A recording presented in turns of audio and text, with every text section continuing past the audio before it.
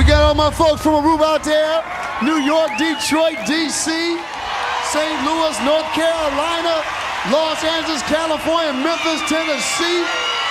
Well, yo, give it up for Zach and Roger!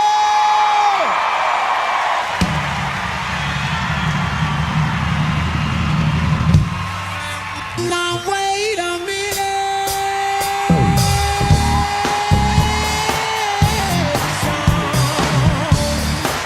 Yeah, the truth, baby. So rough, so tough out here, baby. So rough, so tough out here, baby. So rough. Let me tell ya people, let me tell ya now. Let me tell ya people, they show the big tell me on a rough out here, tough out here, rough out here, yeah. So rough, so tough out here, baby, so rough.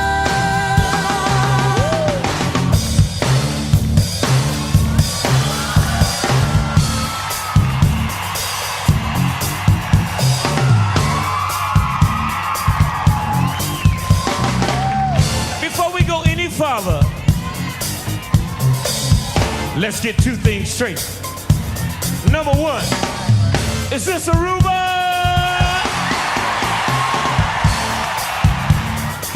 And number two, I feel so good tonight, I want to know, can I get crazy tonight?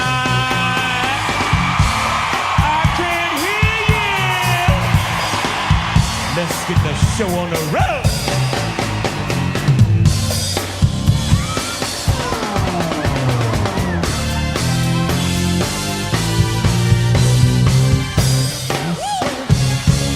You make me wanna scream. You make me wanna scream. You make me wanna scream.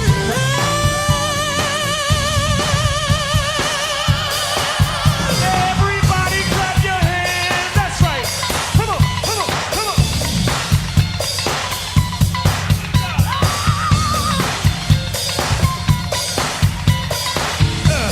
Good God. Baby, baby, baby, baby. So rough, so tough out here, out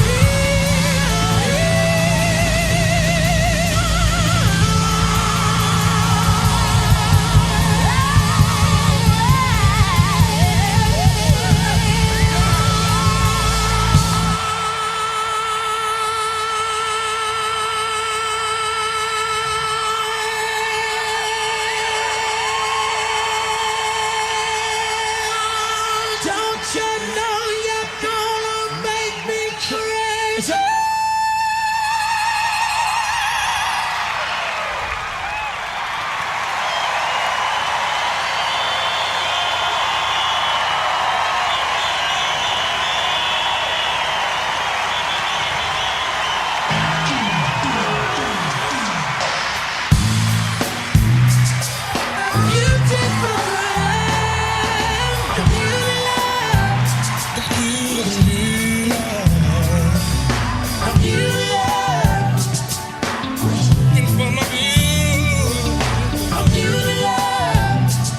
Beautiful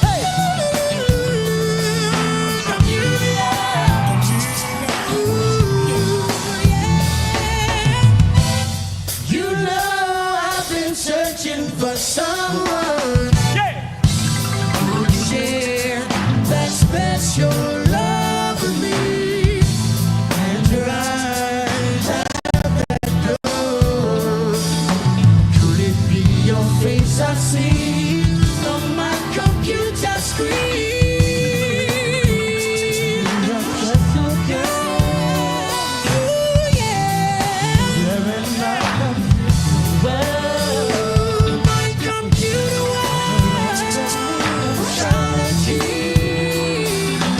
Thanks to modern technology. Shoot it up, I wanna love you. I wanna love you, baby. Shoot it up, I wanna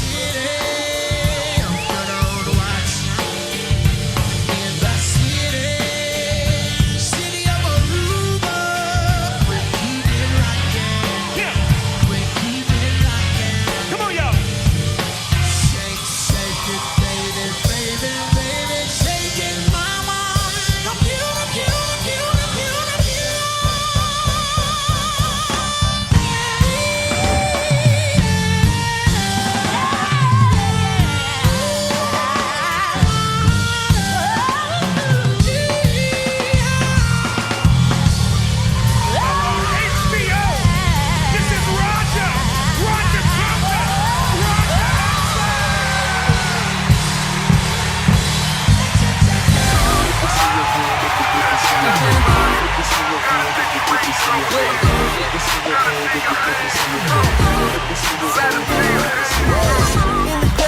do it tonight, yeah. From the back to the left to the right, yeah. All them girls looking hot, looking tight, yeah. Come on and move from the wall to the light, yeah. I don't know, maybe you didn't hurt me.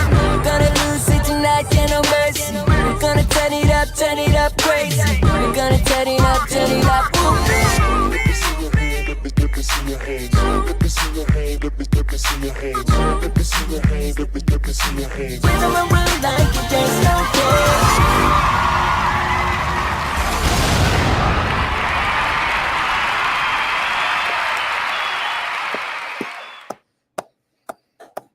Yay. What up and welcome you guys to another live stream of Zoom to Thailand /L Boogie /Zoom TV. Shout out to Vernon Howe. Vernon Howe said this is a hot topic for him, and I get it, man. You know, we got to talk about it, man. It's like, you guys got to understand, man. I come from an entertainment background. I'm not bound to just doing like one type of topic or doing the same thing over and over again. That's why I always try to switch things up with you guys. You know, things that I try to bring up are either going to be helpful, educational, or we can you know, have spirited debates. I'm going to drop the link in the chat for you guys can come up. But this is a very like serious question about like, should expats vote? Like, should we vote? Does it make a difference? You know what I mean? I'm not saying we should or we shouldn't. I'm not saying who you should or you should not vote for.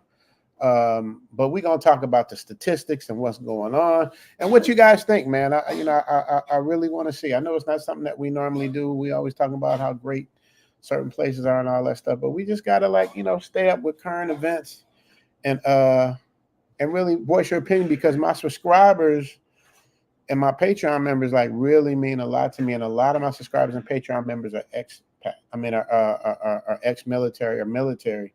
So I just really like to know like what people are thinking, man, because I'm up in the air with it. It's like, does our vote make a difference? Does it not make a difference?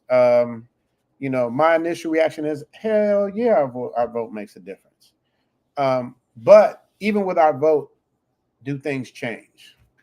You know what I mean? I've been a registered voter since 1984.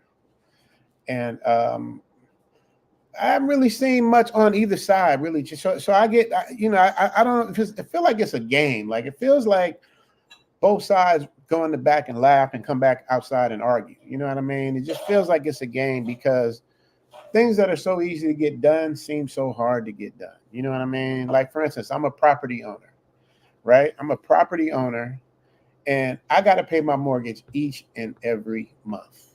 Every month, I got to pay my mortgage, right? Whether I live there or not, whether I'm in Thailand or not, whatever it is, I pay my mortgage every month. If I don't, bad things can happen, right?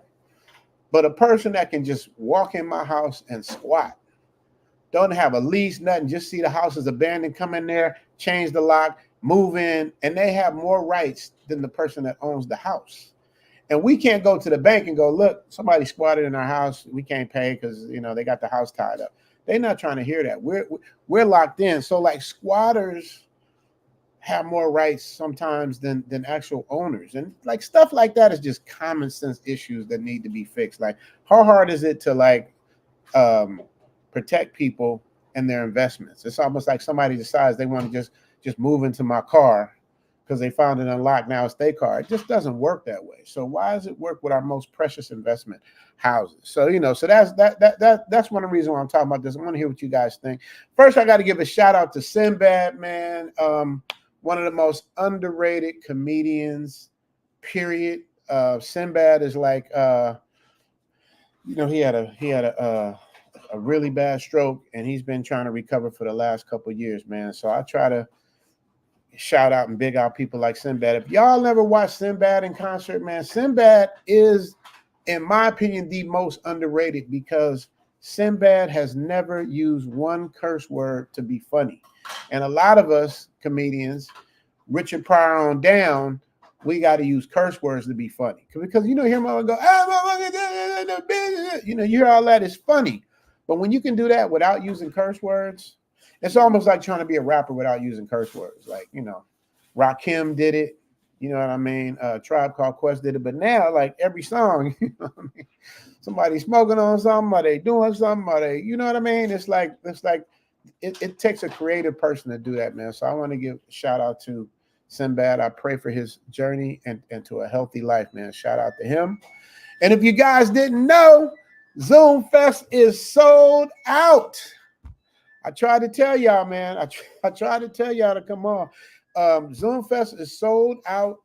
The only thing left are the remaining balances that I've reached out to people. If those balances aren't made clear, within the next 48 hours, those tickets will be available. I've left messages, I've left emails, I've did live streams. I don't want nobody to say Rich trying to run off with their deposit. That's not what happened. I've given them ample opportunity to come in and do what they have to do. But I got people that are writing me that want to come. So it's like, but I got to hold that space for them because it's fair for them to give them time to do what they need to do. But if they don't get it right, within the next 48 hours, man, it's like these four are going to go. And if those four that are available don't go within this week, the tickets are going to go up. I'm telling you guys, if these four tickets that aren't that actually three now, somebody else bought one, or someone else paid their balance. If these tickets aren't rectified, it is what it is, man. I've been telling you guys since January, like get it in, and now we're a month out from Zoom Fest, and on November 1st, all the prices go up dramatically in Thailand because we're going into peak season, which is the busiest, most crowded season, which you get the best weather. Everything is like, crazy. And we got to give a shout out to Elle, my co-host, Elle Boogie. Say hi to everybody, baby. They want to see a Thai noodle, my co-host. So you guys, and we got some pretty good people writing in for the Zoom Fest hangover giveaway. We're giving to one lucky member. We got some videos I'm gonna show you guys. You guys are gonna help us vote on who you guys think should get the package. I narrowed it down to my favorite 4 people that I like. You guys can still send in your videos, but these are the 4. And then after that, we're gonna get into this. We're gonna get into this question, man. I know this is a triggering question, talking about voting and who you're gonna vote for and all of that stuff, man. But it really just comes down to common sense for me. I'm gonna vote for somebody for my best interest, for my family's interest, for the people's best interest, not just because of one reason or another. It has to be some solid stuff. Like if I have to have a life-changing operation, I can't get into who, what, when, why, where. I just want the best person for the job. You know what I mean? Whoever that is. So that's the way I look at it. But we're going to see what you guys think about it. Y'all wanted me to drop the link. I'm going to drop the link too. I'm going to read. But first, I got to get my super chats out of the way. Mr. E1976, always the first. E1976 and Leslie are always the first to come through. So when he steps in the door, I got to give it to Mr. E1976. Pretty baby.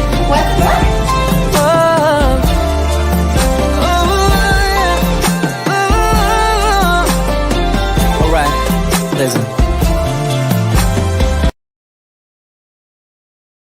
Thank you, Mr. E1976.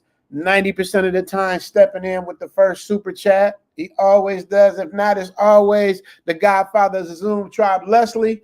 Baby, Leslie say, love you, and L. Richie Max, stay blessed always. That goes for you too, Leslie. You're the godfather of the Zoom tribe. What we going to give Leslie today? I'm going to give, who should we give Leslie today? Who should we give Leslie today? We're going to give Leslie,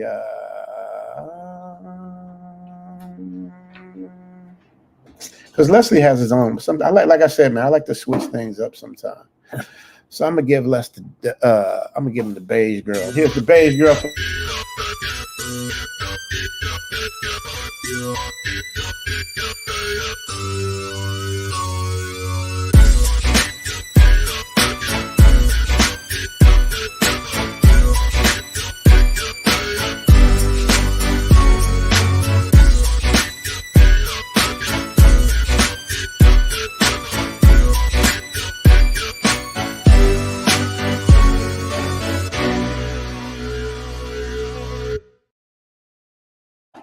Shout out to Leslie Lynch. I appreciate you, brother. Thank you for the $10 holler this morning. Leslie gave us a $10 holler.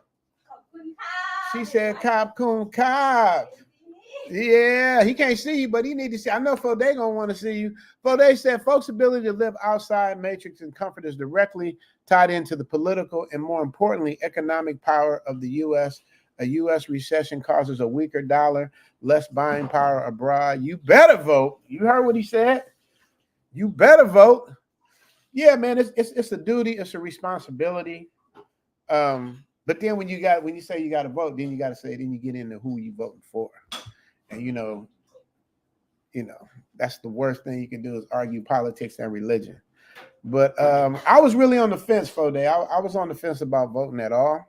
That's why I did this live stream, so I could see what you guys were thinking, so I know which way to go with this. But Fode say I better vote. That's my YouTube lawyer, man. Fode say I better vote, then you know what I can. And they make it so easy now, you guys. Literally, like, I can sit right here in this living room and vote, which makes things so easy. You know what I mean? Fode, this is for you. You know, you got your own personal. You know, this is the one, because me and Theo last week, shout out to Theo who's sponsoring the Zoom Fest package. There was a particular one I put up that everybody in the chat last week. I don't know if y'all hear, everybody liked her. But Theo said there was another one that I liked that you had. It was another one. I'm like, which one? And I start pulling up all these different super chats for him just to see which one he liked. And it happened to be the one I made for Fode. So here we go. Hey, pretty baby.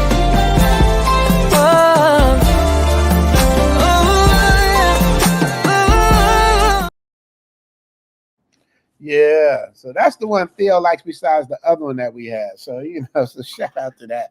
We're going to get to the meat and potatoes in a minute. Let's just get these super chats out the way so we can keep it pushing. Fode say, I would be remiss if I didn't ask for save yourself back and see the baby.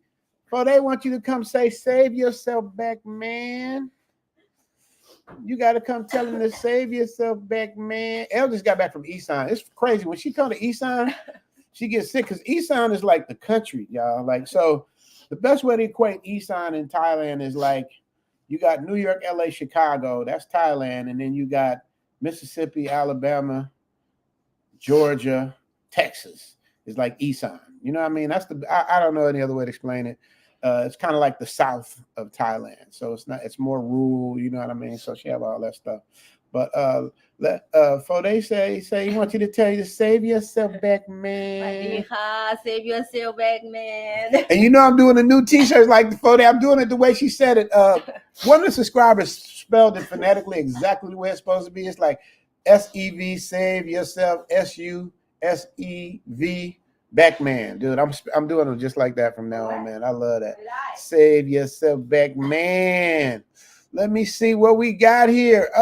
We got a new sponsor coming in. I ain't seen him in a minute. I'm gonna get to that as well. What does Fode say? Fode done jumped in with another $5 holler. If our folks didn't matter, they wouldn't be trying so hard to keep us from voting. I mean, yeah. I mean, we worked hard for the right to vote, but it's just Fode for me, being outside looking in, and that's another thing too. You guys are gonna learn. Like when you guys leave the US and you watch like the Discovery Channel, you watch different things on TV, it's a totally different edited, re-edited, different style version of what you see about the Matrix. Like they look at us totally different. The edits are different, the conspiracies are different. Like I saw that the first time I noticed that when I was in Amsterdam. I think it was in Amsterdam or France. I can't remember where I was, but I was watching when you're in another country, you're looking for the English-speaking channel so you can watch something. And it was the Discovery or History Channel, one of them joints, and they broke it down. Like they broke down the Pentagon and like why it's this high up in the air and this low in the air and all of that. You know that stuff that we be talking about, the Illuminati type stuff. What's on the dollar bill? Like they break it all the way down. I'm not sure if they're doing that in the Matrix now, but back then they wasn't doing that. So, but shout out to Fode. You guys were heard what he said. Whether you here or abroad, you got to vote. Fode at the $5 holler. Fode, I'm gonna get back and give you something else for that $5 holler. Kelly Nefus. No question, no comment, just the pure love of the game. What can you give him for no? Shout out to lead attorney. Hope my brother's doing well. He looks great. I just watched his live stream the other day. He's doing well, so shout out to him, man. Let's give Kelly the cowboy.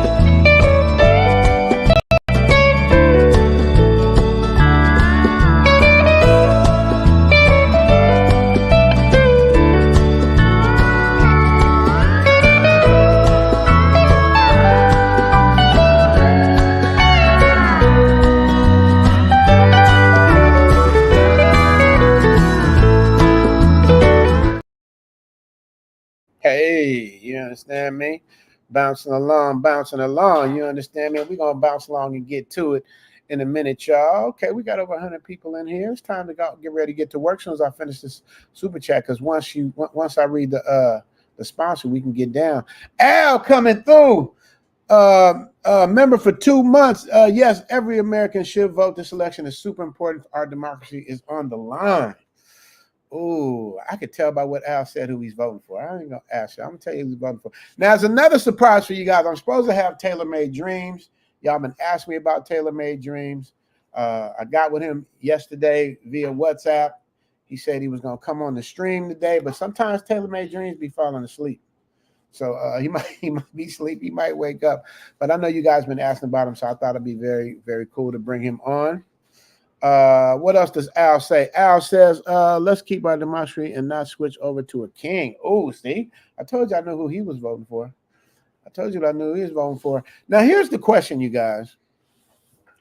Can you have a different opinion on your political vote and still be friends and still respect each other and still be cool with totally different opinions? Because what I noticed is a lot of people are like, so judgmental. If you don't think like I think, then we can't even be friends. And that's like the most judgmental shit. That's like telling somebody, if you don't drive a Mercedes, then I can't even be your friend. You know what I mean?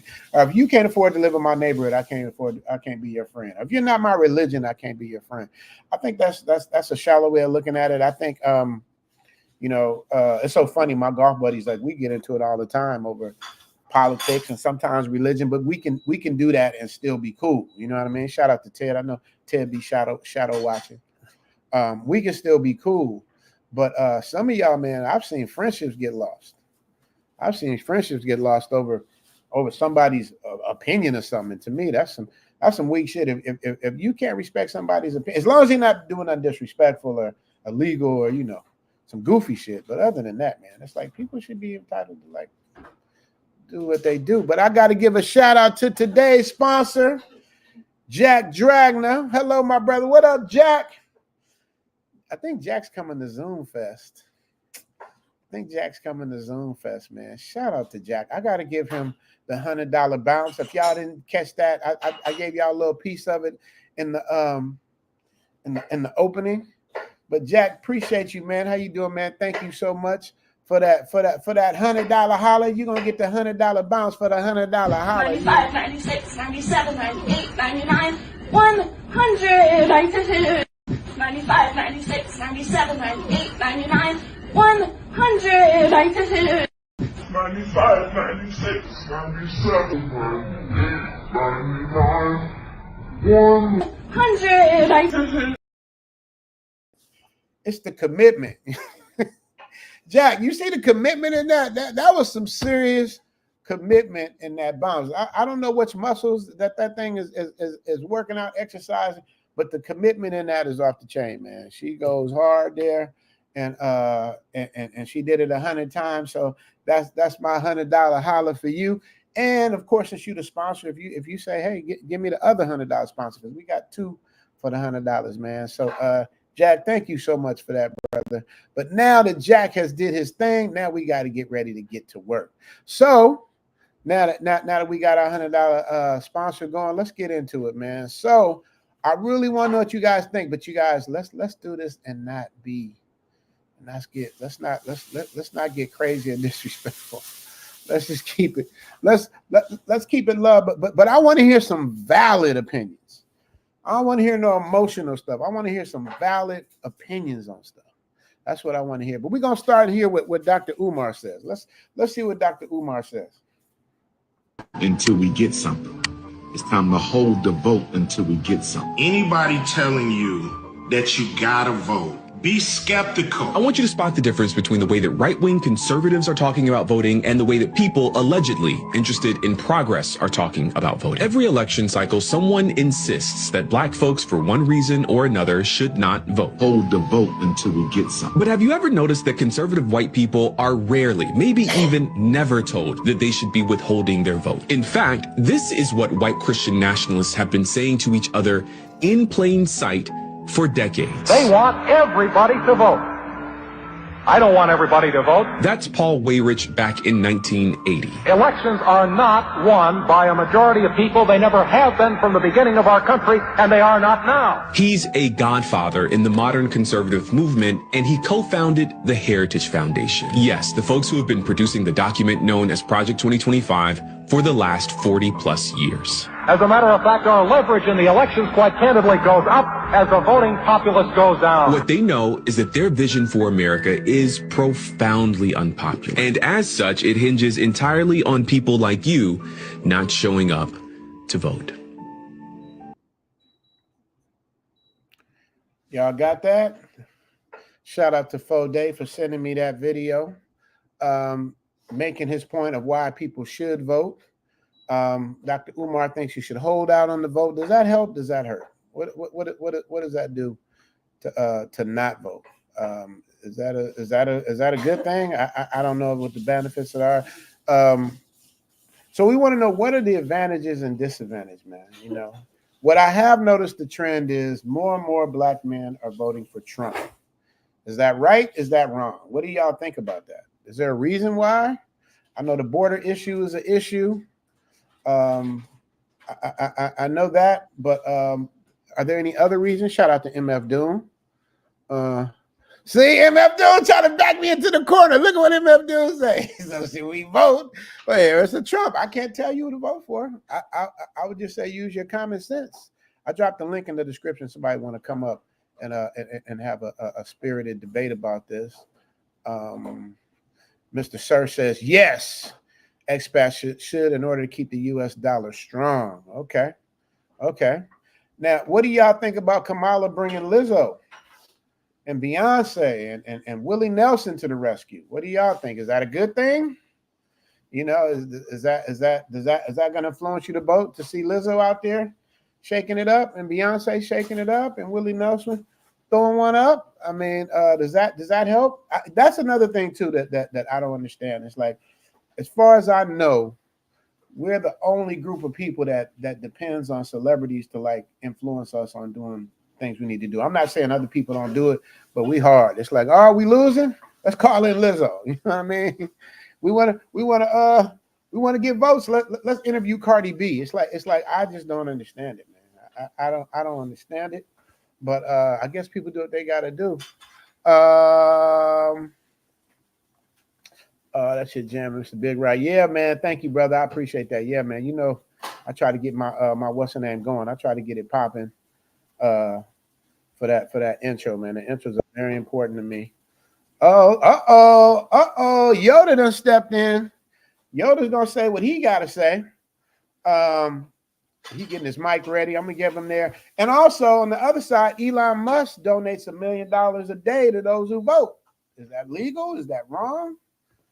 How does that work? You know what I mean? There's so many ways of doing this, man. So let's have a spirited debate. Now, just to make things fair, I don't know who Theo is going to vote for, but just to make things fair, I'll argue the other side to whatever he votes for. That way we'll look at it from both ways. Because I'm going to be honest, man. I'm just being real with y'all. I'm not a fan of neither one of them. Just being honest. But I know if I had to vote for one, who it would be. But we're gonna leave it at that. Frozone's in the building. What up, Frozone? MF don't say $400 for that money. Yeah, y'all better come on, man. Y'all Juice the Squeeze. He's gonna be at Zoom Fest. Yeah. And speaking of Zoom Fest, I'm gonna show you guys, and Theo hasn't even seen all these yet. Obviously, Theo will probably have the strongest vote on who gets the Zoom Fest pack. Because he's Elle got it smelling good. What you making back there, girl? Make something for Theo. Make some for Theo. Make some for Theo. He hungry. Shout out to Theo. What up, Theo? How you guys doing? Look Yeah. at Theo. Look at Theo right here. Check your Zelle. Send the first payment. I need a Zelle limit increase. Look at he's a man of his word, man. We're not playing, you guys. Theo is really giving away one of these tickets. Now, Theo, I'm gonna show you live before we get into this. I'm gonna show you guys some of the contestants, the 4 that I liked. And then also, you guys are not too late to submit your videos. But I'm gonna show you guys. The reason why I like them is because they're all different. They all did it in a different way. The only thing I think that's missing, I don't really hear the urgency, or the sad story. I want to hear pain, but they still make good videos. So here we go, Theo. So you guys, real quick, I need you guys to tap in because Theo has put up his hard-earned money to help one of you ninjas or wherever you're from. So y'all help us out, man. So here we go. Here's contestant number 1. Theo Zoom to Thailand. I just want to thank both of y'all for this opportunity to win a trip to Thailand. I would love to go to Thailand. You know what I'm saying? It's definitely on my to-go list. So if I can win a free trip to go, that'll be a blessing. You know what I'm saying? I would love that opportunity if I get it, you know. And plus, you know, I just think, you know, it'll be a great experience overall for me. I can come back home and tell my family about it, and you know what I'm saying. I just want to get out and enjoy myself and have a good time with some amazing people. You know what I'm saying. I know there's gonna be a lot of other amazing people there, a lot of other YouTubers. You know, I also do YouTube. You know, I think it'll be a great fit. I can do some vlogging and some content out there as well. So yeah, I would love that opportunity. Thanks. Peace. All right, that's contestant number 1. That's Ronald. What you think about Ronald, Theo? Good. He has some good points. You know, he's making content, and you know, he's trying to do something. He's trying to add to the community. I think that's good. That sounds like a good guy. Okay. Y'all hear it. Y'all can still send your submissions in to zoomtothailand@gmail.com. Let's get into contestant number 2. Mac. Definitely appreciate the opportunity for someone to win the hangover package. My name is Adara Jackson. I'm from Memphis, Tennessee. I'm out here trying to catch this sunrise up over downtown Memphis. I would love the opportunity to win. You know, I'm not gonna say I deserve to win. You know, there's people probably dealing with more hardships than me, probably experience more loss than me. But yeah, I've had my share too. But you know, I try to keep positive, stay on the right path. But I love to have this experience. You know, it's something I never experienced before, so it'd be nice to have it. I'm also looking at moving outside the station this year, so I'm saving up for that. But yeah, appreciate you. Keep doing what you're doing. Memphis, Tennessee. That's Memphis, Tennessee, representing Theo. What you got on Memphis, Tennessee? I like that. It's close to my hometown, so I mean that's nice. I think that was kind of creative. I like how he did that. I like his presence. It looks like he can do something. What can I say? It looks like he can add something of like value in terms of content. There, he's creative. That's true. We might have to put it to work. If he wins, you might whoever wins, y'all gonna get put to work. Y'all gonna help film this because I'm trying to get my editor here, and it's like you know I'd have to literally sell another package to get the editor here, not including the ones. Yeah. So yeah, we'll figure it out. Let's go to contestant number 3. My name's Cole, longtime fan. Thank you for all the content you've been making. I'll make this super quick. So I recently ended a sales contract. I'm living in Thailand at the moment, but I'm running into financial issues and might end up having to go home soon. So it would be cool to get around some, like-minded guys and level up. So I think this hangover contest sounds like a really great opportunity to meet you and some other guys that are crushing it in the game. So anyways, thank you for your time and the opportunity, and I hope to see you soon. Shout out, and that's from Cole, y'all. Cole, Cole did his thing, man. We Cole gotta, huh? What'd you say? we gotta get Cole in the class in my cloud class so that he can work remotely. Oh, that is a good point. Cole, if you're Yeah. watching, Theo, you get in Theo's class, you can work remotely and you'll be making you, but you got to do the work. But you know, you're looking at easy six figures, 200,000. If you do the work, you know what I mean. There's this is a growing community, and I'm telling you guys, Theo, I don't think he's gonna do this too much longer. Y'all better get in where you fit in. So next year's in Miami. Theo, but he lives in Phuket though. Would he have to fly to Miami to do it? How would that work? For the conclave? He'd have to do remote pass, but I mean, who knows? Maybe I give scholarships every once in a while, so people get hardship scholarships from time to time. There you go. Just like you getting a Zoom scholarship. So you guys be serious. If you guys are serious and can't afford it, because Theo's charging now. You know, go for the hardship. If you really have a hardship, don't come with no bullshit, man. If you got it, we want to get us to somebody who really needs the help. Next year, there's a significant increase. So yeah. You see what I'm saying? Yeah. Significant. Yeah. Y'all heard that, right? Tech wants to know, what's the qualification to win? Is it in the message? Does the video have to be creative? It really depends. It's a little bit of the above. It can be funny, it can be creative, it can be sad, it can be, as long as it's real. So and then we'll all decide together. I want you guys to tap in. Ultimately, Theo's gonna have the final vote because he's the sponsor. But you guys definitely will weigh in on what you guys think. So far, I'm hearing number 2.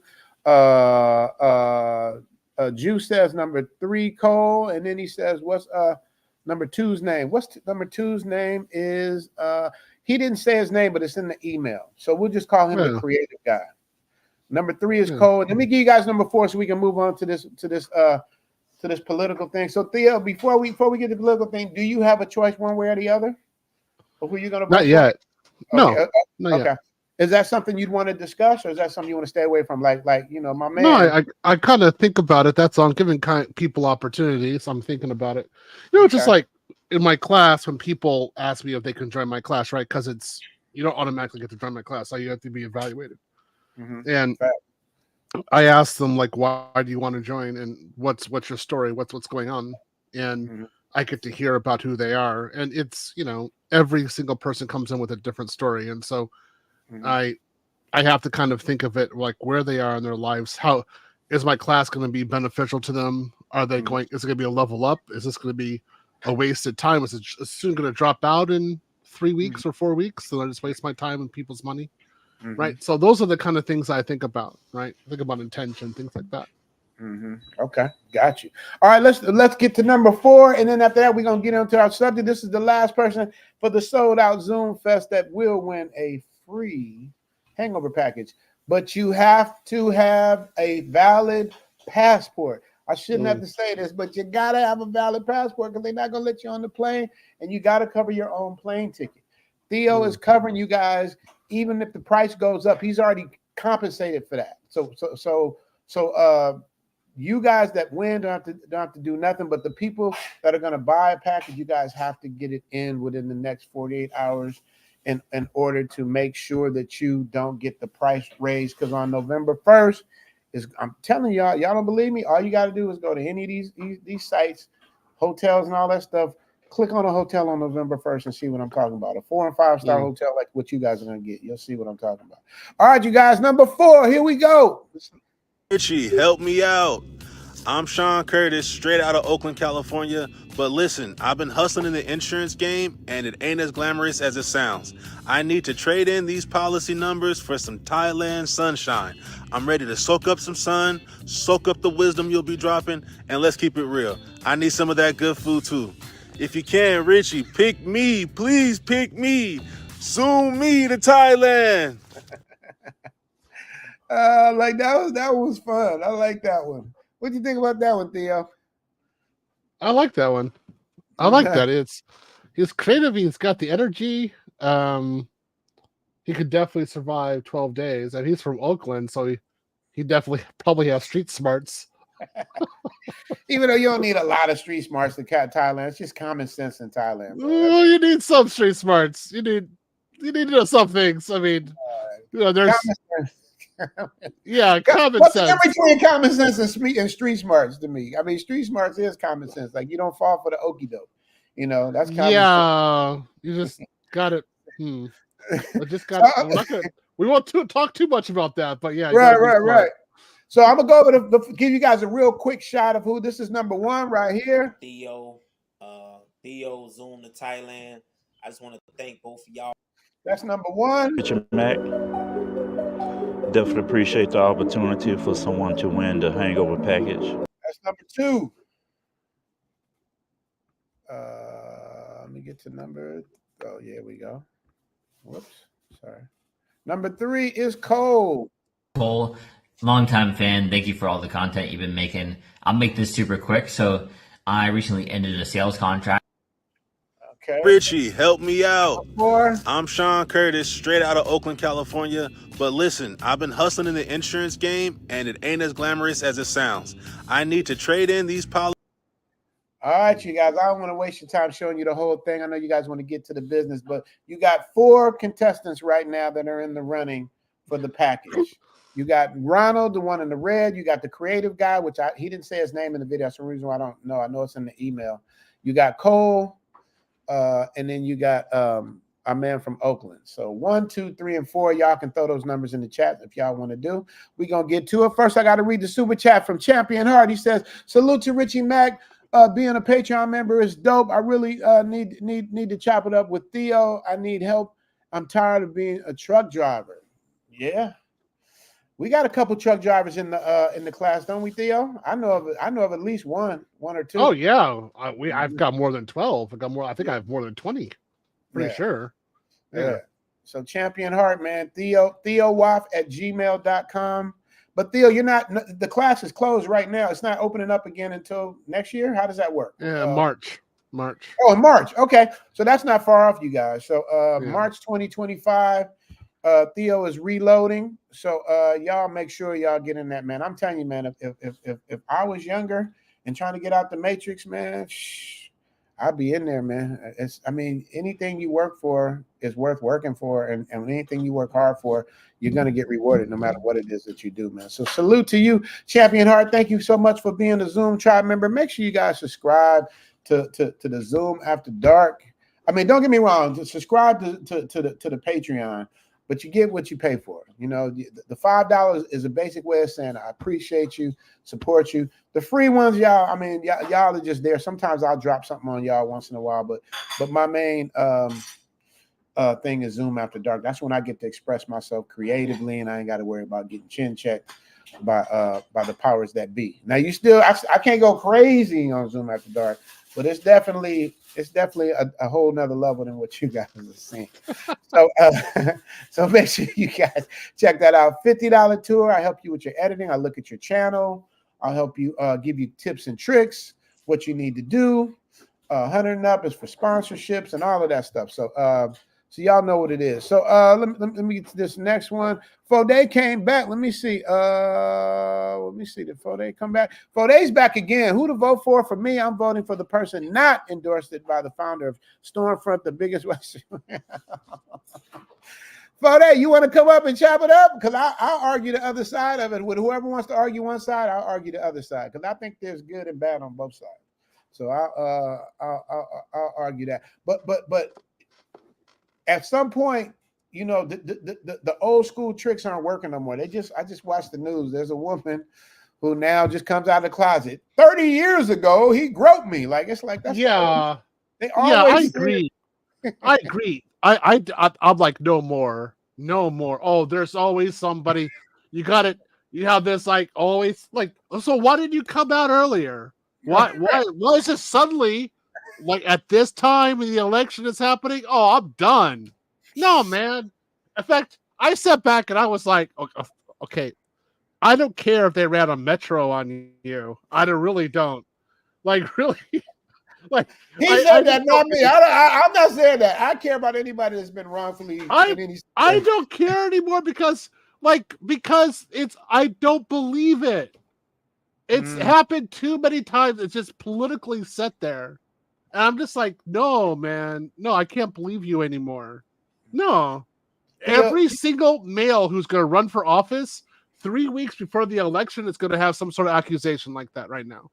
It's the oldest trick in the book, man. It's the bold wolf. The only problem, Theo, for me is, how do you know when they're telling the truth or when they're trying to just derail somebody? But one clue for me is if you wait 30 damn years, a week before the election, that's a clue for me. Because if you 30 years, like there has to be some kind of limitation. Like if somebody stole my bike 30 years ago, do I really get to go after that person 30 years later? Like it's just, that's the part. This is what I mean by living in the matrix. Like just common sense rules that just don't make sense. Because if it was me, I would say you'd have to have between a certain time to do this, because you're going to be, if you're telling the truth, it's going to be way more effective than waiting, 30 years. For Bill Cosby, one lady went back 50 years.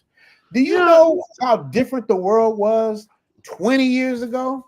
Do you realize the things that men used to do 20 years ago? That if It's they not try, even. What'd you say? It's not even. It just no. It's not even that anymore. It's just that always the timing. Oh, you're a conservative male, so of course something happened. Let's just choose the year that it happened, and boom, we've got it right. It's like they have a Rolodex of accusations to use at a certain point. And when I was definitely more liberal, I'd always believe this. Right? Oh yeah, look, happen again. And then I took a step back, and I said, wait a minute. Why is the timing like this always? There's a pattern in the timing. Absolutely. And they do that. They do that to people with money. It's usually people with money or people with power.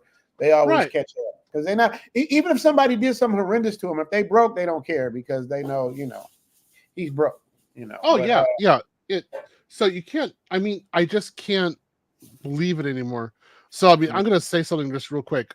So I was very much against Trump during his presidency, and almost every day I posted something on Facebook against Trump, and I had people defriend me over it. I was like, I don't even care. This man has got to go, and I just kept on posting. Right. So after Trump was defeated, what I decided to do, I told Facebook, I said, I'm taking a 1-year break, and for 1 year, I'm not posting any political posts at all. I'm not doing anything. And I'm just focusing on something else, right? So I did that for 1 year. And when I came back to being able to post, like to making posts, I kind of sat back and I was like, wait a minute, So what am I supposed to do? Sorry, Theo. Wait, hold on. You got the big old leg. I'll take it. I'm sorry about that. No, that's the preview to L's next episode. So I accidentally hit that button. But go ahead, Theo. I'm listening. Go ahead. I was just sitting there and I was just like, something's wrong here. So basically, I was like, why is it that the liberals consistently have these accusations against conservatives based upon a certain, oh, woe is me, handmaiden tale of forced pregnancy, something like that. Why is this always happening right before the election? Why is this happening in this way? And then, for all of the legal stuff that they're giving against Trump right now, why didn't they do that right after he ended his term was over? They had plenty of time. Why did they do it all during the election year? And I kind of just sat back and I was like, no, man, like, this isn't good. I don't support this. Like, this should be happening immediately. Everyone else got prosecuted in real time, not Trump. And I just kind of sat back and like, I can't take this seriously anymore. Like, this is, something's wrong. And it's not, I'm not looking at Trump. I'm looking at the process. I'm looking at the Democrats. I'm like, I can't trust you guys anymore, even though I voted for you guys for the last 20 years. That's kind of the way I feel. It's like that, they just gotta, everything has to be changed, man. You got to remember, we're going on laws that were written 200 years ago, and a lot has changed. You know what I mean? They didn't have like AK-47s and pump guns back in 200 years ago. You know what I mean? When you had to write I get that. I understand that. But I would say, as I'm 51, you're a little bit older than me, but we're not that far apart. I would say this is the most disappointing election I've ever had in my life. And I was greatly dismayed. Like I'm in utter dismay at this one. It for me, it's like, which one's gonna make me puke the most? Dang. Like really, like, okay, so I'm gonna go to the election box, I'm gonna have a bucket on the side, and I'm gonna be like, well, how much is it hold? Right. How Yeah, right? it's crazy. Because, like, I guess again, the only person I'd like to vote for is that favorite girl from last week in the show. I was telling him earlier. I know I was talking about that earlier, and that's nothing too. Like with this conversation. Like, can I put the girls up for this? Because that's kind of an oxymoron. But what does Fode say? He's very passionate about this. This is not an ordinary election. Baldwin said it best. We can disagree and still love each other unless your disagreement is rooted in my oppression and denial of my humanity and right to exist. Right. That should have been something a black man should have said. That sounds like something Frederick Douglass should have said, or maybe he did say it. But that's what I'm saying. Like, Fode, this is where, like, if you came up here, I would debate you and argue that point on the other side, because it's like we keep trying to scare people into voting for somebody who may or may not be capable of doing the job effectively. Like, you know what I mean? Yeah. Like, and that's why it's like it's hard for me. Like I'm one way or the other, because it's like, you know, either choice is, you know, it is what it is. But it's not good. There's definite issues with both sides. Yeah, and I just want to say, like, again, like, I was full on Biden until 2022 when I started kind of Sleepy Joe. You was on Sleepy Joe. yeah, I voted for Biden in 2020. I voted for Clinton in 2016. But okay, as you know, about 98% of my students are black. They're black men. About 80% of my students are voting for Trump. Like, straight out, and the other 20 haven't really said it, but unbelievably, they're voting for Trump. And in the beginning, I told them that they were crazy to do this. And over time, I sat back and I said, I'm going to listen to my students. I'm their teacher. I'm going to listen. So I just listened to them. I couldn't believe the overwhelming, like, current of pro-Trump. It is unbelievable. And as far as I'm concerned, for what I'm seeing, the vibe, as I've said on other channels before, if Harris wins 50% of the black male vote, I'd be surprised at this point. Facts. It's going to be less than that. Usually black Democratic vote is a shoo-in. You know, you're going to get 80-90%. Before, you see, like, all these black Democrats, and then you see, like, Candace Owens and, you know, a couple people over there, and then we call them sellouts and all of that stuff. But things are changing, man. It's a lot. It's a different climate, man. So what does Grizzle say? I have no respect for anyone that listens to Jermaine Schumacher debate me. Who is that? I don't know who that is. Jermaine Schumacher debate me. You got me on that one. You know who that is? I have no idea. Grizzle could be making a joke, but I don't know who that is. Grizz. I don't. Grizzle makes jokes. Let's just say that Grizzle does make jokes. You know, he'll throw $5 up there and roast somebody. You know what I mean? So, that's fine. So I just want to say to people who are listening, on there, I know the people feel very passionate about one way or another, and I get it. I respect that. I would say for this election, I've gone pure Machiavelli.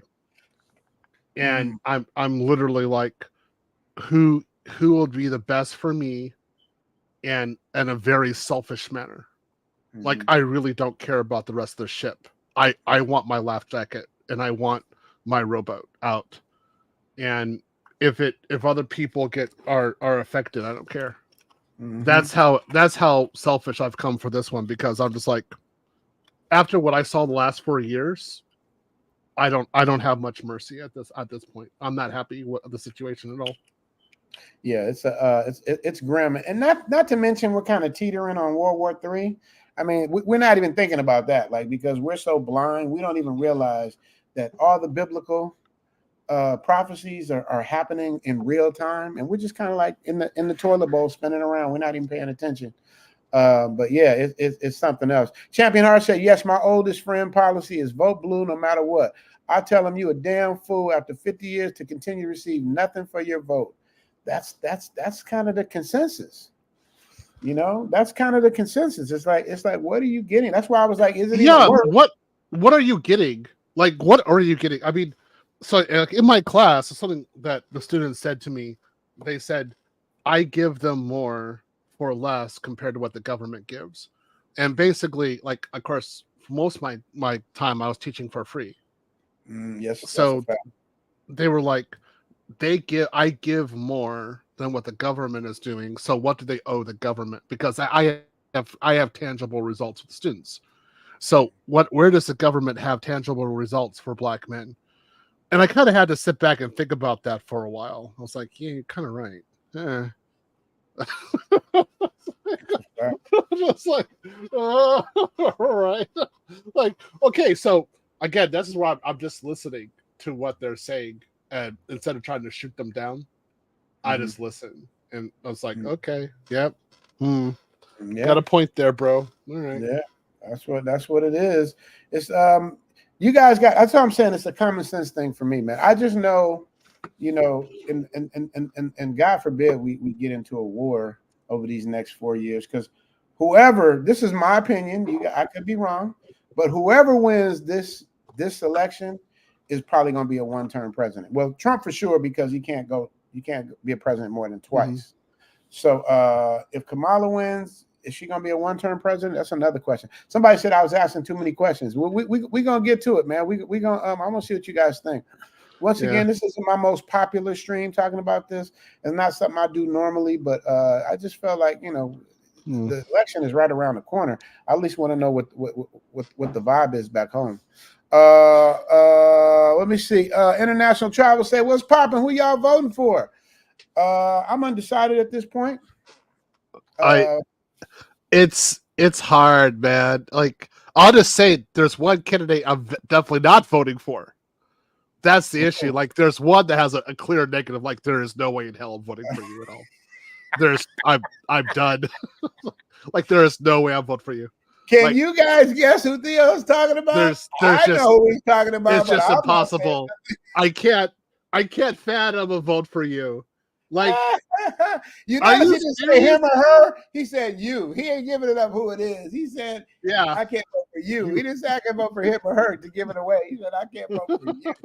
I think I know who it is, but I ain't saying nothing. Again, as time went on, I just have, you know, the thing that really did it for me, to be honest, was the Acolyte over the summer, and like the Acolyte was horrible. It was just a horrible. It's Star Wars. It's horrible. Right. And you got people coming out and saying that if I don't like it, that I'm sexist or racist. And I'm like, I saw Star Wars when I was 4 years old with my dad in the movie theater. What are you talking to me about? Are you serious? Like, this is the 70s. You don't call me. I got angry at that point. I was like, you dare say that to me? And then you just have that good fun with like Deadpool and Wolverine makes over $1 billion, right? And I'm like, you notice good writing produces results. Why would I want to perpetuate this system? Like, how dare you call me racist regarding bad storytelling in Star Wars? That got me ticked. I'm serious. That when I saw that, I was like, I could not vote for a certain party. Those words, because you got to remember, those words are so played out now. You're racist. You're this. You're sexist. Yeah. You touch me. It's like it's so played out. It's like people are just exhausted. You know what I mean? That's why people do charges. Go ahead. No, I can't take it anymore. Like, this is crap. Like, no. Anyway, I will still my tongue. I will. Fode will too. He says, I'd love to be on, but I can't for reasons I've told you before, and Theo would understand. Yes, I get that part, but I was thinking because of who you are here on YouTube that it would be okay. But I definitely understand. But you're more than welcome to give your opinion, and you always do. So thank you. Trust me, I will get a detailed email about this from Foday. Well, it's gonna be like, according to section such and such and such, you know that I can't say such and such because of rules such and such. Yeah, he'll be on me. I got a whole dictionary to read. Foday, I get it. What does Foday say? He comes back again and says, when his own people are telling you he's a fascist, believe them. So we know whose side Foday is on. So we know. That's what I'm saying. Like, it's like, this is Machiavelli. This is why okay, Foday, I agree with you.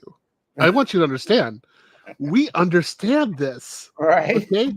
So the situation is it's really bad because I say things on the other side as well. Remember, I voted straight Democrat ticket 20 years. Me too. And I voted for Obama in 2004 for when he became a senator. Best I was registered in president Illinois. ever. In my Yeah, opinion, Barack Obama is the best president ever. I love Obama.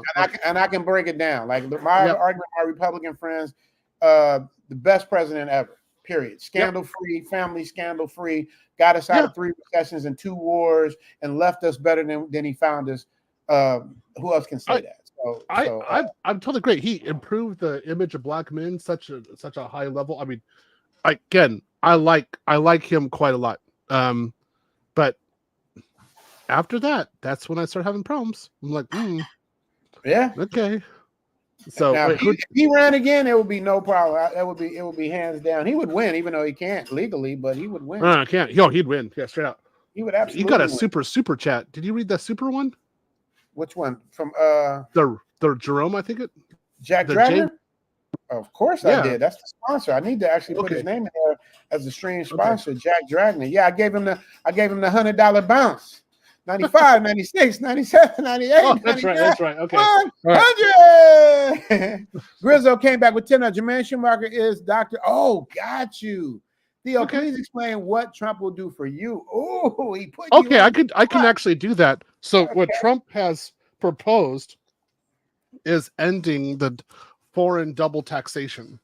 And so for foreign residents, like American citizens are only citizens that will have double taxation. So if he ends this, and I say I live in Brazil or Thailand or Colombia, I would receive over $150,000 a year in tax returns. That's how much I would save in tax breaks. How much? $150,000 a year. Okay. So you hear that, Grizzo? So, he got 150,000 reasons why he would vote for Trump. Yeah. So with that, I could actually buy so I can pay for the Ford operating center in Colombia and Brazil the first year. Then the second year, I could pay for my gym that I want in Brazil. The third year that happened, the third and fourth year, it would take 2 years. But I could pay for not like a Ford operating base in Thailand as well, and then put another $100,000 a year just on an investment at like 15%, and just take part of it out to pay for one first-class ticket to a country every year. That's what Trump is proposing. So when he said it, like, you know, the devil, of course, the details are important, but when he was talking that way, I was like, thank you. You will end double taxation that I've always had to have it as an American citizen. I love this. Thank you. So there you go. That's the answer. That's what he would do for me. There you go. Grizzo, was that an acceptable answer? Now Leslie's tapping in. Here we go. What Leslie got to say? Foday, this man is a convicted felon, 34 counts. What are we talking about here? See, that's what I'm talking about. I wish Leslie could come up so I could talk to him about that. That's my point. That's how disenfranchised the American people are, at least his side of the American people, is that it doesn't matter what he does. They will take him over anyone else on the left side of him, he, her, those, they. Yeah. Order stuff. It's like it's the left has just gone too far left.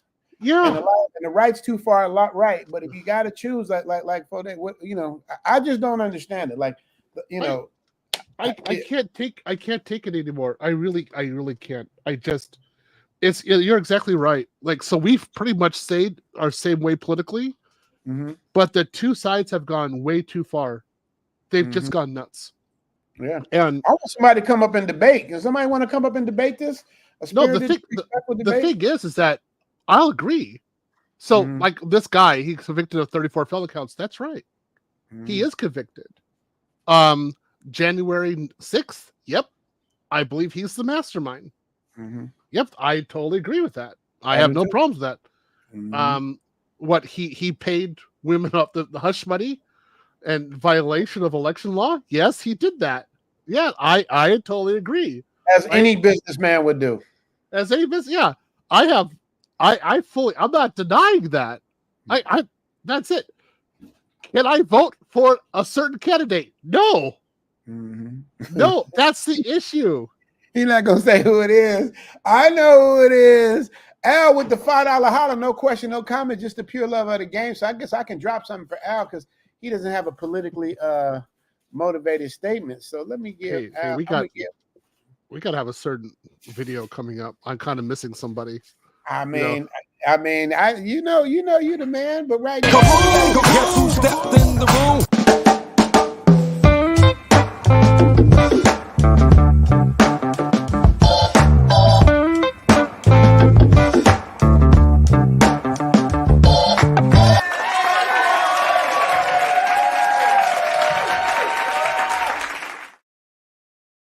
shout out to Al. If it's not a politically motivated statement with a super chat, I'll give you guys something to look at. But if it's but I want to stay serious about what it is because I want to know what you guys are thinking. Right now, I can't read everybody's chat. I'm just reading the super chats right now.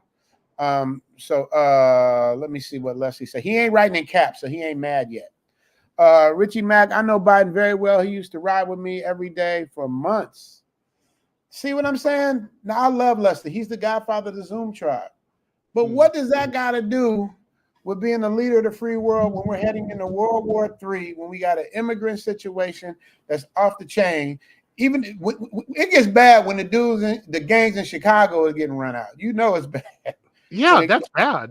When that happens, and me and Theo are originally from Chicago, man. Yeah, you don't get no rougher than Chicago. Well, they're running him out. That's how crazy it is. How they got there from Venezuela, I still haven't figured that out. The inflation, that's the next part. Yeah, the inflation. I've suffered around 20% inflation. In fact, crazy.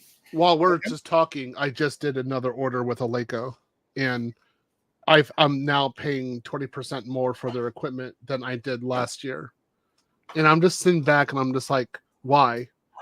Right. I just can't. I just can't handle it. That's it. I can't like I didn't understand how Biden immediately opened up the borders when he got in office. I didn't know that either. I couldn't figure that one out either. That was crazy to me. That's the first thing you're gonna do is destabilize the border. I didn't understand it. You know what I notice about Democrats, and I can admit I'm an emotional person too. I'm super emotional, but Democrats are super emotional. Like when you listen to Kamala, it's all emotional conversation. But when you ask a question, you never get the question. You never get the question answered. You get more emotional conversation, and then you get finger pointing. I want to know. I would love to make a decision and vote for her if she could answer a question that would resonate with me. Like Theo just made a point about what Trump said about how he's going to do X, Y, and Z. I don't see him dodging very many questions. I haven't seen it. I watched the Joe Rogan interview, and I watched what's the guys? That was his best interview. What's that podcast with the four guys? I saw the Joe Rogan. I saw part of that. Yeah, and Joe Rogan was on him too. Joe Rogan, he danced a little bit. Joe Rogan stayed pretty much on top. He got his questions asked. But yeah, man. So that's what I'm saying. Let's say I love you, but that's not enough for my vote. You got to give me. And the way they shoot him up out of there. You got to remember, you guys. That's another. What you finna bring me with your big old leg? Oh, what is shit? Oh man, what I got today? Theo, let me rub it in your face. Oh, it is hot. The plate's hot. Lawn means hot. Yeah, that shit is hot. Man. Can y'all see that? She made me baked potatoes with spinach, bacon and cheese. Onions. Mushrooms. Those are mushrooms. I thought those were baked potatoes. Mushrooms with spinach, cheese, and bacon. grilled chicken breast and eggs. You want sure? Can't make this up. Yes, baby. I'm going back to Julie on the Four Seasons. That's what I'm gonna do. Julie in the Four Seasons. What's that? Remember in the restaurant. Which Four Seasons though? You stayed at the the one where we're at. Okay. You know what I'm thinking? I'm thinking the one in Atlanta was the Four Seasons, but it wasn't the Four Seasons. No, that was Yeah. Look, okay. Let me say what people are saying on there. Look, I want to say something to you guys. I'm happy that when Biden came into president, that I didn't see stupid Twitter posts every day. I'm glad that Biden wasn't an international buffoon. I'm glad that Biden didn't say anything that I turned around and said, that's not reality, man. You're totally stupid. He didn't say anything like that. I'm glad that Biden and his wife didn't have any issues. I thought that was great. I thought that everything against Biden's son was politically motivated. I didn't like any of it. Yep. I was really ticked off about that. And I thought that his son should have been treated with compassion for being a drug addict instead of how he was treated. So I was not happy about that at all. And then one of his sons died, right? During and I'm just like, he kept on going. The man lost his daughter, a son, and his first wife. My goodness. And he's still going. So, I mean, I have respect for Biden. There are things that I don't like, but I have respect for him. But how they treated his son, I was not happy at all. And I thought that was entirely politically motivated. And he just should have been put into some sort of like, some sort of restorative place and help him out. Because if his son would have come out as trans and said, like, I need help, all the libs would have been easy over him and said, like, oh yeah, we got to go help him, right? That's a fact. And he didn't get anything like that. And I just thought he was terribly treated. So I was going to say, those are some good things, right?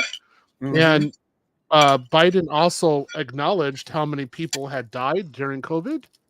And instead of it being a denial, he was doing acknowledgement. And I thought that was very good because, Trump didn't do anything about that. And I didn't like that with Trump at all. It's like, yo, man, people are dying and you're making a mockery of it. So this is, again, those are some good points that I did like with Biden, right? So I want you guys to understand that we're acknowledging some of the good points here, right? And we're not saying, we're not denying them. We're just saying that there's not an overwhelming reason for one side. Like that's the issue. So because of that, if you have an overwhelming reason to not vote for somebody, you have a big negative, then you have an issue. Like that's where it really starts coming in. Okay. But to those people who like said, hey, January 6th, that's just too much. I understand. I arrived in Ukraine on January 6th, 2021. And when I got into the hotel, I heard about it. And one of the things Ukrainians said was, at least when we had our protests for democracy, we were actually able to change the government. We actually do something. And then they said, do you want to apply here as a political refugee? They're making fun of me. Damn, you damn near did though. You damn near did. Yeah, because if you could afford the Hilton in Kiev, that means you had some money. Because that was like $600 a night to stay there. So, damn. Yeah. More than the U.S. Yeah, I see you in the back. Just me live. I see you in the back. Throw the thumbs up if you're ready to jump in. Just me live. You hear me? You're not up yet. I'm gonna throw your thumbs up if you're ready to jump in. Okay, cool. Yeah. So I'm gonna bring up Just Me Live. I don't know which side he's on. I mean, Fode says my Cleveland Browns will win the Super Bowl. He keeps any Browns, and besides, he'll never get past Congress. That's another problem we have. Whoever wins, the other side is going to block him from getting anything done, which is another thing I meant by common sense stuff. But I'm going to bring up Just Me Live. What's up, my brother? Big up, brother. How you doing, man? I'm doing great, man. Thanks for coming through. Whose side are you arguing? Who do you have? Do you have a person you're voting for? Or are you undecided? First, I want to give some love to L. Boogie. Come say hi. I see you over there eating. No, it's all good. Yep, you working it hard, too hard, but it's all good. I got love for you, brother, but I'm just confused how you could be in the middle of this bullshit, by not even having a point or an opinion and allowing a Trump supporter to literally have a platform when this convicted criminal literally he can't even speak. He can't hold a consistent conversation. He can't answer a question correctly. He wants to put Black people in slavery again. I mean, that's all you have to do is listen to him. Do you know anything about Project 2025? If you actually do know about Project 2025, and you know how people are running this whole narrative about, they're forcing Black men and Black people to vote. They ain't forcing shit. That's a game. That's a hustle. That's a grift, son. You understand what I'm saying? Game is game. If you square enough not to get it, then you the punk. You the one that's gonna get punked. And they running game right now. They're taking everything that we ran about Trump and told about Trump, the truth about Trump, the punk, and they're flipping the script. They running game. They saying everything we said about him. Who is they? Wait a minute, who are you? First of all, because listen to you is the reason literally why I jumped on here. Because listening to you, your dialect and your diction, son, for real, you definitely need to be voting for a Democrat. Basically, based upon that, I can vote for whoever I want. Oh yeah, ain't nobody forcing you. This is a conversation. Go ahead and say what you got to say. Ed, who is they? Wait. This is the big thing I want to know. Oh, he wants to know who is they? Yeah, because when you're saying they, you're talking about sources. So who are you talking about sources? Because I'll think about my sources right now. I don't have television. I don't have cable. So if you're saying you need to have television and cable because you are definitely missing the point and you're missing the beat. Dude, they're about to have a fucking revolution here. They're about to have a civil war. Where's your punk ass? Where are you? What are you going to do? They're about to have a civil war here and you over there talking shit. You see the difference? I'm relaxed. It's because I don't give a fuck about you being relaxed. You are the cat that we hate. You're the guy that's scared. You're the guy that runs. No, I'm not scared. You're the guy at that's all. not going to be up for the battle because they are coming. Yeah, they are coming. They're telling you. If you look at Project 2025 and you understand about Project 2025, they're telling you they are coming. And you're the punk that's going to run. I have no problems with Project 2025. That's right. You know why? Because you're part of them. You're part of the problem, son. What is them? You're part of the problem. You see that beard? You see this gray? You fool. I done lived it. I done lived through it. I'm 68. Still got games. Still on point. You understand? I got 8 YouTube channels. I won't even move on those channels because of people like you. Zeros like you. People like, it's not they. I'm talking about you now. They are you. No. You are a zero. There's a lot of Theo Waps You are around. a zero. I got more Theo Waps. You won't even vote for a woman that is partially black. Because she's a woman. But here's the deal. You are GAF. 30 seconds from being that. Clinton in 2016. I don't give a dude. You just said that garbage. We heard it. You just we said all I won't heard vote it for a woman. We all heard it. Here's the deal. Ain't nothing you can say other than you will not vote for Trump. Nothing you can say other than you will not vote for Trump. You being a black man, something's wrong with you, boy.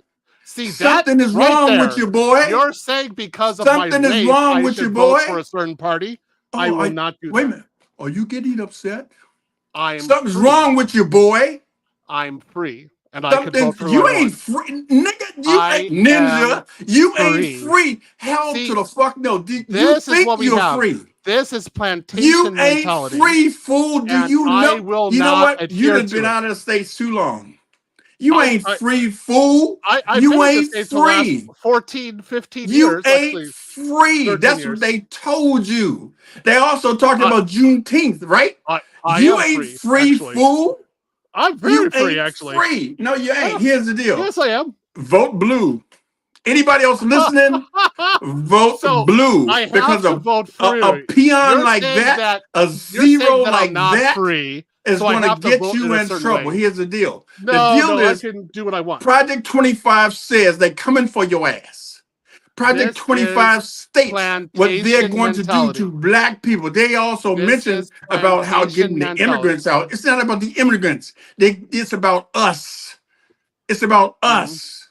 So And people like when you are the enemy also. I'm not the enemy at all. I'm a Yes, you voter. are. Yes, you No, are. I'm You a don't want to voter. admit it to yourself. You talking No. about taxes. Your pussy ass talking about taxes, and we Hell talking yeah. about death. They talking about killing us. I'm gonna Your be punk dying. ass talking about taxes. Oh, I can save I'll be this on just taxes. fine. Trump is All going to right, help all I'll right, me be all on just right, all right, fine. all right, taxes. all right. You got. Okay, let's On get into it. taxes. I like spirited debates, but we're not gonna get anywhere if we're talking over each other. But I got a question for you, just me live. I got a question Yes, for you. sir. Okay, I'm bringing you back. So we're gonna just bring it down just a little bit. Now I'm gonna ask you a question. Why do you think so many black men are now voting for Trump? Well, first of all, so many black men are not voting for Trump. That's the narrative. That's the pimp. That's the game. That's the grift. That's the hustle. That's what's put on the media to make you think this is an even race. This ain't no fucking even race, son. It ain't no even race. Kamala's kicking ass. But they making it sound like it's an even race. They making it sound like black men are on Trump's side. If you're a black man and you're voting for Trump, you got to be a fool. Okay, but What you didn't happened? answer. What did So he? you Let said, me ask you wait, something. Do you know I want to let anything about? Do you know anything about the Project Central 24. Park Five? Of course. Do you know? So if you know something about Central Park Five, do you think he's changed since then? People see him with all these black celebrities, and they go, "Well, no, he can't be racist. Look, he's a clout chaser. He's been a clout chaser. Look at the history and find out when he decided to run for president. Right after they saved his ass by giving him that damn show." When they gave him his show, and when the show ended, he ran for president. I'm born and raised in Washington, D.C. Let's be clear about that. You see that? I run it proudly. The deal is the same building he turned into a hotel was a building I did promotions and parties with. Mark Barnes did promotions and parties with. We partied at that building. That punk ass fool bought the post office building, turned it into a damn so-called international hotel, but he actually ran that as a promotion for his hotel. Notice when he said, I'm surprised I actually won.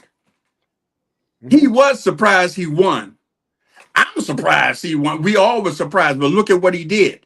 He made millions while he was there. His son-in-law, his daughter, everybody made millions. He's a grifter. He's a hustler. I ain't got no problem with the game, son. I'm from game. I'm from the street. And by the way, I want to make sure you know who I really am. By the way, you know I sent you a message. DJ Kenny Hollywood from DC. Remember me, bro? DJ Kenny Hollywood. I get a lot of I emails. ain't talking about you, son. I'm talking about my boy. I'm talking about me. I was like, I can't remember that. Zoom. Yeah, You that's what I'm know, saying. see, I sent you a message. You see, Okay. and we understand something about the industry. I've been doing parties for 40. I was doing parties for 43 years. I know about my city, my town. But when that punk came to my city, the world changed. He's a hustler and a grifter. He ain't even a hustler. He ain't qualified to be a hustler. He's a grifter. Okay, so let me ask you this though, because the chat seem to be disagreeing with you in a lot of things you're saying. I But really don't care. But go ahead. I'm not letting that. I'm an alpha, so I'm going to do what I'm going to do. But the only thing I just want to be clear, because when I have these debates, because I argue either side, because like I said, I'm not really happy with either one of them. That's why I'm undecided. That's what bothers me though. How can you actually still not be on either side either? Like you're being neutral because you're in Thailand, bro. I can answer that. Well, that's why I said that's the whole purpose of this thing. Is like, is my vote even going to even matter? Because I don't care. Yeah, it will. That's what I'm saying, and that's what a lot of the consensus is saying. But my thing is, now I'm gonna ask you a question. Don't get emotional. I just want to ask the question, and I just need you to just answer this question. What is Kamala's platform based on? What does she say she's gonna do once she becomes president? Because I'm not clear on it. Oh, the two things that I'm not clear on, also, because I kind of agree with that. I really wish you put it to the pedal to the metal about putting a plug in that wall, number one, because that's the platform he's running on. And also being able to make sure that, let's say, how can she win?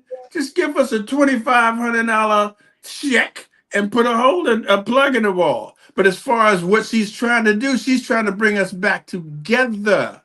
She's trying to do whatever is necessary that Biden started, and she has her own platform. She's not Biden. She's going to do her own thing.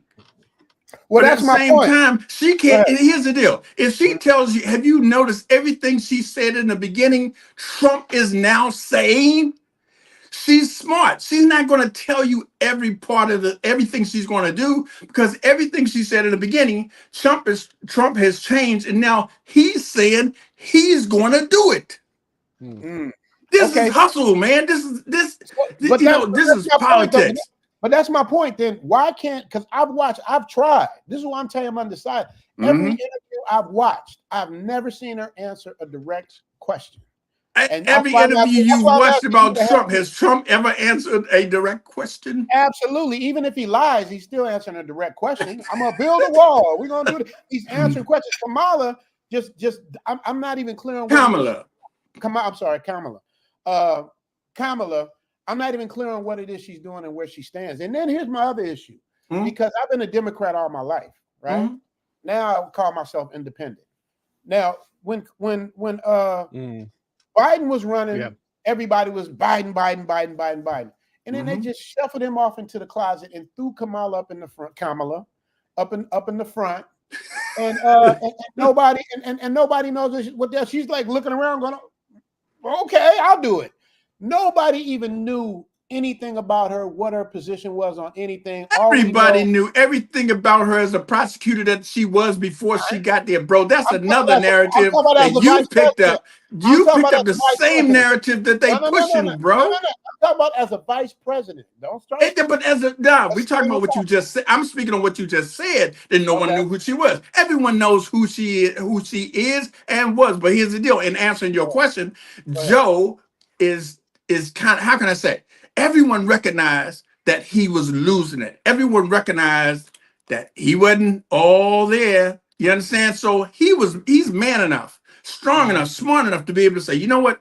At first he said, no, I'm going to the end. No, I'm good.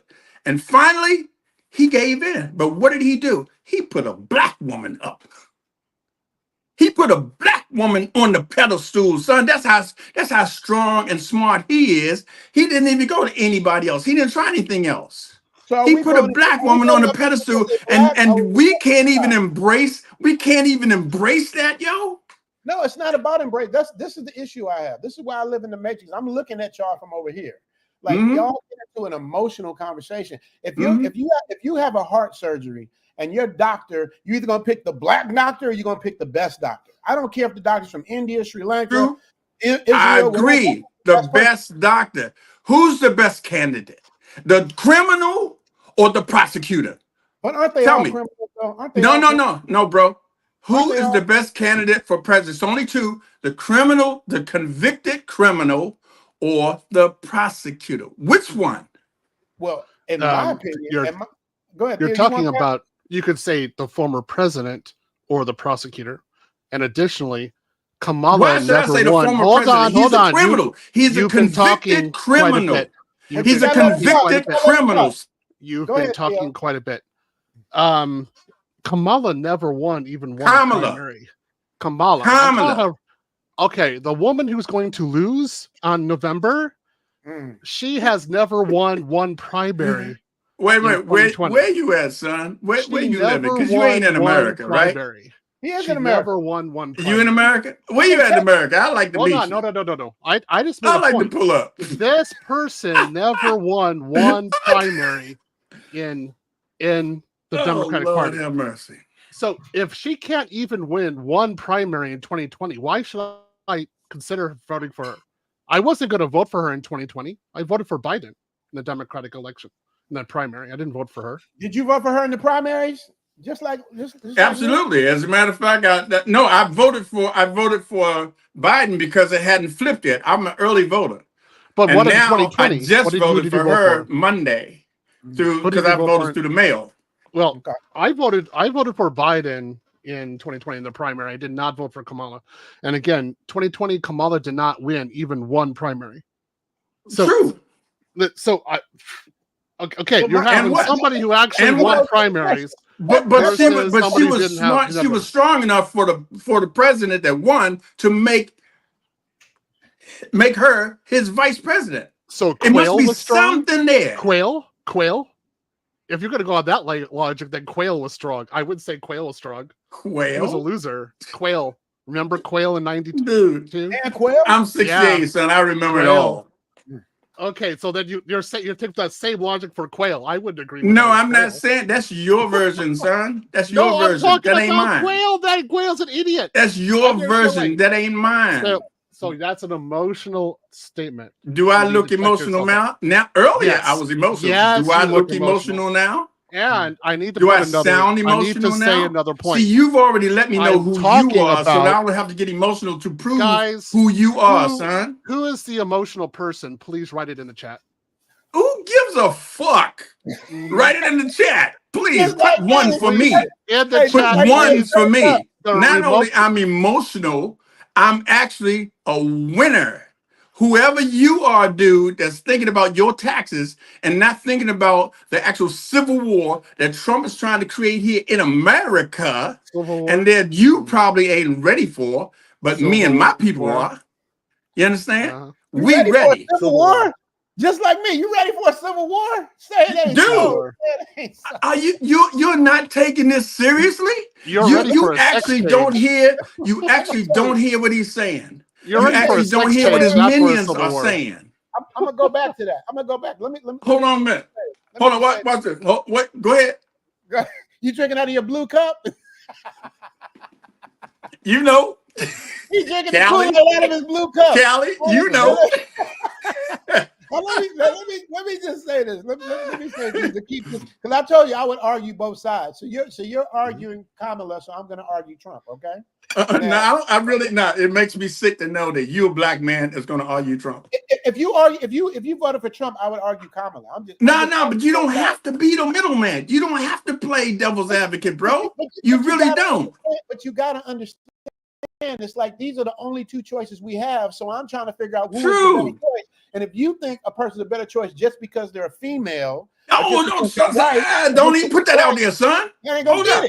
Did you hear me say that? Did that come out of my mouth? No. Yes. Not. The female is. See, there we go. Anywho, the what came out of my mouth had nothing to do with a female or black. It's the candidate. She's qualified. She's more qualified than any other candidate that's been out there. More qualified than anyone that was running. I got to give you the solo cam. Based on what makes her the most qualified? Dude, you know what? I need to hear this. My job is not to be a job in trying to promote Kamala Harris.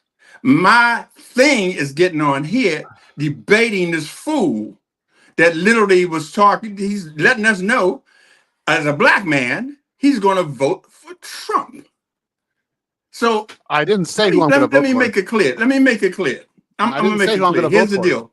It's not that she's a woman. It's not that she's black. It's just that he has proven to be such a fool. He's proven to listen. We're dealing with World War III. We're dealing with having to. Russia, China, we have actually 38 wars going on right now. In case you don't know it, 38 wars around the world are going on. Pause. I can leave you. Walk right into my next question. This is strictly for you. Now, I want you to think about the answer. Don't scream. Don't point. Just think about the answer. You just made my exact point for me. If Mhm. we are going into World War III, Right. we have Xi Jinping in China, Mhm. we got Putin in Russia, we got Right. Israel dealing with Iran over there. Mhm. Who do you think these dignitaries are going to respect more? Well, and here's the follow? funny thing.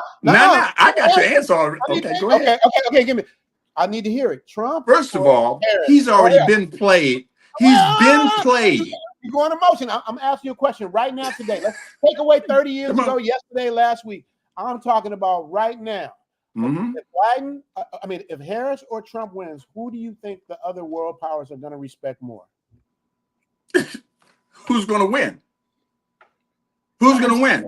I'm saying Kamala whoever- Harris is going I'm to saying win. Number whoever- one, whoever- they have okay. already played him out of pocket.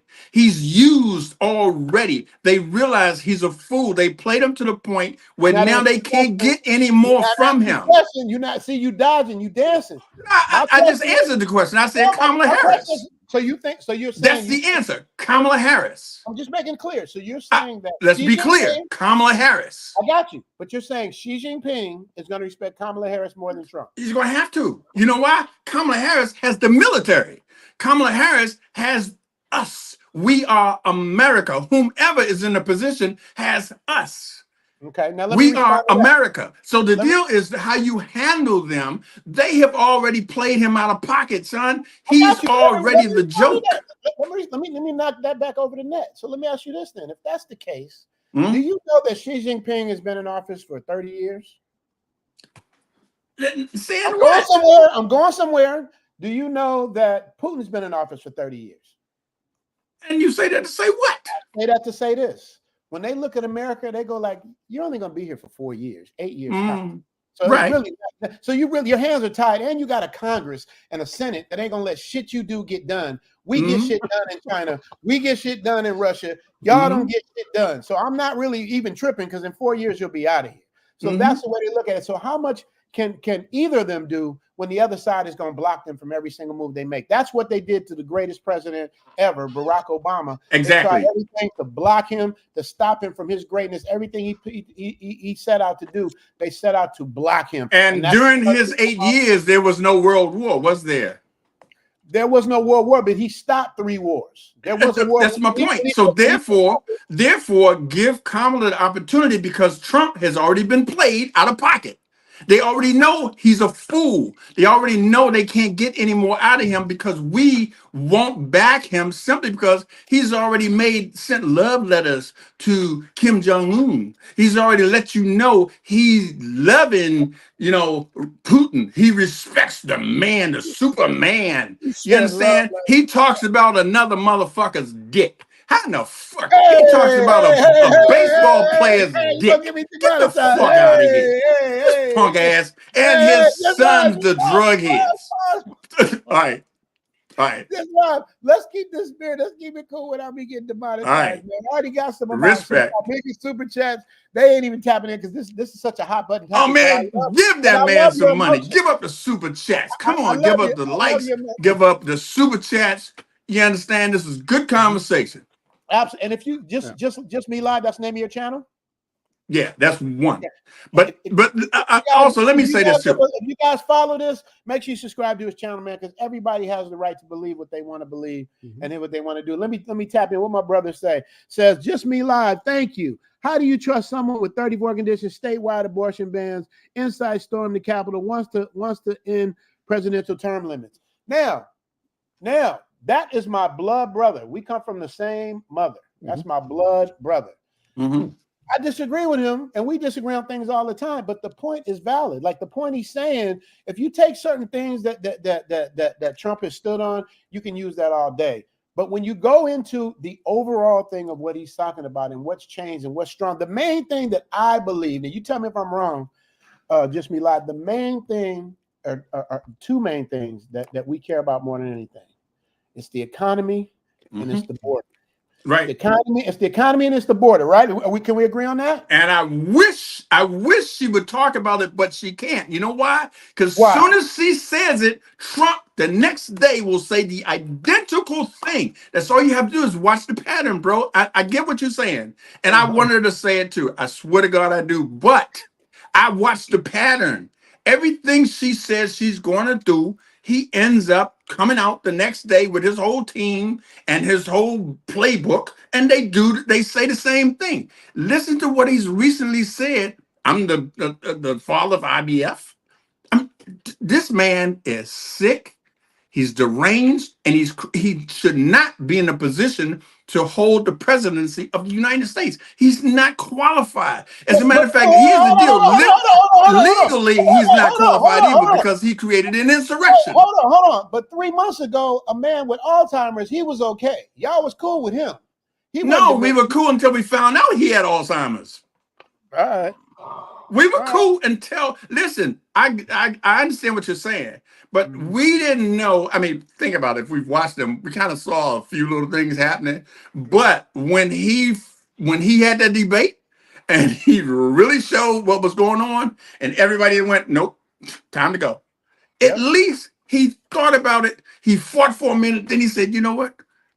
I concur. I'm gonna put. He was forced out. He was forced out. Let's be honest. He was forced out. I kind of agree. Yeah, I kind of agree, but I can't because I wasn't there. I can't say. You had Barack over here. You had what's his name over here, and you had True that. True that. I get what you're saying, but here's the deal: did he make the right decision, though, bro? Did they make the right decision? Did he? No, it was ultimately his decision. Did he make the right decision to bow? If you want to look at it, and martial arts is called Dow. He dowed out. If you want to look at it that way, but was that really his decision? Because a week before he conceded, him and his wife were talking about how good he was, how he wasn't stepping down. True. He refused to step down, and all of a sudden, he just got a change of heart overnight. True. No, it's not that he had a change of heart. He actually listened to everybody in his ear. It was so many. That was in his ear before that, and he was bucking. But the bottom line is, it's like, this is why I tell you I'm undecided. And I know it bothers you, but it's just like, I don't really care for either one of them in the sense that I believe that I can go full on convicted. Barack Obama, I'm full on convicted with him 100%, whatever he does or says. These two, it's just up in the air. But if I have to choose between either one, I want the one that's gonna get the most worldwide respect. You got to remember, Barack Obama was the most disrespected president. He was in the middle of his dress. He was in the middle of his dress. Somebody jumped up. You lie. That's never happened in the history of the presidency. Yeah. You had the mayor of Nevada pointing their finger, shaking her head. They treated him so bad. Then when the police officer this is the thing I didn't like about Barack Obama. When the police officer got dogged out and by the white officer or whatever it was a congressman or something, he set it up to let's have a beer. Like, nah, man, that dude needs to be handled. That needs to be taken care of. And the only thing about Barack Obama, I understand he was the Jackie Robinson of presidents. He could not be jumping out all radical. He had there's something it's an acquired taste. It's like, I believe it takes a light-skinned black. He had to play the game, and he did, right? Exactly, because America can only take so much. I get that. But he set it up for her. Don't forget, it was supposed to be a female president. He set it up for Hillary. He didn't set it up for her. Now I get what you're saying, but he set it up for her because Hillary didn't hit. It's her. Now, whatever he set up, whether it was Hillary or anybody else, she is the one that's making the hit. She is the one. Now, I personally just wish she would tell, like what you said, but she ain't said nothing wrong. That's the main thing. She hasn't said anything wrong. Nothing. All I need is a good, solid. No, you just need two answers. I get you. You need those two answers. I just need, like, here's my thing. Now, let's go with the border. Like, she was supposed to be in charge of the border. I don't know the details of it because somebody argued. No, but she wasn't. No. See, you're talking about the border czar again, and that's not fact. I don't know the details. That's not a fact, bro. But if you don't know the details, don't talk. I displayed. I don't know the details. But what I am saying is, whatever happened on the border, she was in office. Whatever happened with the economy jumping up 20, 30. Was she the president, bro? No. Was she the president? So she cannot make the decisions, number one. Number two, she wasn't a border czar. She wasn't in charge of the border. The president make those decisions. Don't forget, they already tried to do that. They tried to fix the border thing, but Trump told his people, do not allow this to pass. Save it for us. Glad you brought that up. Glad you brought that up. Glad you brought. See, that's what I'm saying, because these are the same talking points I have with everybody when I go my debate, because I debate. It's all good, bro. He said, just think about that. If Trump can get a political party and he's not even the president, true, he's not even nominated to do that. That's the kind of step power. The power. That's the kind of power from peons. That's the power to get peons, to get poopers, to get dingleberry suckers to follow him.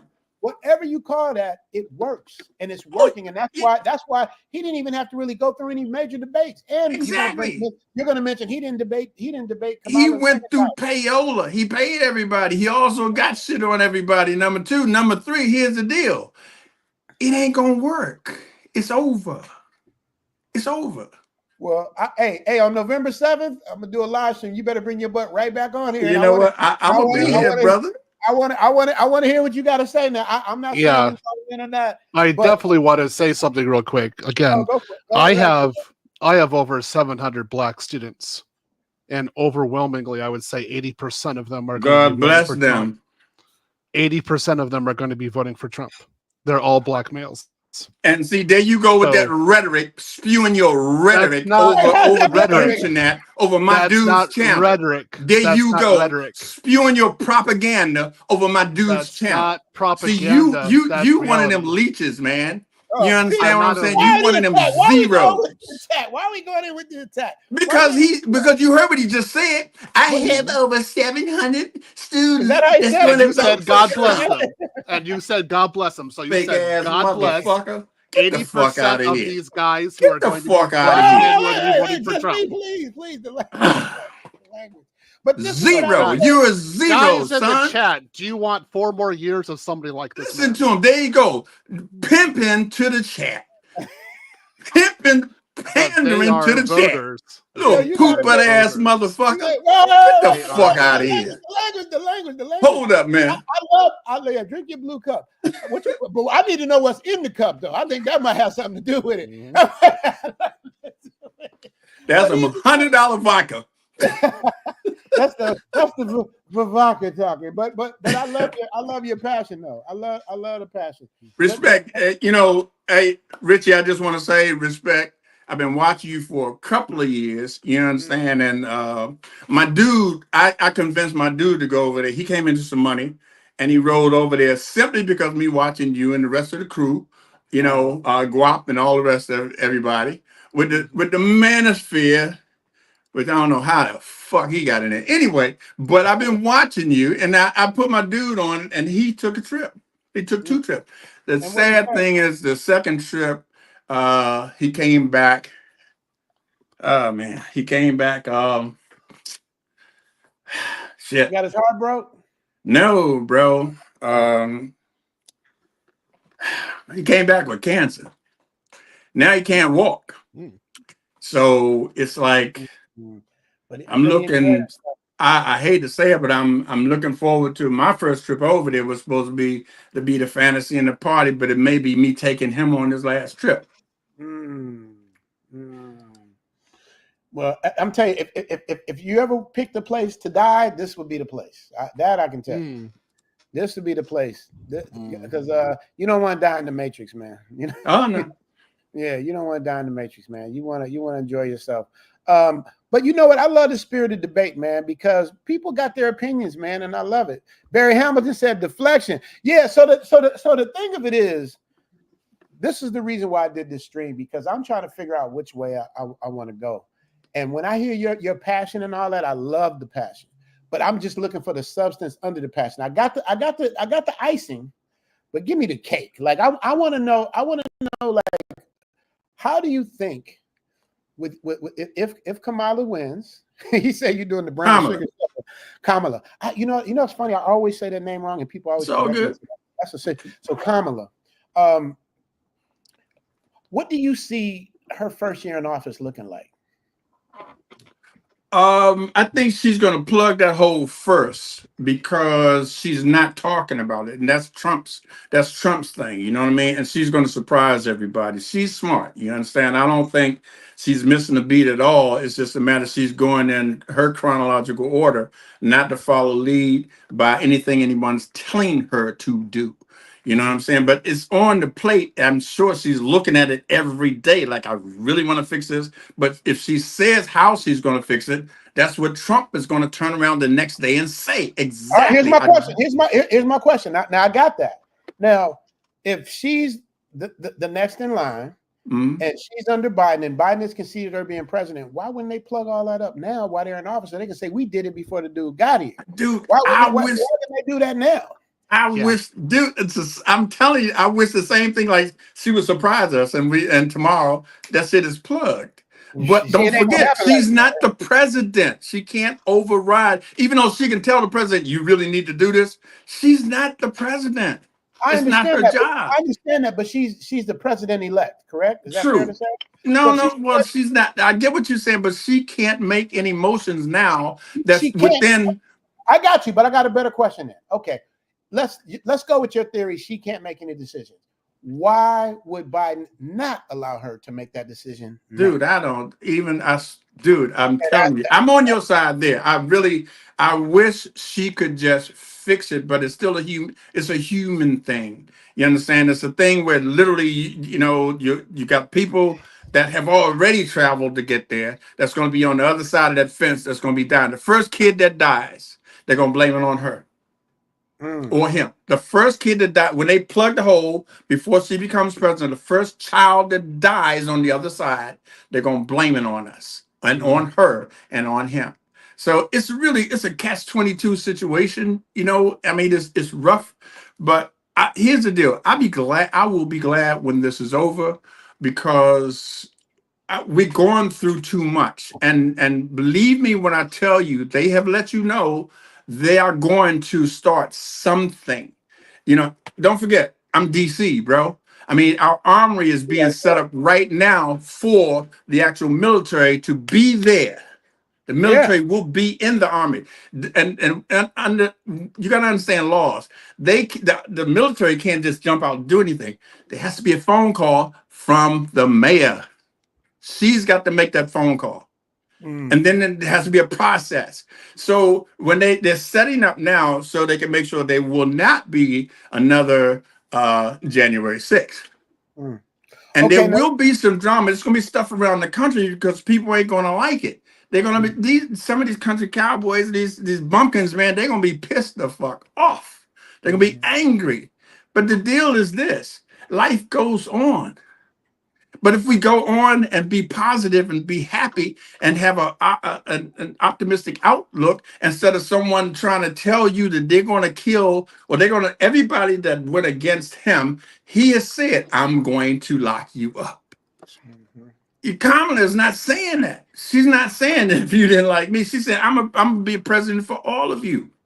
I'm just saying she's got to get a chance. Here's the deal. There's no way I will vote for him. That's the main thing. There's no way I will vote for this guy that created an insurrection that wants to destroy the Constitution of the United States.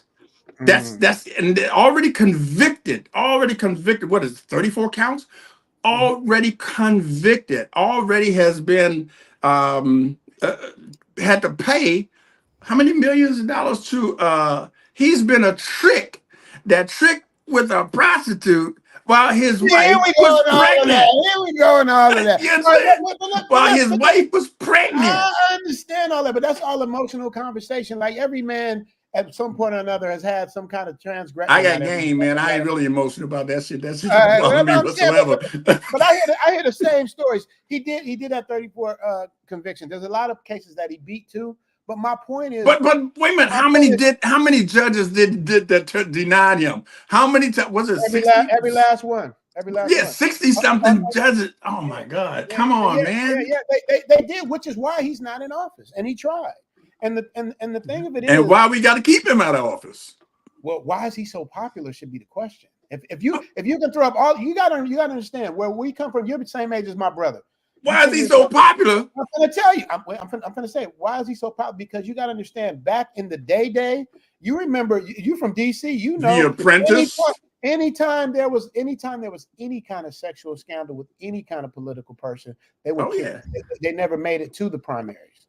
So now it's a whole different internet world. It's almost like the worse shit you do, the more popular you are. So that's kind of like where we're at here with this. But the thing I'm saying to you is, it's like, if we get past the emotion and he did this to his wife, and he did that and all of that stuff, I want to know what Kamala is going to do so I can say, yes, I'm not. But here's the question. What is Trump going to do? Have you asked yourself that question? Yeah, I already answered that. I don't want to hear your answer. Anyway, bro. No, Zoom, that's not Richie, the way you behave. Richie, That's not Richie, polite. I was speaking to Richie, so I'm not speaking to you. Let's be clear. I'm not speaking to you. I think we need I'm speaking to Richie. Hold on. I know. Hold on. You're speaking to the vodka too now. Let's be fair. You got the vodka going too. But let's do this. We got to be, especially the Theo. He's a friend of mine. You're a subscriber. I wouldn't want him to talk to you crazy anyway. You don't call him all kind of things that ain't even necessary. You know what I mean? You asked him for a question. He answered it. And then you still gave him the business. So it's like this is what I'm talking about. Like, how do we get shit done if we're busy doing that? You know what I mean? Okay, I say, what's the Champion Heart say? Drop the link. I dropped it 3 times. I'm gonna drop the link again. So you guys, I'm taking you, unmute you again. We just got to be respectful in the chat. That's all I care about, man, because we all can be heard. But I'm still waiting. I know, and you've answered. I'll tell you what I'm gonna do. I'm gonna apologize to you, brother. Thank you. I'm gonna apologize to you because I am passionate about this.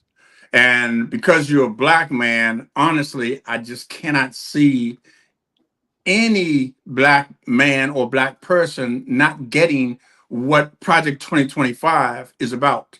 They mentioned his name, I think, 309 times in this thing. So the point is, when he says he doesn't know anything about Project 2025, it's like, how can you even believe him when he says he doesn't know about it when he is it? And then knowing that there's no future for black people based on that plan, based on that playbook, there's no future for us. They want to put us back in chains, bro. So my apologies to you because, again, I'm passionate about it. And I don't mean to disrespect you specifically, but I think I would disrespect anybody, any black man that don't get it. Well, I don't get it. I appreciate your opinion, but I still, even with I've been on for 2 hours and I still don't have an answer on what Kamala's doing. But what do you think Trump is going to do, Richie? Oh, Grizzo's here. Cameron Jones is here. Okay, we got some people that want to step up now. When I bring you up, I need to know whose side you on, so I know where we're going with this and then how we going. But we're gonna start with Cameron. Cameron, what's going on, brother? Hey, how you doing, Travel G? What's going on, man? Have you been hearing what's going on over here? Oh yeah. I wanted to jump in because I want to say 90% of what I consume is politics, and I would say that I judge people based on their actions. Sometimes inaction is an action itself, and I think that the older gentleman he's been a little emotional. I actually think that's one of the things that's been holding us back is we've been voting emotionally and loyally for the Democrats, and they've been taking our votes for granted for 60 years, and we have nothing to show for it. Everybody else, people are getting stuff like money. They're spending $9,000 per immigrant in Chicago. Where did that money come from? There's no money for us to get reparations or nothing, but wow, they got $9 grand for them a month per person, you know? And it's like, that's just one city. You got New York City. I mean, it's countrywide, and then it's actually a power move on black people in this country because they're dropping them off in our neighborhoods. And the real power that we have, the only thing we have is our vote, right? We don't have money to bribe the politicians like everybody else. Now, granted, there's also other things that are specific to us that are going on that, you know, even small groups that don't really have money like that, or they don't have enough people for it to make an impact, they're all getting a leg up on us with the assistance of the government. And then we're sitting out here, he ate some fried chicken with hot sauce one time, or he came to my church and clapped. And it's like, okay, but like, what did he do for your kids? You know, like, urban renewal. They put a highway through your neighborhood, right where all the stores and stuff were, and now we don't own any businesses in the neighborhood. You know, everybody look around. I look around where I grew up back in the '80s, what it looked like, and what it looks like today. It looks like a third world country. I'm from the Philadelphia area. It used to, you know, it was popping. We had parks, people had nice houses, cars, and stuff like that. You know, they had a rec league for sports, and it's like now, it's like you don't even want to walk down the street. You know, they did that to us. We pay taxes, but they put the tax money somewhere else, and they ignore us. So my point is, maybe Trump isn't going to do anything for us, but neither are the Democrats. The Democrats think they own us, and they are entitled to our vote, and they don't have to do anything for it. So I would just say, if they want to do something to prove it, do it now. And if they're not going to do it now, then let's let them lose and say, hey, next time when y'all come at us, you might want to do something to get this vote. So. Now that's now just me like shout out to Big Baz and Champion Heart. Respect. Real quick. That's my point. Now, just me live. This is what I'm saying. This is the thought of black men, especially younger black men. They're moving in that direction. The Democrats have taken our vote for granted since Martin Luther King days. And a lot of people don't understand. The person that did free us as slaves was a Republican. His name was Abraham Lincoln. So I don't know how we switched over to Democrats. I think in the 50s or the 60s. No, we were allowed to vote 68. I think. Teacher. Yeah. So that's what I mean. I'm a historical buff. So I the Democrats were the bad guys in the beginning. Remember? Yes. And now I forgot how it switched over, but people forgot that Abraham Lincoln was a Republican. But here's the thing. So Champion Heart, I'm gonna let you tap in with what you got to say, and Baz, I'm gonna let you tap in what you got. Champion Heart, who are you for? Man, put you right on the spot, huh? Well, I'll say this, man. I wasn't one to jump on the hate Trump bandwagon. You know, I'll say that. Now, I don't think I can vote for a Hindu bed wench who screwed her way into politics. Hey, you're just as bad as just me live. But you're going to vote for a convict. You're going to vote for a fucking convict. Wait. I'm thinking to just let Champion Heart and just me live go at it to the death. These two right here off the bench. Hold on. Bring it. Wait. We can't. Because I got some stuff I just didn't say. Yeah, right. You ain't got that, man. You said a whole bunch of What did he say? Let me take a break, calm this down. Let me read some super chats because y'all off the chain.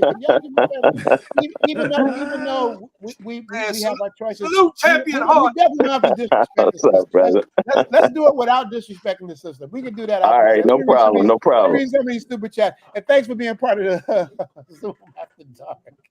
Oh my God. D-Mac $20 says that brother would be heard if he had researched facts and stopped using shame, guilt, and insults and need to be right. Rest in peace, Kevin Samuel. Yeah, D-Mac, that's what I'm saying. Just Me Live was going in. He just came with the cannon. Like he just started shooting the deal. I live this high road, son. He came on, and he's from DC, so he's from the cradle of our quote unquote civilization. You know, DC and Philly, you know what I mean? That's pretty much the cradle of everything in terms of our democracy. So shout out to it's hard for you to be a punk here. Yeah, well, it's hard to be a punk where I'm from. Well, anywhere. Well, almost anywhere. Almost anywhere. All right, there we go. International Quiet Storm Trail. Richie Mack, I appreciate you and respect your channel. Your mods in here are wilding out, timing out people who utter the word Trump. I know he's not your guidelines. People are respectful and getting suppressed. You guys don't do that. You guys do not do that, because if you're a mod and you're doing that, I gotta unmod you, because as long as people are respectful, they should have their opinion. That's the whole point of doing this stream. If I was just gonna do it for one person, just do it for this person, and I don't want to hear nobody else. That's different. But this is for everybody.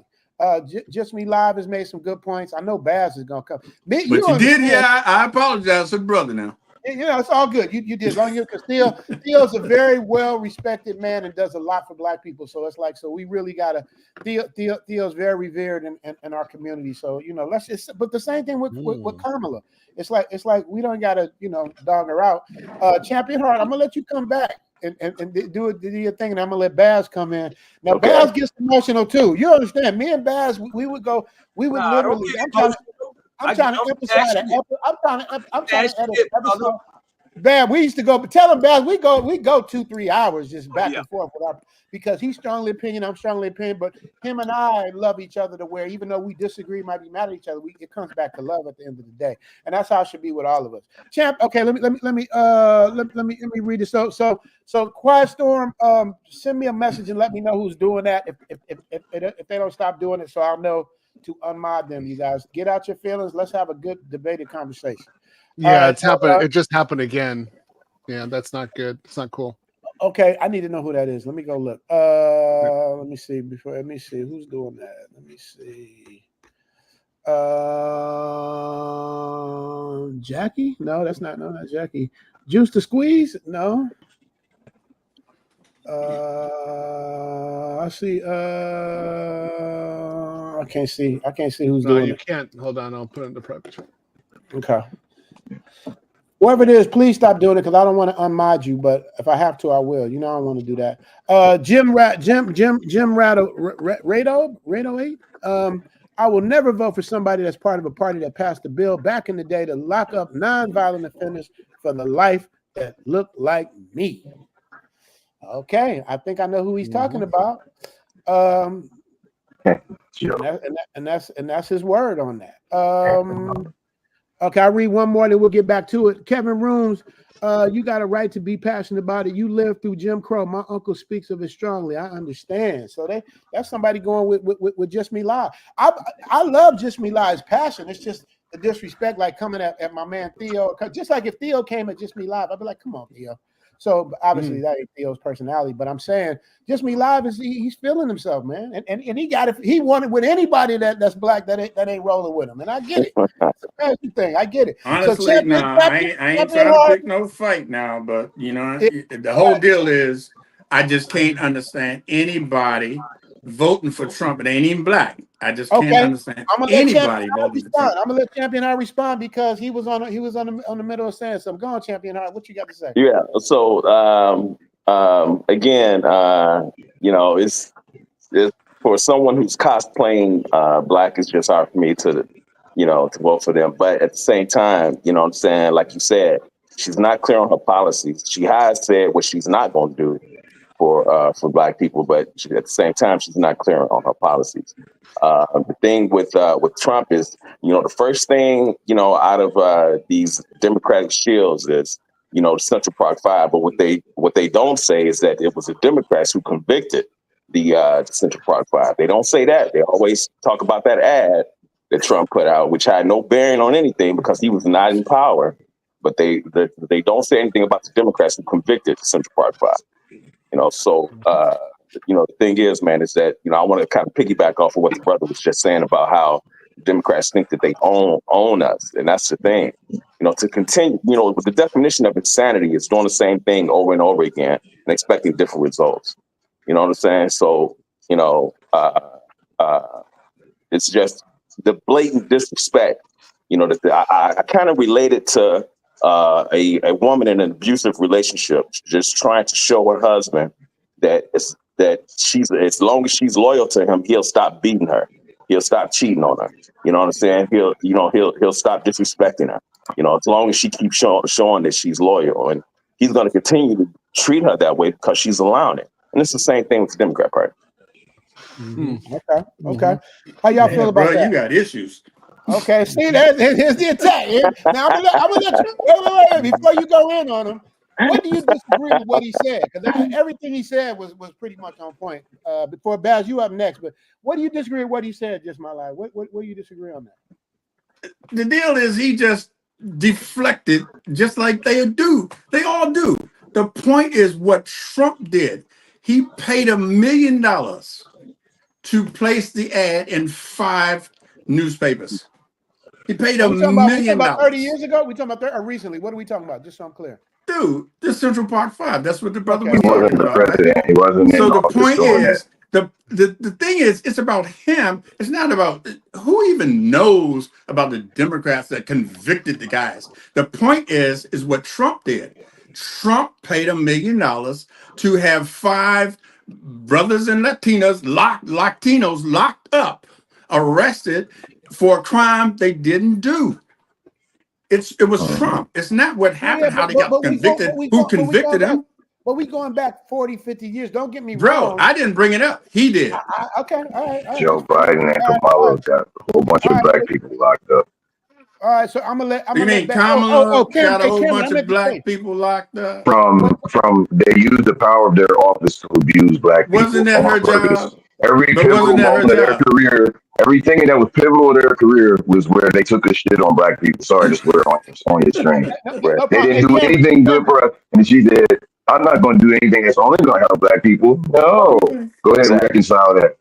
Hey, Cameron, real quick, you have a crackling in your microphone. I thought it was just my speakers. There's some kind It's probably my Bluetooth. Okay, because it's crackling a lot, and you're making some good points, but it's not. It's crackling. If you could fix that, be cool. I'm gonna let Baz say his thing. Baz, what you got on it? Man. We're talking about a woman that wasn't elected. Number one, this is a woman that's talking about LGBTQ rights. This is a woman that brought drag queens and all kind of different sexual spectacles in front of children at schools, parading them around. Wait, Kamala did this, right? Brother, let me talk. Kamala did. You just said she did it. About Kamala. This is Kamala brought them in front of people.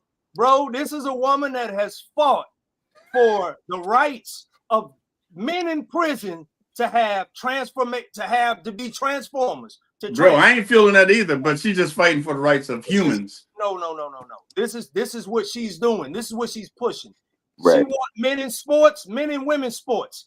She want to put out a policy talking about weed. She hadn't given one policy for black men. When she released her black men policy, that was for everybody. $25,000 for a first home loan that was going to benefit migrants that's coming across the border. And correction in what you said, she was the border czar. She's always been the border czar. She was she wasn't. She was questioned. Yes, she was. She was questioned in a CNN. Yes, she was. Yes, she was. No, she wasn't. Not only that, this is the same chick that cosplay as a black woman, but she married to a white guy with white children, and she's trying to tell us that we need support. We need to support her. The only reason why Obama made office is because he had a black FBA foundational black American wife. Totally agree. Obama. That's the only, because after 8 years of Obama, we know the play. And a lot of people that support her, especially black people, I seen one brother, I'm not going to call his name out, but I understand you're not from this land. So of course you're going to support Kamala Harris because you want your people over. You want to benefit and eat off the backs of what my ancestors brought here. But I'm just trying to tell you, even the brother on death row, it was a brother on death row. She withheld evidence that would have freed this man. Kamala Harris, this is fact. Yep. His last name is Lovejoy. I can't remember his first name. Exactly. This same woman talking about cooking collard greens. I'm not voting for nobody fake. Why would I vote for someone fake? Why would but you're going to vote for a racist, right? But you will vote for a racist. For fakers. And I understand we got a demographic in our community where the younger, the 50 and above, these brothers, you know, and I'm kind of like in that era, and you got the brothers that are 55 and below. You get into them old fogies. Yeah, that's who they're supporting because they can't get off the plantation. You know what I'm saying? They running that playbook. But see, the thing about it is these brothers just want a peaceful death. That's all they want. They don't want to fight for nothing. They fighting their own.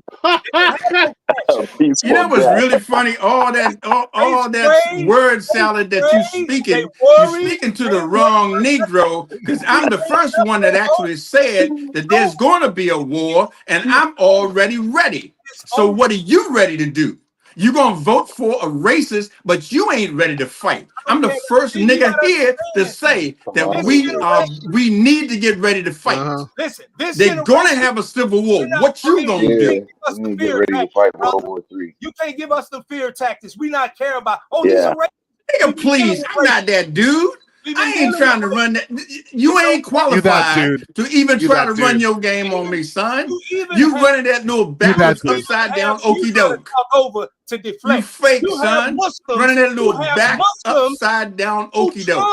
Put in a ban when he was in office. These Muslims are saying we're voting for Trump. Make that make sense. These people are were under Trump when he was in office. He put a ban on them. They remember it. But then, so the Democratic Party is so out of line and out of pocket, so far left, the Muslims, the Arabs, they're voting for Trump. That's what they did a declaration for. They want him in. So they want him in. And they the only want reason him why black in. women are on the train, the reason why black women are on the train, because she's cosplaying. But not once have we ever seen her say, yes, I am a black woman. She'll never say that. People of color. We through with the people of color thing. That's during your time, old man. We don't. Oh yeah, young stupid kid. Let me explain something to you, young stupid kid that has no qualifications to even be talking. Understand this, son. Understand this. They're gonna have a civil war. What you gonna do, little punk? What you ready for, little punk? You understand? You ain't ready for nothing. I'm stacked, wrapped, and loaded.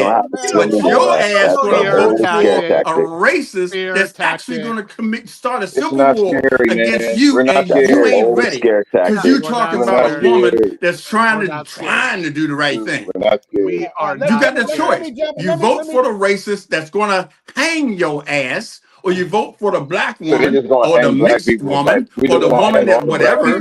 If he was going to kill black people, he already would have done it. Let me jump in. All right, you guys, this is this is one of my favorite live streams, to be honest with you, because it's emotion involved. But you got to remember, Baz made a point. Champion made a point. Cameron made a point. Here's the thing, and you got to be honest with this, just me. There is an age gap. True. And the youngsters are not thinking like, oh, you got to remember, I have kids. My daughter, my middle daughter is 25. My son said he was for Trump. We don't talk. That's my point. Watch this. You got to remember, my kids were born into a black president. So all of that stuff that we've been tripping on and worried about and doing at any, like Bass said, 50 and older. I don't want to be up in that thing. Let's go 60 and older. Because I had the same argument with my golf buddies. The older ones say the exact same thing you're saying. Let me live. You remember when he did this and he did that, and he's gonna take our rights, he's gonna make us slaves again. They're trying to do all this scare tactic. But the problem with the younger people, they don't fear that because they don't even understand that concept. They don't even understand, because black men are race mixing the world. Like everywhere in the world, we're spreading our seeds and making the whole world brown. So back then, and your day, or maybe older than you, to walk around with somebody that wasn't black was like, you could get strung up for that. And that's real talk. But now it's a different time. It's social media. It's a different world. Those scare tactics don't work. I'm telling you, my buddy Teddy, shout out to him, did the same thing. You vote for him, we're going to be back in slaves. We're going to be, and they do all these things to scare you. But younger kids are smarter now. They're not falling for the old college trick. I got to have a degree to do this. It's a different world. It's a different playing field. So that ain't going to work. Now, old school, I would think for Kamala, females and anything, Kamala, anything 50 years and up, 50 years and up is going to go. Now I made this point before they were on the phone, before Cameron and Baz and Champions on the phone. I made a point to you, and I said to you, I did. I said, black man, why are black men voting for Trump? And then you said it was it's rhetoric and all of this stuff. Now I got brothers here. Theo has given you his thing from his 700 people. Now I'm gonna ask you this question again without you saying it's rhetoric, just like me. I'm gonna give you the solo cam. Why do you think, even though you may not believe it, let's just say you believe it, that younger black men are voting for Trump in droves now? Why do you think that is? Popularity, son. It's popularity. Okay, that's what you're going with. Popularity. Don't look. He started The Apprentice. If you look at the history, when did he start running for president? As soon as he left The Apprentice. There's a documentary out there right now that just came out referencing exactly his history, what motivated him. And I already told you, being from DC, when he opened that international hotel, that was a building we did parties in, son. You understand? So he actually made that into an international hotel. He wanted to actually promote that. So in order for him to promote that, he went, I'm going to run for president. And when he floated down that escalator, him and Morticia, you understand? And they made it popular that they were going to be now the new president and first lady. Yeah, You know, they didn't even realize that they were going to win because they even showed a video when he said, I'm surprised I actually won. My pockets He did that so he could promote that hotel. All right. So that's how he became popular. That's how people began to know him more than other people know him from his show. That was a great show. I used to watch it myself. I did too, but Just Me Live. Don't you think that was a brilliant business move? Exactly. He's a fake hustler and a great grifter. You understand what I'm saying? A fake hustler if he's successful. I know his daddy gave him money. We're gonna go into his daddy giving him money. You from South Central, you know what qualifies you to walk into the after hours, son.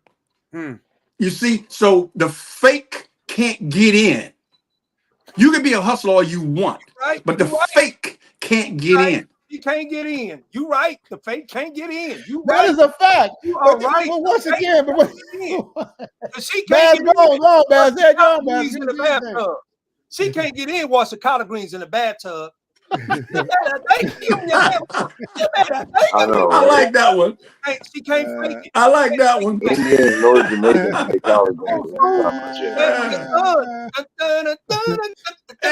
Hey, I ain't stuck on stupid. I like that one. That was a good one. You can't fake it, bro. We see it. You can't fear monger us. There you go again with that dumb shit. Yeah, there you go with that dumb shit. No, that's fear mongering. Old school. You can't run out there on the corner and talk to them youngsters like that. They'll do something to your muffin. They'll steal your muffin. You know what the project was really stupid is you actually said something that damn dumb. You understand what I'm saying? I pack, I roll. I don't need to talk to nobody. I don't need to roll up on a youngster. You understand what I'm saying? Because a youngster will talk shit and I'll take him out. So don't talk to me about them stupid youngsters, about people like you. You understand? And unsuccessful. Just me. Do me a favor. Do me a favor. Just me. Do me a favor. Take a sip of that blue cup for me one time, please. All right. Take a sip. Take a sip. There he is. All right. We got to respect our elders, man. But DJ Matt, $20 holler. Hey, man. Hey, I respect my elders, but whatever energy you come with, I'm going to match it. That's the way it is out here. This ain't no game for me, son. I don't care how you trying to. I'm not coming at you. So when you say whatever energy you come with, you will match it. That's your mistake. You think people coming at you. He want to overtalk. That's the old man today. He ain't doing nothing but sitting on the stoop talking to himself. He ain't talking to nobody. Ain't nobody. Hey, Baz, you're right. Baz, you're right, but you can't deny his passion. It's either alcohol or passion. I don't know, but listen, it ain't even. You got to understand. In his youthful days, he misrepresented his idea and understanding of voting that affected us today. Now he's still talking that same old merry-go-round with the Democratic. Oh, you gotta vote blue no matter who. He's still. Let me tell you something, you little poop. But let me pause. Before we attack him, I want to ask you a question on that. Hold on, ask you a question. This is a real question, okay? I turned your mic back on. What have the Democrats? How long have you been Democrat? Are you asking me that? Yes, I'm asking you. You know what's interesting, Richard? I just want the answer because it's leading to my next question. I just want to answer. I'm born and raised, and the first vote that I made was Democrat. Okay. And it wasn't because it was supposed to be Democrat. I want to know that. I want to get to my question. My question is, what have the Democrats done that you can stand on right now in front of everybody on this panel and tell me, since you've been a Democrat, what have you gotten that was promised to you? without revealing who I used to be, I'm still here, bro. I'm still here. I'm living large. I'm still here. I'm alive. You understand? So all that other stuff, I get what you're saying and what you're trying to do. I'm there, and I don't really want to disrespect anybody on the panel.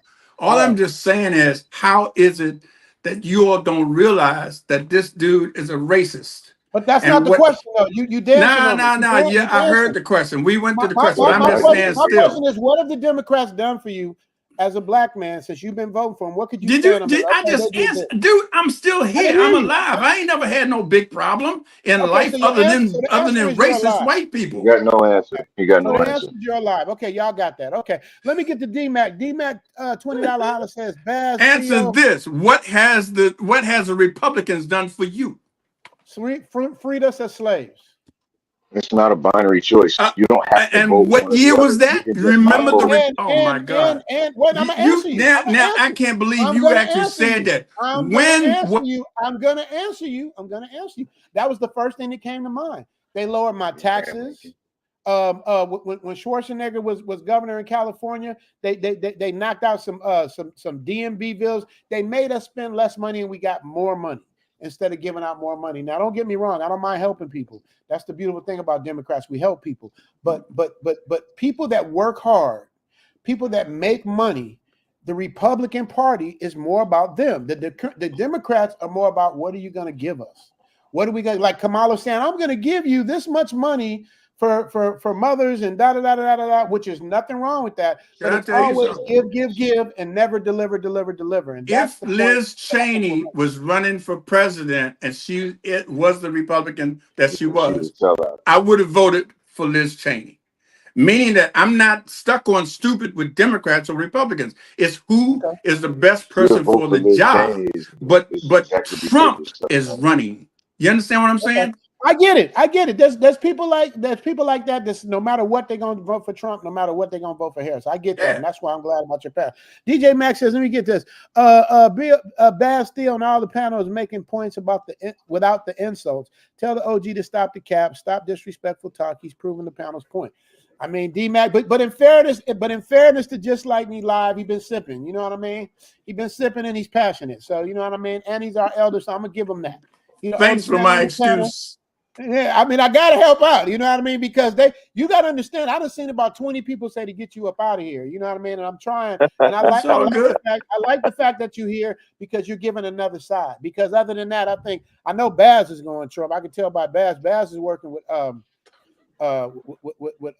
with his guy, and people are pretty much saying, you know, these are the points I was talking about. Like give me something other than emotion as to why I should do this, you know I've given you something other than emotion, meaning that would you vote for a racist? No, why would you vote for a racist? But let me ask you a question. Joe Biden was a racist. Let me ask you a question. Yeah, Robert Biden was a racist. Joe Biden's mentor. Harris is a racist. What are you talking The about? exalted Cyclops. But were there policies to lynch us, to come at us, to set? Do you know? Again, going back to Project 2025, if you look at that and read that, then you understand what this is about with Trump, not with anybody else.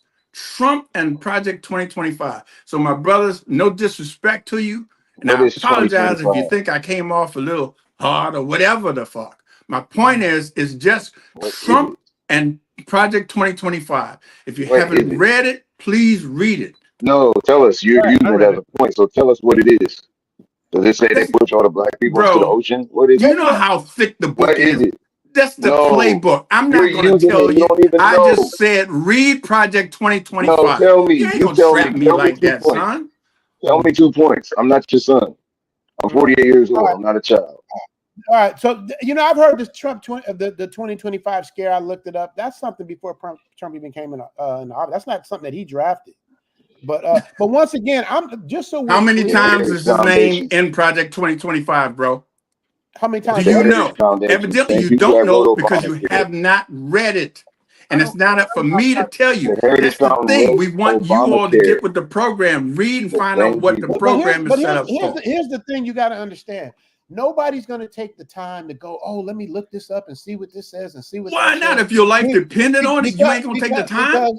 Because what we're talking about is missing apples and oranges. It's like whether he believes in that or not, the bottom line is the economy and the border. So you could say, you could throw all that shit. This happened 30 years ago, and he did this, and this other lady he groped and did all of that stuff. We believe that because I got pro things for Trump and pro things for Harris. In terms of Harris helping people and doing all that stuff is cool, but when we talk about somebody that's gonna make a strong border stance and mean it and do it, he seems like the person's gonna do it. Incel Factor says another dog. Oh, Incel Factor don't do it like that. Incel Factor is like my age. See, that's what I'm saying. A lot of people, it's down the middle, man. I don't want to put up you guys. I don't want you guys insulting just me. I don't want to be putting those up, man, because he's Hey, you know what? I'm all right with like 1, 2, 3, 4, 5 against 1. I'm good. I ain't gonna pile on because Let's I ain't fight, gonna pile on motherfuckers. because I want to argue the other side now. Like they got these are mainly Trump people, so I want to argue the Harris side. Listen, I'm not a Trump supporter, but we're not Trump supporters. We're just we're just Democratic realists. Right. Yes. With the Democratic realists. That's the best way to put it. Democratic realists, meaning you're voting Democrat. Talking over. No. Say that again, Bass. Wait, Bass. Say that again. You're a Democrat. I like that. What'd you say? We it's just like the brother said. It's like being in a relationship where you giving so much and you get nothing out of it. We look over there at the Hispanic people. They getting stuff. The Asian people, they getting stuff. Everybody I agree. Getting stuff. Ukraine getting stuff. I agree. Stuff. And we asking, where's ours? And they're like, you'll get it. And then to make matters worse, in California, they shut down the bill for Democrats. Baz, you echoing. We got an echo. Baz, you echoing. You echoing, Baz.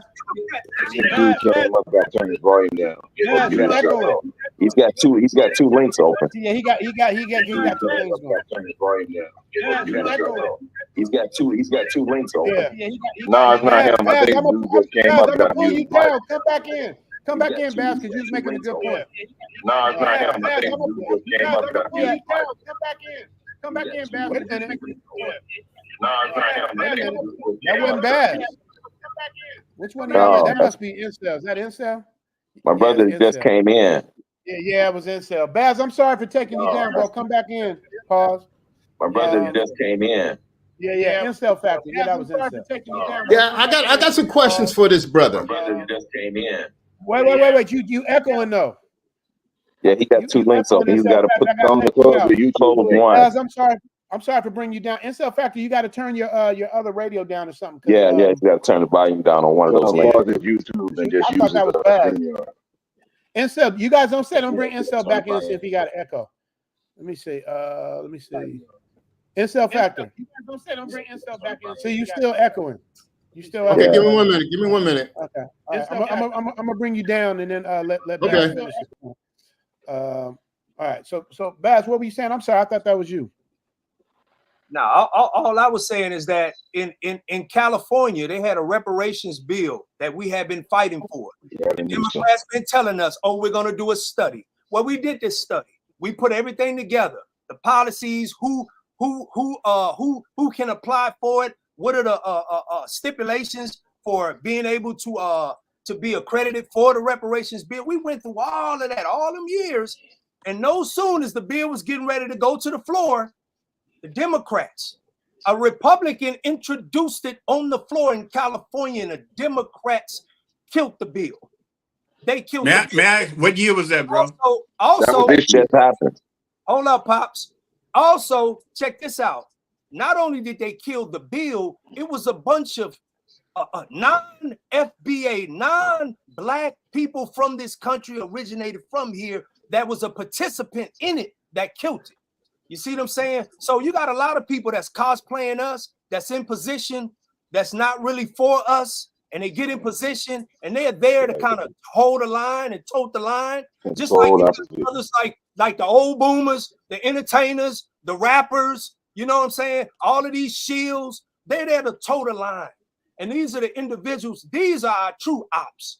You know, we be looking at other people like, nah, these are the people that are in the way when it comes to getting what we need, like a hate crime bill. You got people that it was no one blocking the Democrats then, was no one blocking them. They had every opportunity to go on and pass that bill. But guess what? They gave the agents a hate crime bill. Then they start mass producing and pushing these immigrants in here by the millions. I agree with that. Okay, well, Baz is making some good points. I personally, and I've had this argument with Baz, and you know, Baz, I ain't gonna say nothing to you I wouldn't say to your face. I think that whole reparations thing, I just don't see it happening. I think it's just something to just tether in front of us. I don't think it's gonna happen, but if it does, cool. Me and Baz got a little disagreement on that. But Incel Factor, you good with your audio? Let me see. Okay. Can you hear me? Yeah, we hear you perfect. Okay. Charles DC has to put a poll up for Harris or Trump. I think that's a good idea. I just don't know how to do it. How do I do a poll, you guys? I usually have Gail or somebody do it for me. I don't know how to do a poll. I don't know if it's from my phone or from the computer, but that is a good idea to do a poll. If anybody knows how to do that, let me know. World citizens voting for Trump. So Baz made I think the biggest takeaway today, Baz said, I'm not a Trump supporter. I'm a, what'd you call it? A what Democrat? Democratic realist. Meaning I agree with that. Yeah, right. I like that. A Democratic. I'm a Trump supporter. Okay, go on, Incel. That's what you was coming into. Go on, Incel. Yeah, because wait, real quick, please, without disrespecting anybody. Okay, that's not my game. That's not my game. Go ahead. But I hear a lot of people. This dude, okay. Actually, I'm a baby boomer. Okay, I'm in my 60s. Okay, so I'm probably part of his generation. Okay, so I'm gonna say it like this: this dude is capping. Trump has nothing to do with 2025. Matter of fact, the dude who wrote 2025 project said Trump has nothing to do with it. And did you read it? Did you read it?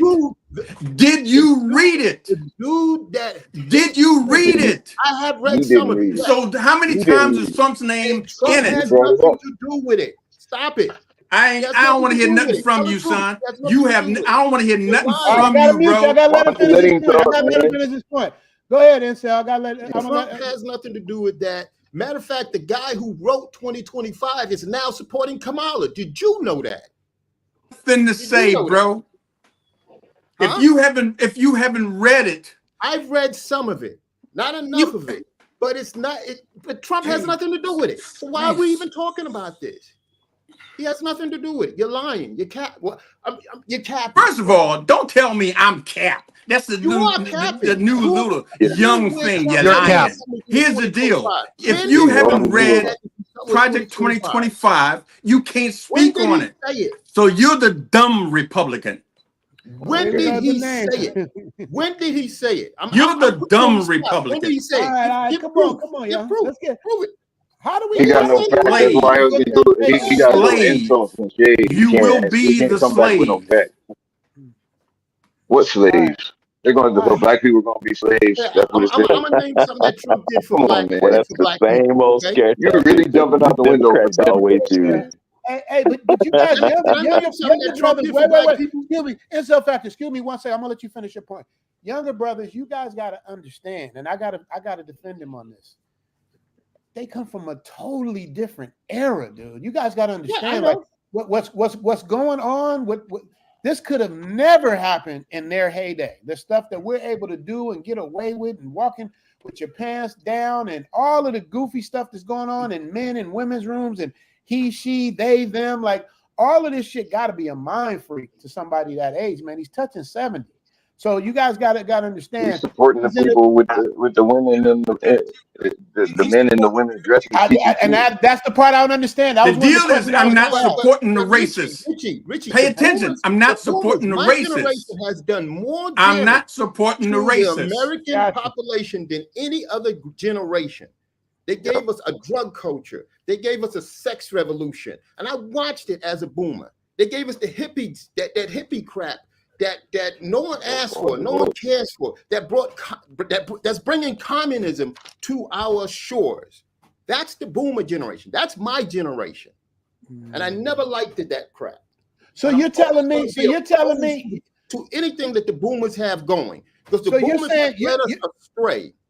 So it's not Gen Z that's doing it? You say it's the boomers? The boomers started this crap. Okay, that's fair. That's fair. Gen That's X fair. was And I'm a boomer. Oh, Lord. I That's know. fair. I was born in the 60s. I've seen it as a little boy.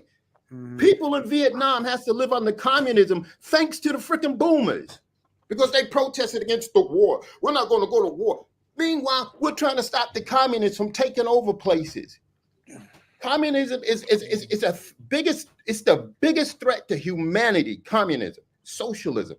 So you're going to vote for a back on racist? that. Wait, I got to push He's back not a on that. racist. Prove Let me that push he's back a racist. on that. When did he Incel. ever say anything bad about black people? Lord have mercy. When? Incel. I got to push back on incel. Incel. So you're telling me that communism is more important than the economy? It's more No, important than I'm people not. getting to the border? But you don't want these people that's in office now taking over power permanently, because they will put you in a communist gulag. Because this is what the world economy, or whatever you call these globalists. World Economic Forum. They want to take away your freedoms, your right to vote, the things that you love to do. They want to take it away from you. Who? That's why Wait. Let me live and saying who? Who wants to take away the freedom? World Bank. You ever heard of Klaus Schwab? BlackRock. Yeah. BlackRock. Correct. Yeah. You ever So hear these who They own every corporation on earth. to Trump Cameron, your voice is still and to the crackling. Republicans and to 2025? Schwab, you're going to speak on him, but you don't know about him. Ain't that crazy? Ain't that crazy? You're going to speak on him, but you don't know about him. Listen, so everybody on the panel, look up Schwab and watch when you see this cat looking like the devil. This is the same. And Kamala Harris is running around pretending to be a black woman. Yeah. So the what do you say Democratic about Party is the same. Bro, party I get what you're saying about her being the black. I get what you're saying. I'm just saying, why would you vote for the racists? This is the same Democratic Party. I heard you. We heard you. But why would you vote for the racists? This dude here, old school, just talking, man. He just running and talking. Yeah, why would you vote for the racist, young stupid? Since I'm old school, you young stupid. So why would you, young stupid, vote for the racist? Did you vote for Biden? Let me tell you something about Jim Crow. I wanted to throw something in here real Talking quick. trash guys. ain't saying nothing. My father said something about, oh, you didn't see back in the 50s when I was a boy and they was stringing up black people on trees. And I said, how many white boys did y'all do that to? There you go. That's why you got a problem. The bully punched you in your face and took your lunch money. And you said, if I give you my lunch money first, will you not punch me in the face? And he kept punching us in the face. That's how we got here. Y'all made horrible decisions. See, things don't happen overnight with the government. It's pernicious. It's slow moving, but it's deliberate. Every bad thing that happened to us happened through politics in a slow moving way. So it was like, it didn't like they flipped the switch and, oh, Donald Trump did all this stuff to black people. That's not how it was. They played the game with urban renewal, with COINTELPRO, right? With benign neglect. Have you heard of that? Daniel Patrick Moynihan? You said you know a lot. That's benign neglect. And they've all been practicing it since the late 60s. Since Nixon. All right, but just me, you gotta at least hear what they're saying. They're making. I heard him, but he just asked me, and I'm saying, are you just speaking to me? So here's what's really funny. Here's what's really interesting. All of you all are going to be on MTN. You know what MTN is? You know that particular platform? Because when I'm listening to you all, this makes the point, and I get it. I'm not against you all as black men or as brothers, because you have your point.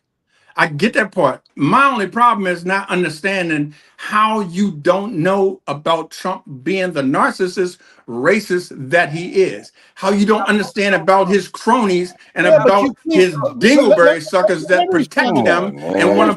Well, hold on. Let me take that, you guys. Let me take that. You guys, you got to understand. People that go against Trump, they have these same 4 talking points. He's a racist. He's a convicted felon. He cheated on his wife. It's the same shit that has nothing to do with what's going to change my life or make my life better, whether it comes to taxes or border policy or any of the things that we've been speaking on. So that's what I'm saying. So when we go, if we stick with this, he's a racist. He's a racist. He's a racist. After a while, it just becomes numb. It just starts sounding like. You know that Lyndon B. Johnson was a racist, but he signed the Civil Rights Bill and to play, and he was a well-known racist. Now I know Just Me knows that. Just Me, do you disagree? Nope. Okay, so that's what I'm saying. So when we say he's a racist, he's this and he's a Nazi and he's anti-Semite, when we keep throwing these names out, all it does is just like numb the word down to where people don't even hear it. I agree with what you're saying, brother. So I agree with what you're saying. I agree with what you're saying, Richie. But the only thing is, I'm only speaking of Trump. Nobody else. That's the problem. You see, and the thing about Trump is he's losing it. You understand? He's losing it. Richie, can I mention some of the things Trump did for black people? Oh God, please let me mute me. Don't cut him off. Mute me, bro. I'm gonna mute him. I'm gonna mute him. Say don't cut him off. Money to black colleges. Okay. When Barack Obama was in the White House, they couldn't get any money, or they couldn't get much money. He gave them enough money where they was able to support their colleges for a couple of years. Okay, he released brothers out of prison that shouldn't have been in prison. Okay, now that's just two things he did for black people. So I don't understand, if he's racist, why is he doing these things for black people? Oh, okay. That's for you. That's for you, Just Me. Just Me. That's for you. His question was, if he's racist, then why would he do those things for? And he released some rappers that maybe shouldn't have got released. When he got out my question is that all? No, but is that it? So what did Kamala Harris do? What did Kamala Harris do for us? She's the vice president, fool. She ain't had no chance to do anything. She locked you're up. not gonna answer the question? Yeah. He was the vice president. He ran the whole show. This is too funny. You do know it was her vote that decided for inflation when Congress was tied. Her vote is what decided on inflation. Yeah. Chuck's in the building. Chuck's in the building. Retired 2024 for president. Chuck, that's my brother. I ain't seen him in a minute. Give a shout out to Chocolate Man. That dude, Chocolate Man, though, he don't get none of this. Y'all ran the man off. Y'all ran Pops off. Well, he's gone. All right. Well, okay. So since he's gone, he'll probably come back. Maybe he got taken off. So that means you ever see the show like one person against 50? Okay. So I'm finna try to take on all of y'all. All of y'all we're gonna see. And I don't know what I'm gonna do. But which one of y'all got it for? Who won it first? Who won it first? Let me see. Cameron, you want it first? Did you get your mic fixed? Yeah, how I sound? That's better. It's just a little bit of crack. I don't know why. You're clear, but it's Word. see when you read the thing. Yeah, it's doing it again. It's something gargling. It sounds like scratch papers over you whenever you talk. You think I should go down and come back up? He good. He sound good. That right there works. That right there is good. Okay, that's perfect. Maybe you were talking too loud. Maybe it was just you were talking too loud. That could have been it. I back off at the mic a little bit. But who won it first? Let me see. I should give it to Bass first. Me and Bass be going at it. Wait. Somebody echoing. It's not Bass. Okay, that's okay. So all right. So are you ready for this? I'm gonna give it. Let me see. I'm gonna give it to Bass. No, because Baz ain't gonna answer. Baz is real good at dancing too. He ain't gonna answer my question, but I'm asking him anyway. All right, Baz. Tell me, Baz, I'm putting you on the hot seat. Tell me why I should not vote for Kamala Harris. I'm gonna give you more than one reason why you shouldn't vote for Kamala Harris. Number one, if you care about your people in the state that your people in, bringing more people as far as like cross that border is not helping us when they placing them in our communities. So that means less jobs, less opportunities. And as you can see, they're sucking up all the tax money. So we will have no money. We will have no opportunities. Number two, I have no answer for that. If you care about your grandchildren, she's supporting a certain movement, a Skittles movement, not only in school, but all over the planet. She just, you dig what I'm saying? You have me at hello. You have me at hello. I got you. I can't argue that. I'm trying to find something to argue back. I can't. Once he did, okay, you dismantled me. Okay. All right, Cameron, your turn. Damn, Baz just knocked that one out the park. All right. All right, I got this for you, Cameron. This for you. Okay. Kamala would make history as the first Black woman president. How do you think it could hurt the country instead of helping the country? How do you think she would drop the ball and being the first Black woman of color president? Correct that, Cameron. Go ahead. All right. So first off, she's not black. They've been doing her genealogy online, and she doesn't have any her dad had Jamaican nationality, but Still gargling. You still gargling, but I changed it to woman of color. Yeah, maybe you should just talk softer or move the microwave because let me see. Your voice. What about now? Yeah, do that. All right. Talk now. So okay. So first, she's not black, and she's just using that to pander votes out of Black women, right? But let me push back. But she did go to Howard, so that's some kind of black. I don't make her Howard. black. She went to. But she could have chosen anywhere else. Went to Howard. It doesn't make her black, but she identifies with. She's a woman of color. We can't take that from her. She's not a woman of color. Right, but even with that. That people of color thing, that people of color thing is a Trojan horse. He says a Trojan. Right. That people of color thing is a Trojan horse. Right. And us black people have been falling for that. So what it is, I equate it to this metaphor. Our house is on fire and we're putting the fire out. And then the people of color, the Latinos come up and they say, hey, our house is on fire too. Can we have some of your water? Right. Then the rainbow people say, our house is on fire. Can we have some of your water? Right. Then the Asians say, our house is on fire. Can we have some of your water? So then their fire is out. And then we say, hey, can we have some water? And they say, no, get your own. And that's what we keep doing with this people of color thing. Right. Because she doesn't represent us. She hasn't lived as us and she doesn't represent us. She doesn't there's a whole experience of us. It's just stuff I'm not there, but let's just say I'm over there in Thailand with you guys, and I come walking down one side of the street, you walking up the other side, and we never seen each other before. You notice how we'll do that thing like this? It's just a thing between us. It's a spiritual thing between Black Americans that we don't really have with anybody else. Our struggles are unique on this planet and in this country. And for somebody to stand out, and this is what the brother was mentioning earlier, you got these people that are descendants of foreigners, first generation immigrants, and they get elected and they move against us, and it's they've discovered that when they move against us, that it gives them the opportunity to advance in this society. So she's one of those people.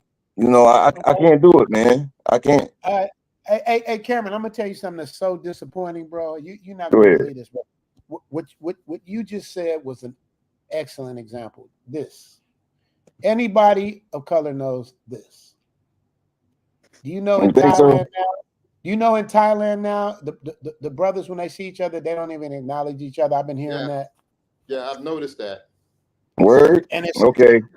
Because you're getting the lower end. I spent a year in West Africa and nobody does it over there. No, yeah, that's disappointing. Very disappointing. You're getting the Spirit Airlines type of people coming now. You know what I mean? It's like before, when I first got here, it was like the older brothers taught me what to do, how to move, where to go, what to do, and all of that stuff. And I passed it on to you guys on my channel. But I'm hearing you wait. I went to the bank yesterday. So the rows are in 3 different rows of 3. So you could sit 1, 2, 3, and then there's space to walk in 1, 2, 3. This brother was like this, had both rows blocked. Everybody else is bushed up together. He's sitting there like this. I tried to give him the thing, didn't even look at me. Even when he left, didn't even look at me. And I was like, this has got to. Where are they finding these people, man? Because and Baz, you're gonna see when you get out here, Baz. You're gonna see what I'm talking about. Back and forth. But let me explain something to you. It's something that I know that you don't know, that you don't really study up on, you don't stay up on. Everybody that you run into ain't FBA, and I know you ain't up on the terminology, foundational Black American. It's just that those who grew up like us, like the brother was explaining. A lot of these dudes we running into, they got Caribbean parents. They come from another side of the country. They look like us, just like the African that's walking in Thailand at 808 talking about, where you from, man? I'm from New York. I'm from New York. Like what? Like I know he ain't. He not like me. With some Duffy flip flops on, busted up feet. Yeah. Hey, I'm gonna tell y'all something. Did y'all catch the little slide, the little jab Baz got in? See, when we talk, he always get his jab in. I don't know what a foundation of Black American is. You see what I'm saying? Like that's the shit I got to put up. No, I'm not saying that. But I'm just saying. You did. You said I don't know what it is. Like I'm in a bubble. I don't know what it is. Somebody that would qualify for reparations. Yeah, but that's what I'm saying. See, when we have discussions offline, that's my brother. I it don't matter. When we have discussion and the first thing come out, I don't think we're gonna get reparations. I'm like, that don't sound like I said, I don't say that to you. I don't say it in front of everybody. I'm relating to the brother that's not foundation of Black American spirit, bro. No. What you call it? What you call it? What you call it? The Democratic realistic thing? What you call it? I'm a Democratic realist. I'm a foundational Black realist. So if I'm sitting around waiting, I don't think we're gonna get reparations. What you mean?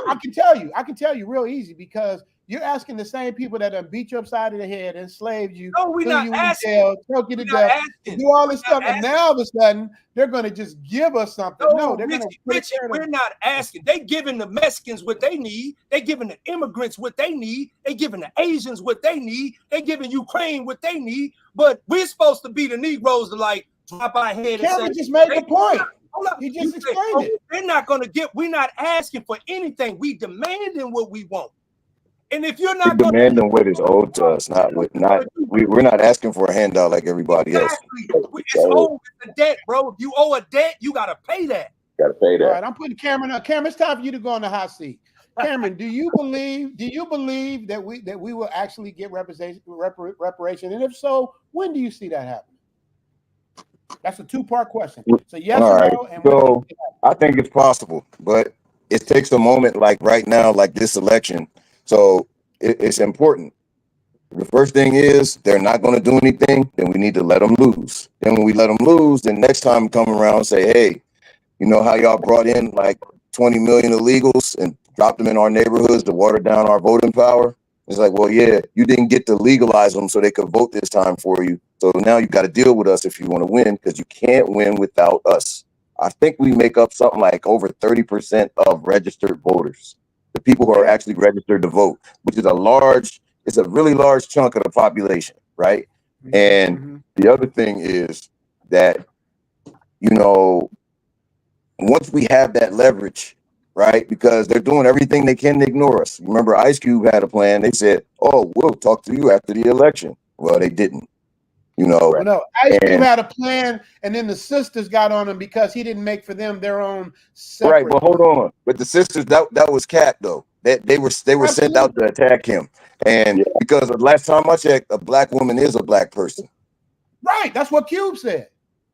Yeah. So the thing is, if they say Black people get this, then you get it. If you're one of those people, but if you're not, then you don't get it. And Black women are not a separate race. Last time I checked.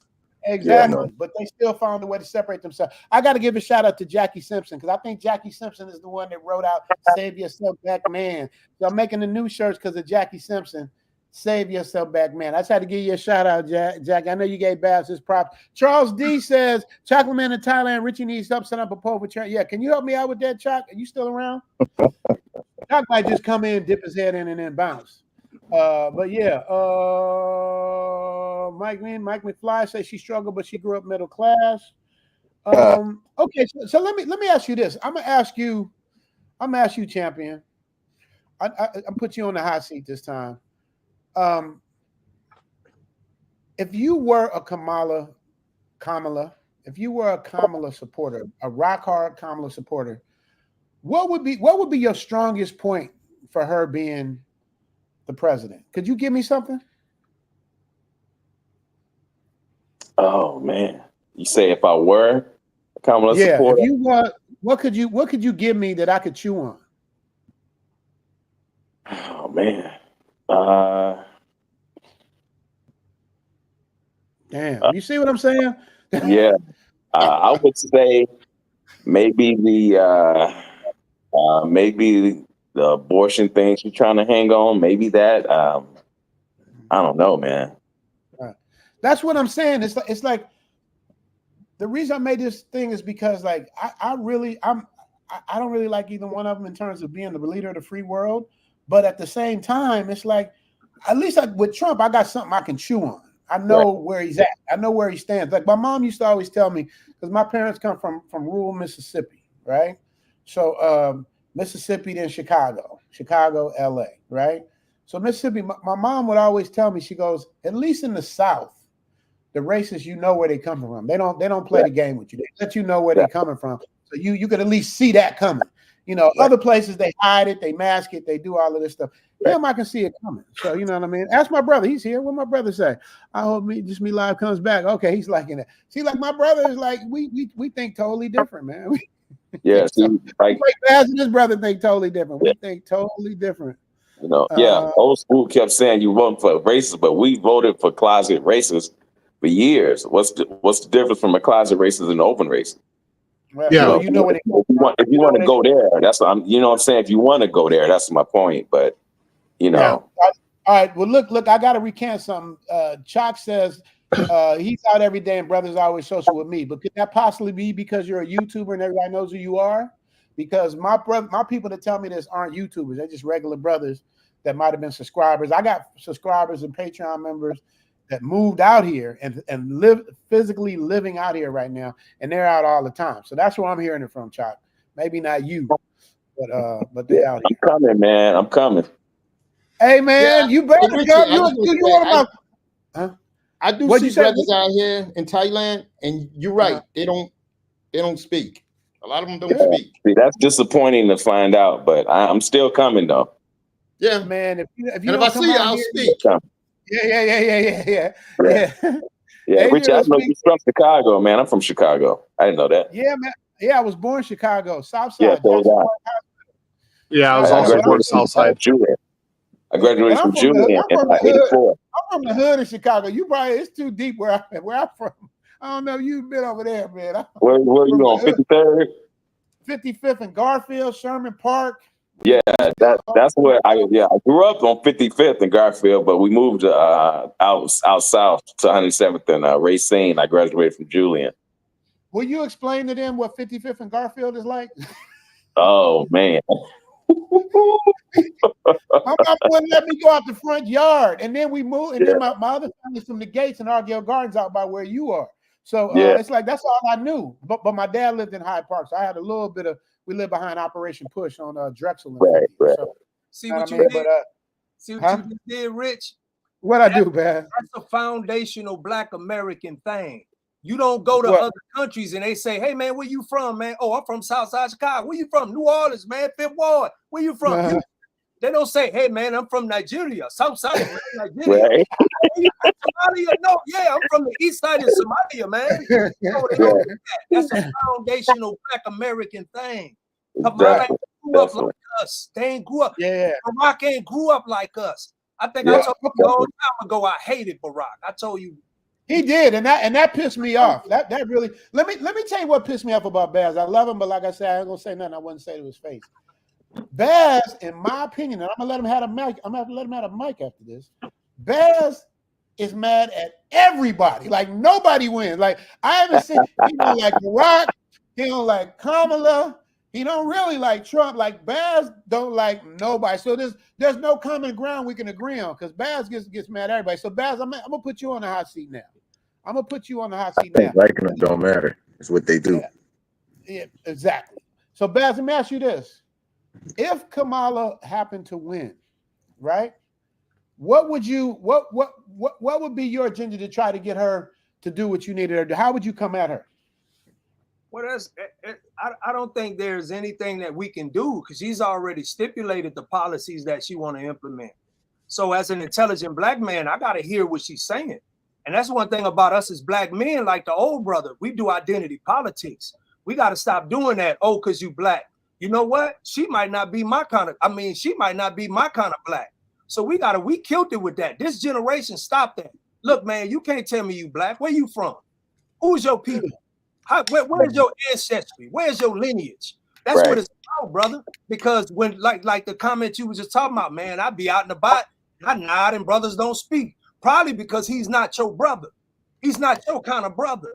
And that's the way I look at it. If you don't speak, you're doing me a favor. I ain't gonna get in my feelings and feel some kind of way. I ain't, man, look here. I come from a great lineage. Everybody is doing what we doing. Everybody is imitating us. Why am I worried about other people, whether they speak or not? You following what up when I go in the club, you dress like me. I'm way out here in a whole nother country. So we don't worry about that, bro. We worried about us. That's what it's about. Everybody worry about themselves. We worried about us. We want what we need. They trying to take care of other people and get us on the train to vote so they can continue taking care of other people. I'm voting for my own demise. Why would I do that? So, Rich, well, everything that I hated on, Kamala, I'm on the right side of history. Obama, right side of history. I even told you about the rap thing. They talking about 50-50, Puerto Ricans and blacks. No, never. I'm on the right side of history. I say I told you, Babs be mad at everybody. He won't let nothing slide. He ain't even gonna let the Puerto Ricans have their place share in hip hop. Hey, Babs, they're erasing us though. That thing about the hip hop. That's why that guy made the documentary. Come on now. Now, if you make some music, it's gonna have your influence on it. It's not gonna be totally based on Black American stuff. You know what I'm saying? Like, nah, like music is every genre of music that came from America came from us, right? I agree. Every genre. But you can't put the Puerto Ricans out of that. All you gotta do is look at Wild Style, Beat Street. We have to agree. Right, but what you're saying is later. Before we get there, Chocolate Man has a question. Baz, you or Cameron can take this. Or Chairman, you skipped my question. I still want the answer. Who decides who is us? What are the qualifications? Baz, I'll let you have that. Okay, well, Cameron, you take that. Go ahead. You want to take it? It don't matter. All right. Y'all both on the same. Go ahead. All right. My great grandparents on both sides were born in the 1870s. Damn. All right. They picked cotton. They were sharecroppers. You know, in the Great Migration, they moved north to Philadelphia, and that's how I came to be. So if you can't go back before that civil rights thing that allowed people to immigrate here that weren't coming from Europe or China, then you're not one of us. You're not one of us, and you don't get nothing out of it. You don't get any benefit out of what was earned by, you know, what our ancestors went through on this continent. You know what I'm saying? So that's it. Can I ask a question, Go ahead. Ask a question on that? Because you know, I noticed that there's a little trend going on X, and a lot of brothers are now dating like white women, Asian women, and they're having kids. How do they fit in when they grow up? Are they part of us, or are they part of something else? I would say that they're still with us. I mean, just like if I have a kid and that kid is raised in my household and I have influence and guidance over that individual and I'm stewarding them to adulthood, then there's going to be a whole lot of me and a lot of my father and my grandparents and my mother and everybody else that's part of me in them. The food that they eat, the way that they talk, the music they listen to, is all going to come from me. You know what I'm saying? So the mother is going to be there, but I'm the one that's controlling which direction we're going in the household. So they're going to be part of me. They're not going to be part of what other place, you know, in that sense of the word. Go ahead. But you know, the pro-blacks say that you're messing up your lineage, and then the white races are telling the white woman she's messing up her lineage. Yeah, but all right, but like on the same, like you get a cup of milk and you put a spoon of Hershey syrup in it and you stir it up. How much milk you got to put back into it to turn it back into milk again and not be chocolate milk? You can't. You just can't. That was an excellent answer. Hey, Cameron, Richie, this is what a lot of black men, because I do Save Yourself Black Man. Most of my videos, and I'm not knocking it. If you can't make it, huh? Yeah. No, I didn't coin the phrase. No, I didn't coin the phrase, but I do videos because I'm, you know, I follow Save Yourself Black Man and the things that they do. Okay. And a lot of us, we date outside the race, and we get it from everybody. You know, from the sisters, from the white races, from the pro-blacks. You know, the way I feel about that is you know, as long as you don't have that mentality where it's like you know, like you down your people, you know what I'm saying? As long as you don't have that kind of mentality, you know, then I mean that's cool. But you know, that's kind of how I feel about it. And to a certain degree, it is kind of true, because you find a lot of these mixed race people that's coming up that's doing this because they haven't been taught. You got a Kamala that haven't been raised with her dad. She's been raised with her Indian mom, so she got Indian traits. And her dad, for the record, he's Irish. You know what I'm saying? They did lineage. I mean, regardless of that, we don't care about identity politics. I'm talking about the fact that you got people that come from other races that kind of like lean toward, you know, they leaning left. They leaning toward a whole different type of mindset when it comes to foundational Black Americans. They make fun of our history. They make fun of our lineage. They say things that they normally wouldn't say. And these are these so-called individuals, after you find out, oh, you got a white mama? Oh, okay, your mom white, your mom Black, but your dad is white? Oh, okay, I understand it. Now I understand it. So now you compromise somewhat in your not just in your belief system, but you just kind of compromise because you don't know where to fit in at. You know what I'm saying? So a lot, I see a lot. Can't be tough. It is some truth to that.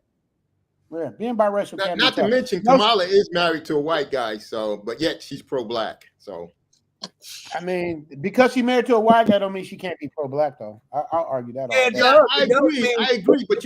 But Richie, you sound like a hypocrite when you say that white people are against us and we should be out here protesting against white people. But you go home. I didn't say that. She submits to a white man. She submits to a white man. Not you. Kamala says stuff like that. That's about me. I'm like, I ain't saying that shit. Remember putting his hands up like touchdown. Black Lives Matter was running around rioting and burning down stuff, and she supported them, and she said they shouldn't stop and never stop, and none of that stuff like that.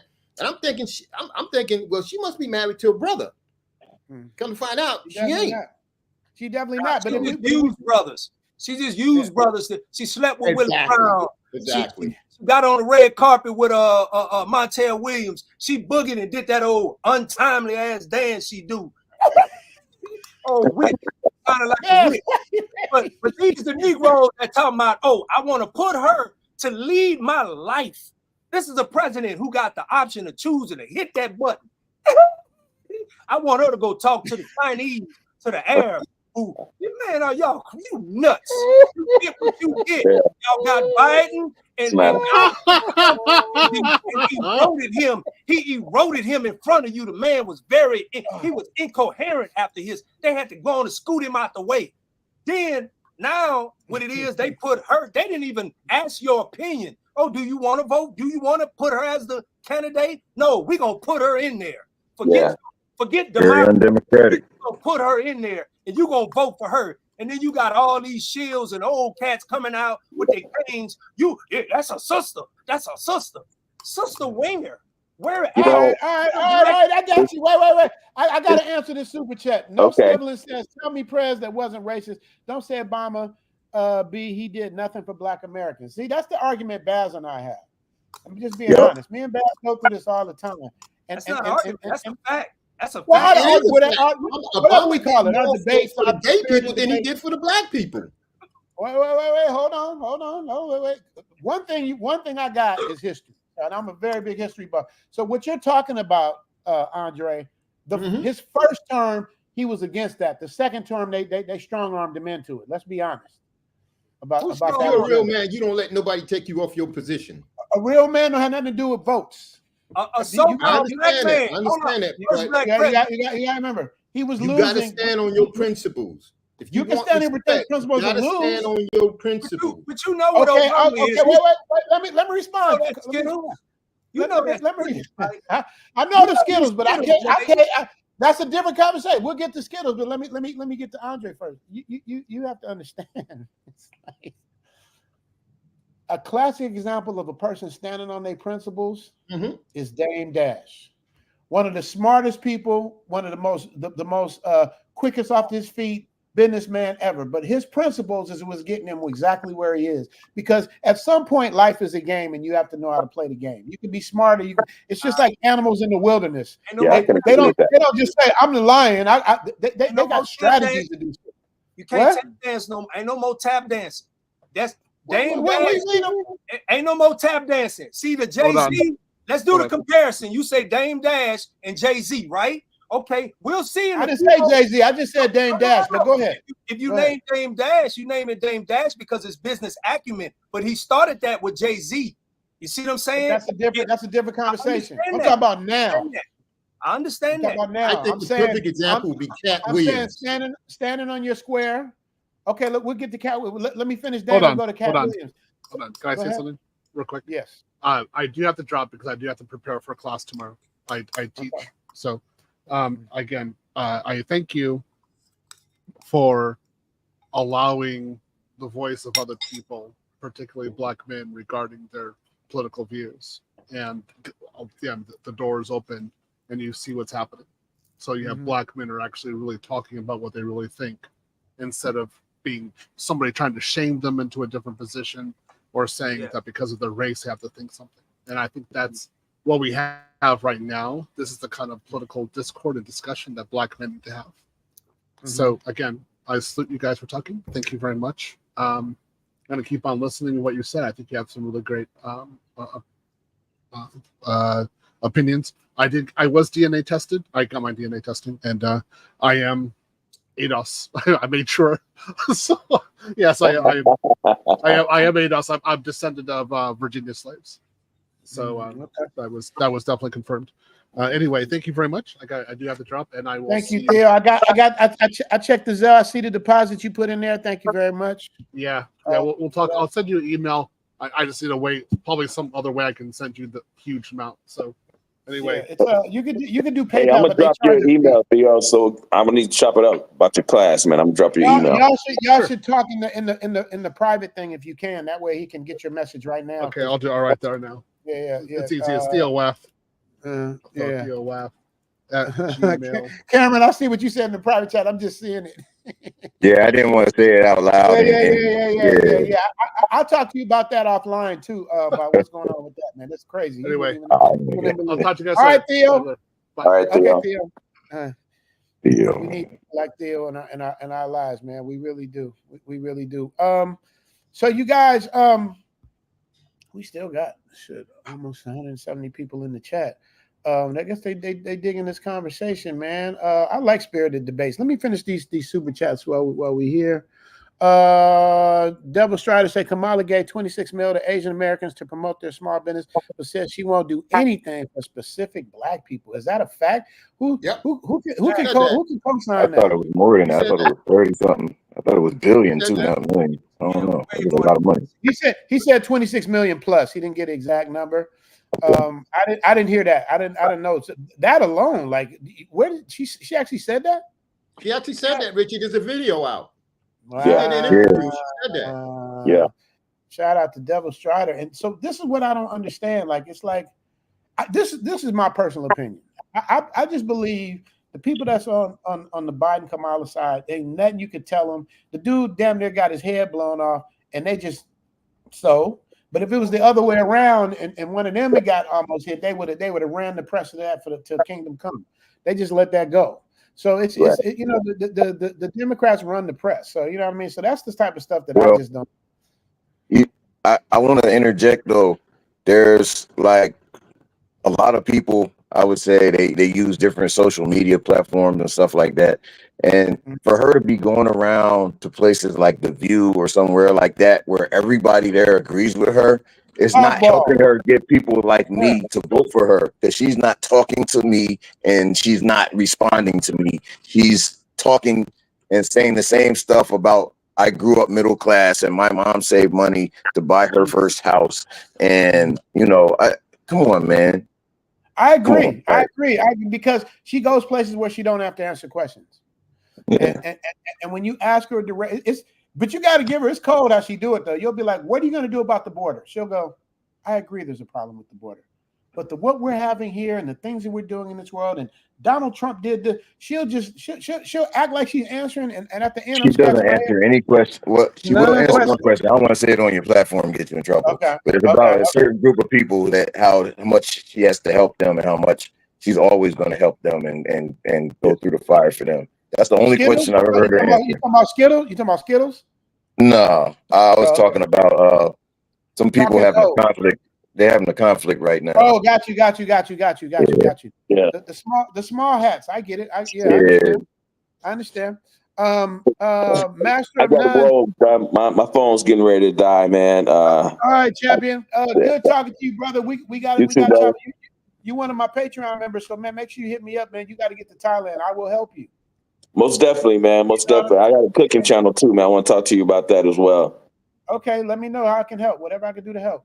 All right, my brother. Okay. All right, brother. I get with y'all, man. Thank you for the support. Thank you for the support. Let me finish these last couple of super chats. I'm gonna let Baz in with everything because Baz, we'll close it out. Master of None. Who cares? A child of black father, non-black mother. The world doesn't see that child other than a black child. That is an excellent point. Baz, do you disagree? Cameron, do you disagree? Who cares? A child of a black father and a non-black mother. The world doesn't. Basically, it don't matter if they're mixed. If they're black, they're black, and that's the way the world's gonna see them, unless they can pass for non-black. And I agree. You know, it's not a hard one. Man, it's so crazy that, you know, and it's always people who have it's like, I'm trying to be careful with my words. There's always people that have a certain type of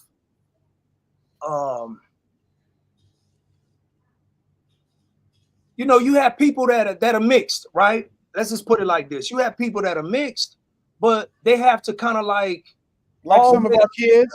They got to defend their blackness. They have to talk about their blackness. It's like, if you're black, where I come from in New Orleans, we have Creole. We got different mixtures. If you see my child, if you see my mother, if you see different people, my family, they're super light. They look Mexican. They look Dominican. They got all kind of different shades. We don't trip on color. We don't trip on light skin, black skin, dark, super dark, midnight, blue, purple. We don't wait. I gotta push back. My ex-wife is Creole. Don't you dare sit here and say that Creole people don't have colorism in their thing versus against dark-skinned people. No. I'm saying, I ain't talking about the Creole. I'm talking about the colorism in terms of like being. I'm not talking about like, oh, I'm Creole or I'm this or I'm Israelite, I'm whatever you claim to be. I'm not even talking about that. I'm talking about people where I'm from in New Orleans. We grew up with different shades of colors, different shades of black, and we don't trip. We might know that your parent, you got a white mama because we seen her at school, and you got a black daddy, but you never seen your black daddy. We understand all of that. So we don't even trip on that. But you got people that grow up and they get into this phase to where the other side is picked on, and maybe they use that other side as some type of badge of honor. They get around white folks. You know, I'm half white. Yeah, they do that. Like, you know, like I'm better because I'm mixed with something, or that's what they do. And then when they get around the brothers, they feel like they got to be a certain type of way. Then when we kind of like rib at them, because in our culture, we're gonna make fun, we're gonna make jokes. Yeah, man, I know you like them beignets. You like that, you know, we know you like that food with no salt, no sugar. We know it, you know what I'm saying? We make jokes. So if you grow up around, you know what I'm saying? So that's the whole thing about Kamala. So if you comparing yourself to Kamala Harris and Jamaica, and once again, because I seen this in the comments, Jamaica doesn't mean you're black because you say Jamaica. Just like Africa doesn't mean you're black because you say Africa. Foundational black. You know, no, I'm saying like if you say, oh, I'm from Africa, that doesn't mean you're black because you're from Africa. Elon Musk is from Africa. Elon Musk is from Africa. Elon Musk is from Africa. He's an African American. So I don't know why y'all get mixed up. Maybe you need to study a little more and get your knowledge right. Because we hear the word black and we just associate, at least me, I associate black. I see you and Cameron on the same code. Y'all get it. I get it. See, Cameron, me, I'm on code, off code. Like certain shit I agree with, and other shit I'd be like, man, get the fuck out of here. So, you know what I mean? Yeah. So it's like I'm on code for certain things, and other codes I'll be like some bullshit. But you got to understand, you, Cameron, you definitely need to hook with Baz though. Y'all two, have you guys met each other before? Nah. No. So Cameron, let me tell you. Who I am. Baz, my music, like Baz is the Michael Jordan of my music. I got different people, and I call Kibo my Scottie Pippen. He does the end thing, but Baz is like anything that you that you heard when the first couple years of me doing my channel. That's Baz. You know what I mean? I think his battery might have died, but yeah, man. So Incel, you got anything else before I shut this thing down? I just want to say this. One of the reasons you should vote for Trump is because Trump, okay, is planning to do things for expats. I don't know if y'all heard, but he's planning to make it where you don't have to pay. Say that. Wait. Sorry, wrong code. Say that, Incel. Trump wants to make it so that expats that live overseas don't have to pay double taxes. So that if you're making money overseas, you're not just, he wants to make it so that you don't have to pay taxes in America. You just have to pay taxes in the country you're in. To me, that's a good enough reason to vote for him. Plus, if you're collecting Social Security, he wants it so that you don't have to pay taxes. I like that. I like having more money in my pocket. And that's what Republicans are known for. Yeah, I know I like having more money in my pocket. Yeah. But here's a question for you so I can understand clearer. So you and I are YouTubers. We make our money from the States. We'd still have to pay taxes on that money though, right? Even if we live somewhere else. Because we're getting our money from the States. Is that right? You might. I think we would just file and then they would give it back to you. I'm not sure about that. Well, that's something we need to know about. You know what I mean? To make sure we're sure. Let me read this last super chat. Obama was raised white. That's proof. Proof of what? Baz, you want to assume what they talking about, Baz? Because you probably can pick that up. Cameron, you got that? I think he was talking about lineage, and then he was saying where we was talking about father, the absentee of the father, and they say he was raised by his white mama. So a lot of time when you raised by your mother, that's where you get a lot of your upbringing and how you culture and language and your mannerisms and all of that good stuff. Right. You know what I'm saying? Yeah. I got you. So that's all, man. Hey Richie, do you be on X at any point? Which is Twitter? I just don't have time, dude. I be in here editing videos and shit. I barely have time to put up stuff, but I got to get more into X and see what's going on. Why are you on there talking shit? I'm on X. Yeah. I ain't posting that on X since it was Twitter. I don't think. You know what I mean? I need to though, but I don't. But you need to go to X. You find some interesting stuff. Did you? Because I was going to ask you. Did you see the interview where Tucker Carlson interviewed that dude, that white guy that said Barack Obama in Chicago was smoking crack and pleasuring dudes? And he never denied it, Barack Obama. Now I don't know. I'm just saying. Didn't he say he fantasized about men recently? All I'm gonna say, but all I'm gonna say is this: we can go in anybody's closet and find shit wrong, man. It's like you can find that in my closet. Here go my closet right here. There go my closet. The devil is a liar. I gotta get it. Wait, I gotta get it. I gotta get it, Cameron. Wait, I gotta get it, Cameron. I don't know. Wait, I gotta get it, Cameron first. Cameron, you can't sit here and tell me you ain't done shit in the past you ain't been ashamed of. No, not like that though. Stay out of it. Stay out of it, Baz. Stay out of it, Baz. You're next. Sure, but like not no stinky donut play.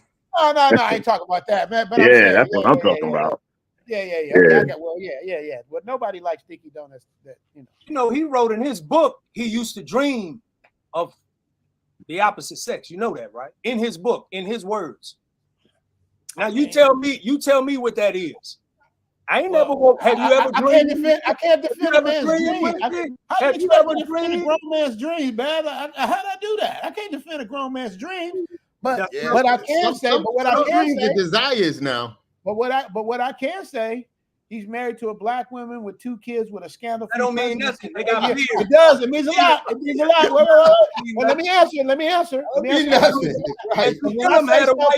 When I say stuff, I'm backing up with facts. When I say stuff, I'm backing up with facts. Just let me back it up with a fact. When I say that, I mean, you got to understand. It's like a scandal-free presidency, being the first black president, is a big fucking deal, because you got to understand they went upside down trying to find shit on him. First, he had a Christian minister who was a racist something. Then he became Muslim. Then he did this. They tried everything to get him, man, and he stayed smooth, man. He stayed smooth. So that's the Jackie Robinson of the presidency, man. So it's like how do I somebody, as we were kids growing up, everybody out here grew up like we always dreamed of having a black president. We didn't dream of having a perfect black But he president. wasn't FBA. But that's So it's like the dream ain't been achieved yet.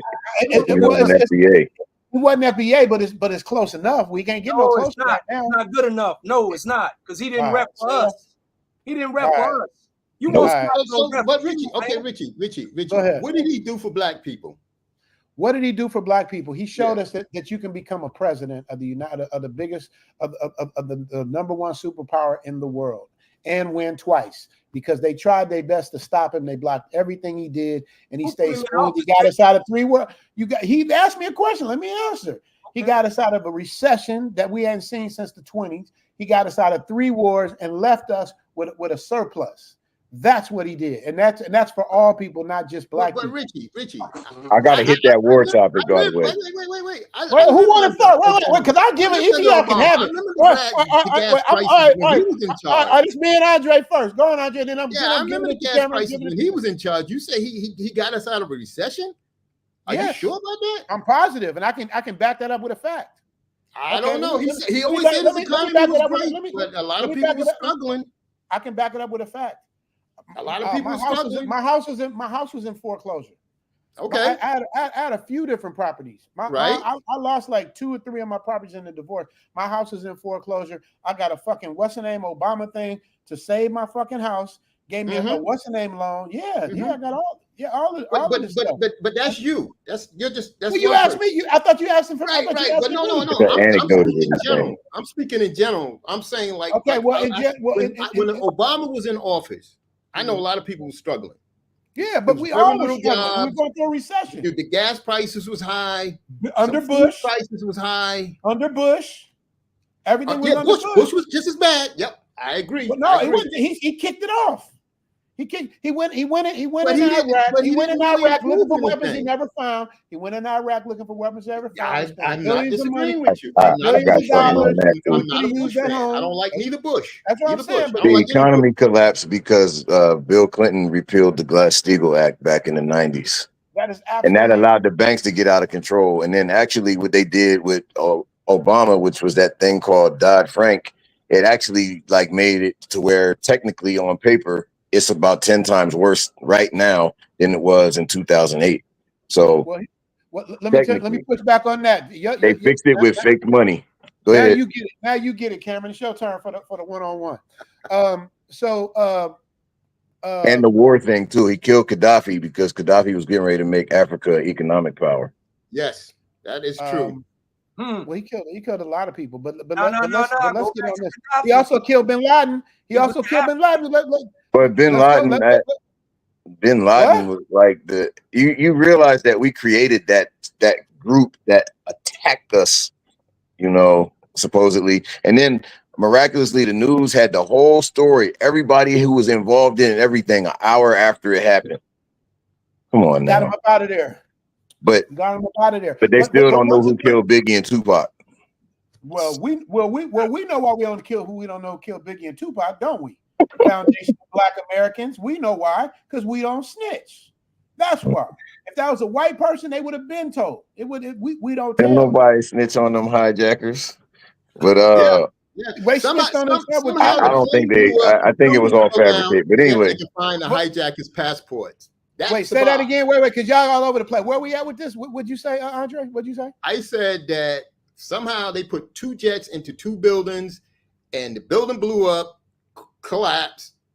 Everybody that couldn't get out of the building died, but somehow all the hijackers' passports survived.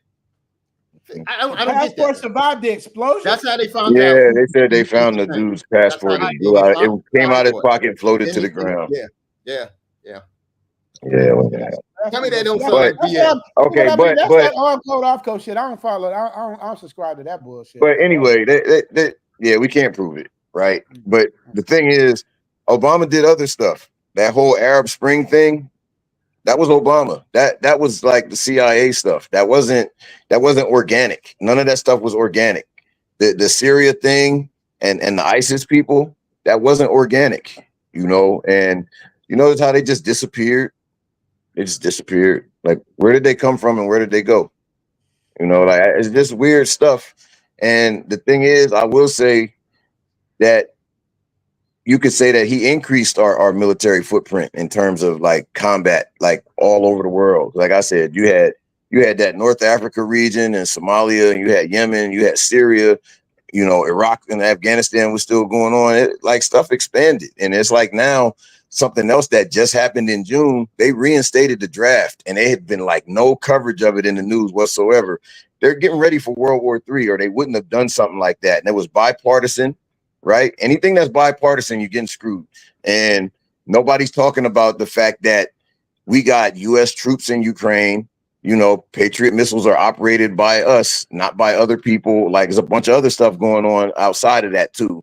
And they're engaging Russians. And then you got the Middle East. We got 40,000 troops over there, and we got a bunch of aircraft carriers over there trying to do air defense for Israel because they got missiles coming in. And it's like, Biden told Taiwan that we're going to fight China over Taiwan. Like, we're in a big mess, and they're getting ready to do something. So I would just say, you could say willy-nilly, oh, the draft, this always the selective service. Nah, they just said 18 to 25. So it's coming. It's coming. We're going. And that's what, and that's my point about why if I were to vote, if I had to pick one, I would pick Trump, because I don't think China or Russia or anybody is going to respect this woman. I just don't. I don't think Americans are going to respect this woman. At least the Dems. The military is pro Trump. The police are pro Trump. The police are scared to do things because of what's going on. You got the Skittles thing going on. There's a lot of, it's just the problem for me, for Democrats. It's just they so far to the left now. It's just there's no line at all. Like, there's literally no line. You know, everybody has a line. Like you know, you push me, you do something to me, I got a line. I'll let you talk shit, I'll let you do whatever. But there is no line with Democrats. Like I don't see you know, I don't see it. Yeah. You know, yeah, under Trump, there was not any wars. Under Trump, there was not any wars. Yeah, he's right. He's correct. He didn't start any new wars. Wait. If it weren't any wars, that's because Obama stopped the wars, not Trump. No, Obama didn't stop no wars. Quit it, man. Oh, okay, wait. So let me ask you a question. If there were no wars during Trump, then the motherfuckers that got on under Biden with their tail between their legs in Afghanistan, where were they at when Trump was in office? He didn't start any new wars. He said under Trump there was not any wars. He didn't say no. Okay, wars. well, that's not accurate. But he didn't start any new ones. He didn't start any new ones. And neither did Barack. You know what I mean? Neither did Barack. He didn't start any new ones. Syria. He didn't start any Syria, new ones. for sure. The thing of it is, you guys, it's like when Barack took office, we were in 3 wars and a recession, and gas was damn near $8 a gallon in LA. I can't speak for everywhere else. That changed when Barack got in office. I don't know how we can ignore this. I don't know how we ignored this, and how it was under Clinton. And this is why I disagree with Cameron. Is under Clinton, we had some of the best economic times because we had restrictions. Yeah, but Reagan started that. Office, who? Reagan Clinton started restrictions, didn't he? No, wait. No, it wasn't Reagan. It was, I think, Bush. It was Bush Senior. Bush. Yeah, but Bush Bush took over Reagan's economy, and he just kept it going. That's all it was. Yeah. No, he didn't keep it going. Read my lips. No more taxes. Yeah, he raised taxes. He raised taxes on that. Yeah. That's why I don't like none of the Bushes. But everything is slow moving with politics, so it takes like a period of years before you see the results of a new policy. But I will say, why is that, Cameron? Because there's always infighting. Nobody wants to let somebody else get past because they don't want to get them to get the credit. But go ahead, Cameron. I'm listening. No, but you. I don't think it's about the credit. But what is it? What is it? Actually, because to be honest, our political class is under control of Wall Street. Like, They get their marching orders from Wall Street for everything. And so when it comes to getting credit, like, I mean, it's just like they'll have something like this reparations thing that they did a horrible thing with in California, but they showed us who they really are. Finally, it's like they'll have something, and then you got somebody like Nancy Pelosi that's the leader, so she'll vote against it because it's so horrible, but she'll make sure that just enough Democrats do vote for it that it passes the House, right? And that's how they always do. So they say, yeah, we were against this, but we couldn't stop it. And it's like, you couldn't? I thought you're the leader. It looked like 12 of your people voted with the other side. You know what happened? You know, so like, that's the kind of stuff, when you pay attention to politics, it's almost like, even though the Democrats are with a lot of that crazy stuff, in general, they all work together because the corporations get everything that they want. They get United Corporation of America. That's what America is a corporation. Let's be honest. Yeah, it's a corporation. And that's why when we hear reparations and all that stuff, there's no benefit. There's no financial gain for them. I don't get it, Rich. You saying when you hear reparations and all that stuff, what you think bringing all the millions of migrants over here and then putting them up in hotel rooms, flying you're not gonna make me defend something I don't agree on. I don't agree with that shit. What is that? You agree with it? You ain't against it, but you sitting here talking. I ain't against it. No, I'm just saying. I'm saying you're talking about nonchalantly. Oh no, that reparations and all that stuff. What you mean all that stuff? Let me tell you what. Let me be clear on what that is. You and I have had this argument before, but I'll give it to you again. Everybody can hear. Let me be clear on this. You get the what it is. First of all, you can't even quantify what was done to us over 400 years. You can't put a price on that. Number one, we worked for 200 years. Don't go sounding like Kamala. I thought you were saying I was nonchalantly saying I'm explaining why. You did nonchalantly say reparations and all that stuff. I'm breaking down why it will never happen. Because number one, you can't quantify the amount. You can't say, all right, each black person get $1 million. That's $300-something million. We're never going to get that. We starting at 17 or 19 trillion. That's what we started. Okay. But Richie, I just want to interject. Okay. I understand what Big Bass is saying. Mm-hmm. If you can bring people from another country who ain't paid no taxes in this country, who ain't put no penny into Social Security, haven't fought no wars. Right. You're making my point. Thank you. Wait. Richie. Go ahead. And then you're going to give these people all this money, okay?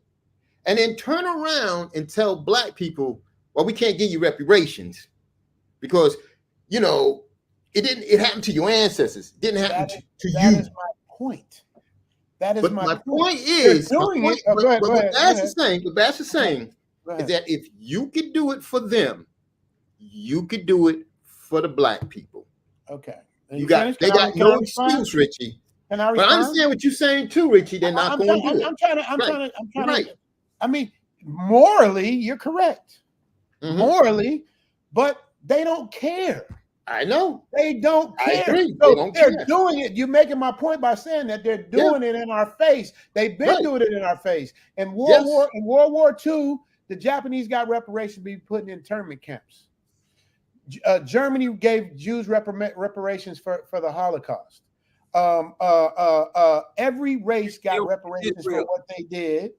They got help. So they're showing you, and this is a democratic run system. This is what I'm talking about. We're going to help everybody else, but y'all, motherfuckers. And the reason why they don't, and this is the main point, Cameron will understand this. The reason why they don't is because we are not organized. And I've had this conversation with Bass forever. I wish I could get this right. If I could just, I would disagree. Let me just finish my point, and then y'all can disagree all you want, but I'm just going to give you facts.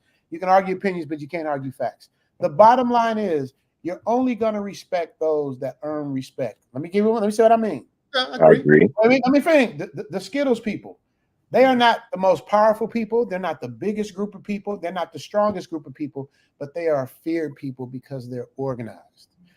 The people, Really? So, They- Baz, you're shaking my. Their Did I platforms, say they're something? Did I not. say something that was incorrect? Did I say something that was incorrect? About what? About Cameron, did I say something was incorrect just now?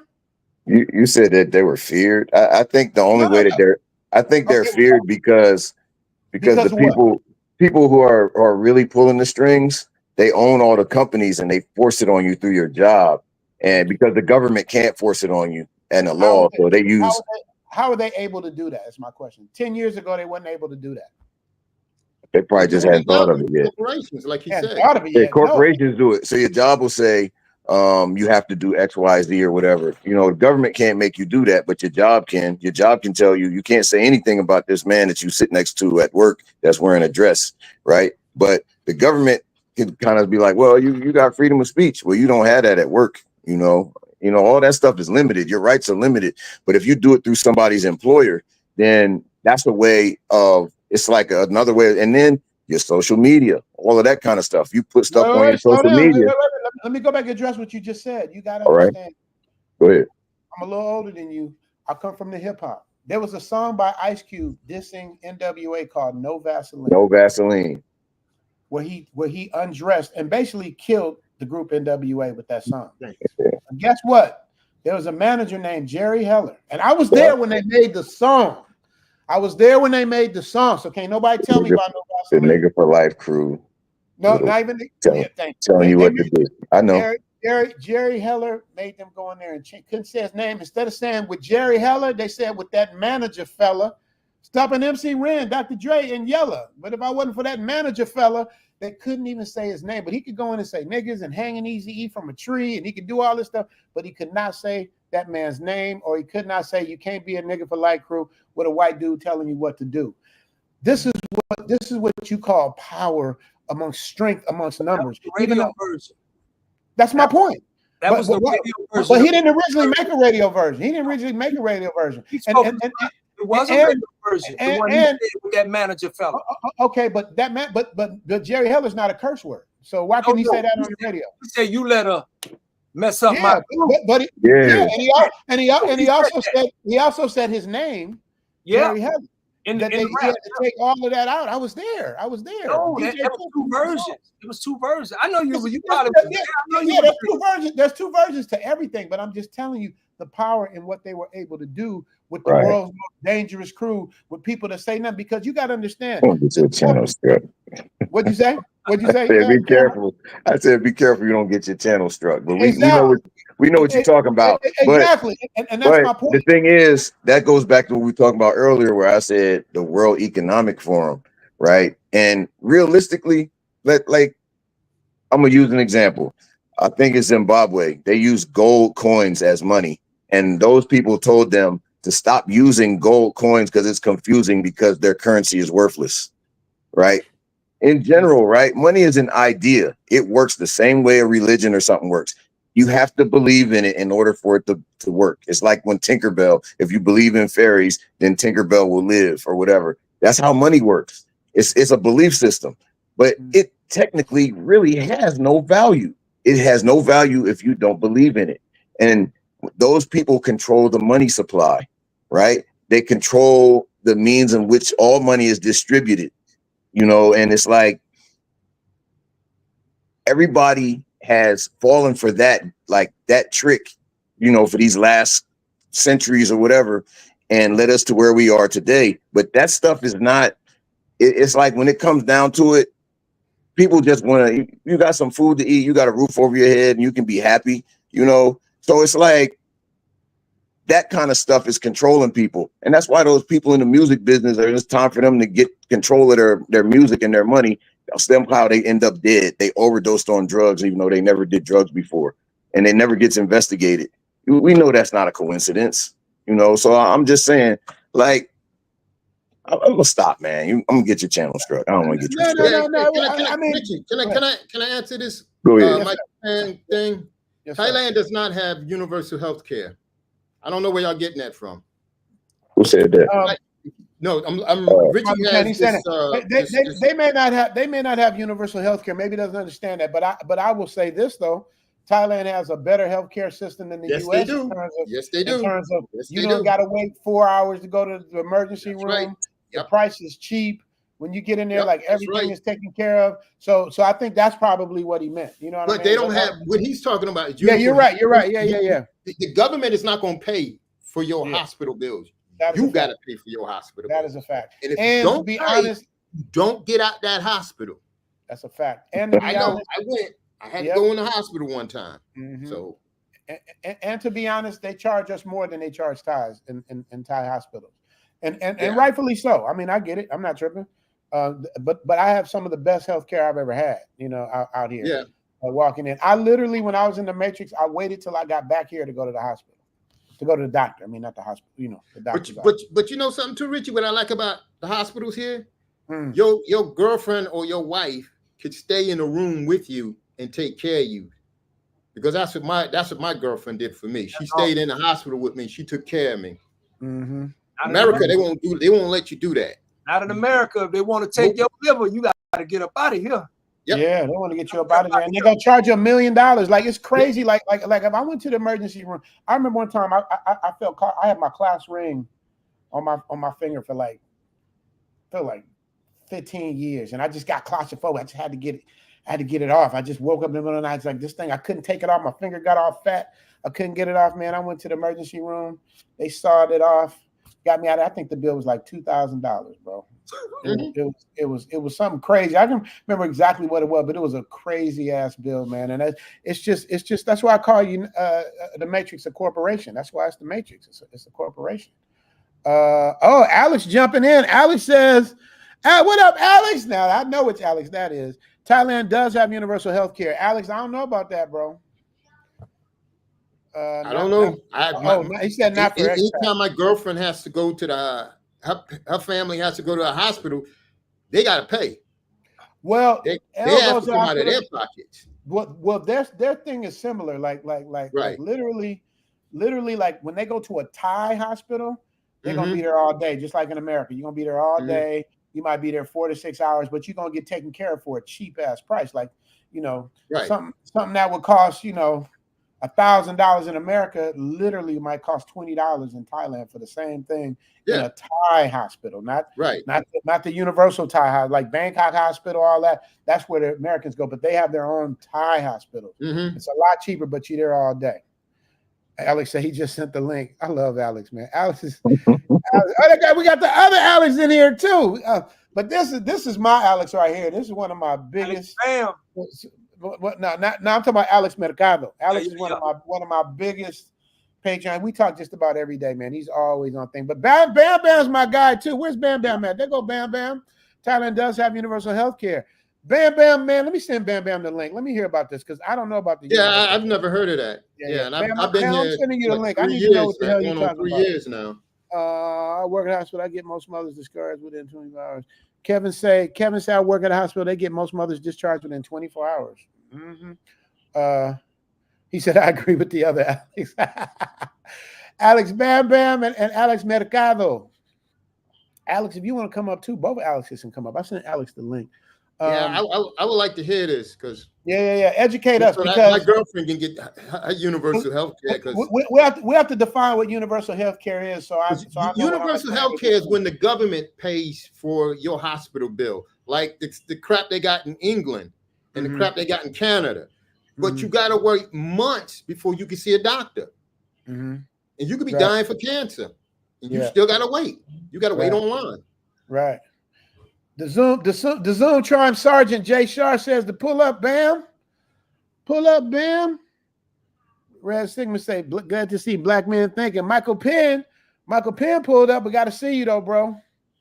I got to see you, Michael Penn. I'll let you up, but I got to see you. Richie. There he is. Michael Penn, he turned the camera on for 3 seconds. I want to say something that y'all was talking about before we got on this subject. Go ahead. One of the reasons why black people don't get anything is because, like you said, we're not organized. We don't work together.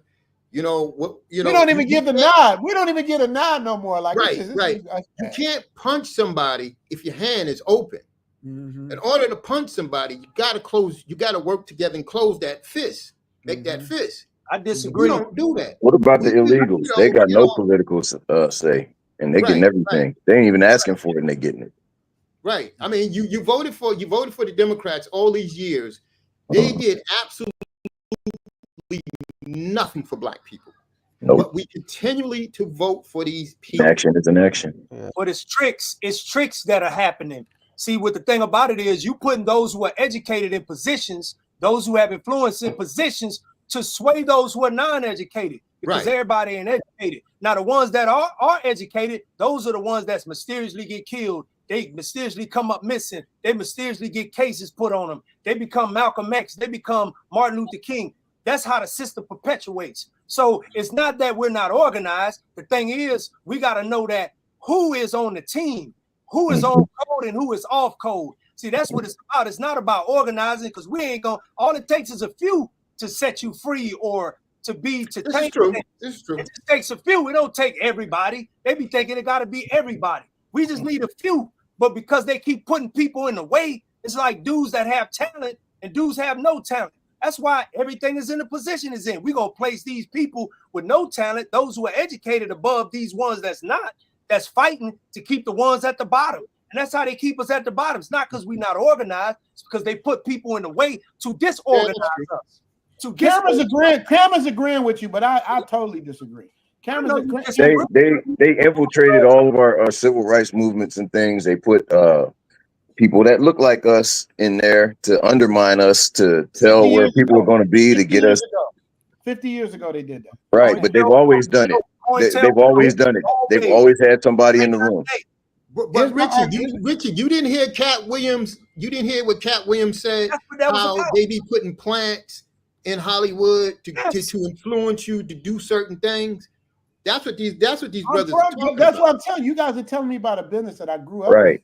with. Like, Now, right, yeah, I know you know the show business, but it's like you also have right, but like it's the infiltration, and it's just like these people have like policy institutions, think tanks. They have plans how they're going to handle us 25 years from now. Like they already got it. They've got like, well, what if they do this? So they come up with a countermeasure for that. What if they do this? They come up with a countermeasure for that. Now we need something like that, but we won't be able. They won't let us establish something like that. We'll end up going to jail for something stupid that we didn't do or something like that, and then it'll end. Oh, you know, and we're too invested in leaders. They just find you're the leader, I'm the leader. You know, Baz is the leader. You know, Incel's the leader. They kill him, and then everybody goes home. And it's like we need a faceless movement where it's just all of us and not one person out in front talking. That's why I like stuff like Passport Bros, Save Yourself Black Man. No leaders. There you go. Just free-thinking men. That's all. Let me say this. Oh, Richie. Yeah. Let me go ahead. What you gonna say? Who's that? Oh, that's me, Mike. Oh, what's up, Mike? Go ahead. You got something on that? I was about to respond. Yeah, I just want to. I don't want to interrupt. I'll make it quick. I just want to add something to what your colleague said about the universal healthcare in Canada, England. I'm not. Your colleague is partially correct, but he's not entirely correct. And it's a myth. I'm not so where your colleague is getting information about how bad Canada's healthcare system when it comes to cancer treatments. I'm sorry, access to cancer care. And there's a misconception. So I think your misconception, I'm not sure it's just the guy's name with the glasses is completely wrong, false. And you're not, and what you're saying is there's no evidence. It's not backup evidence. I've seen news reports, so Okay, I don't know. I don't live in Canada, so you would know more than I would. So right, but I'm just going by news reports. I understand that, but the news report doesn't give you the full picture, context. I studied different healthcare systems, so I'm an expert. So you don't want to.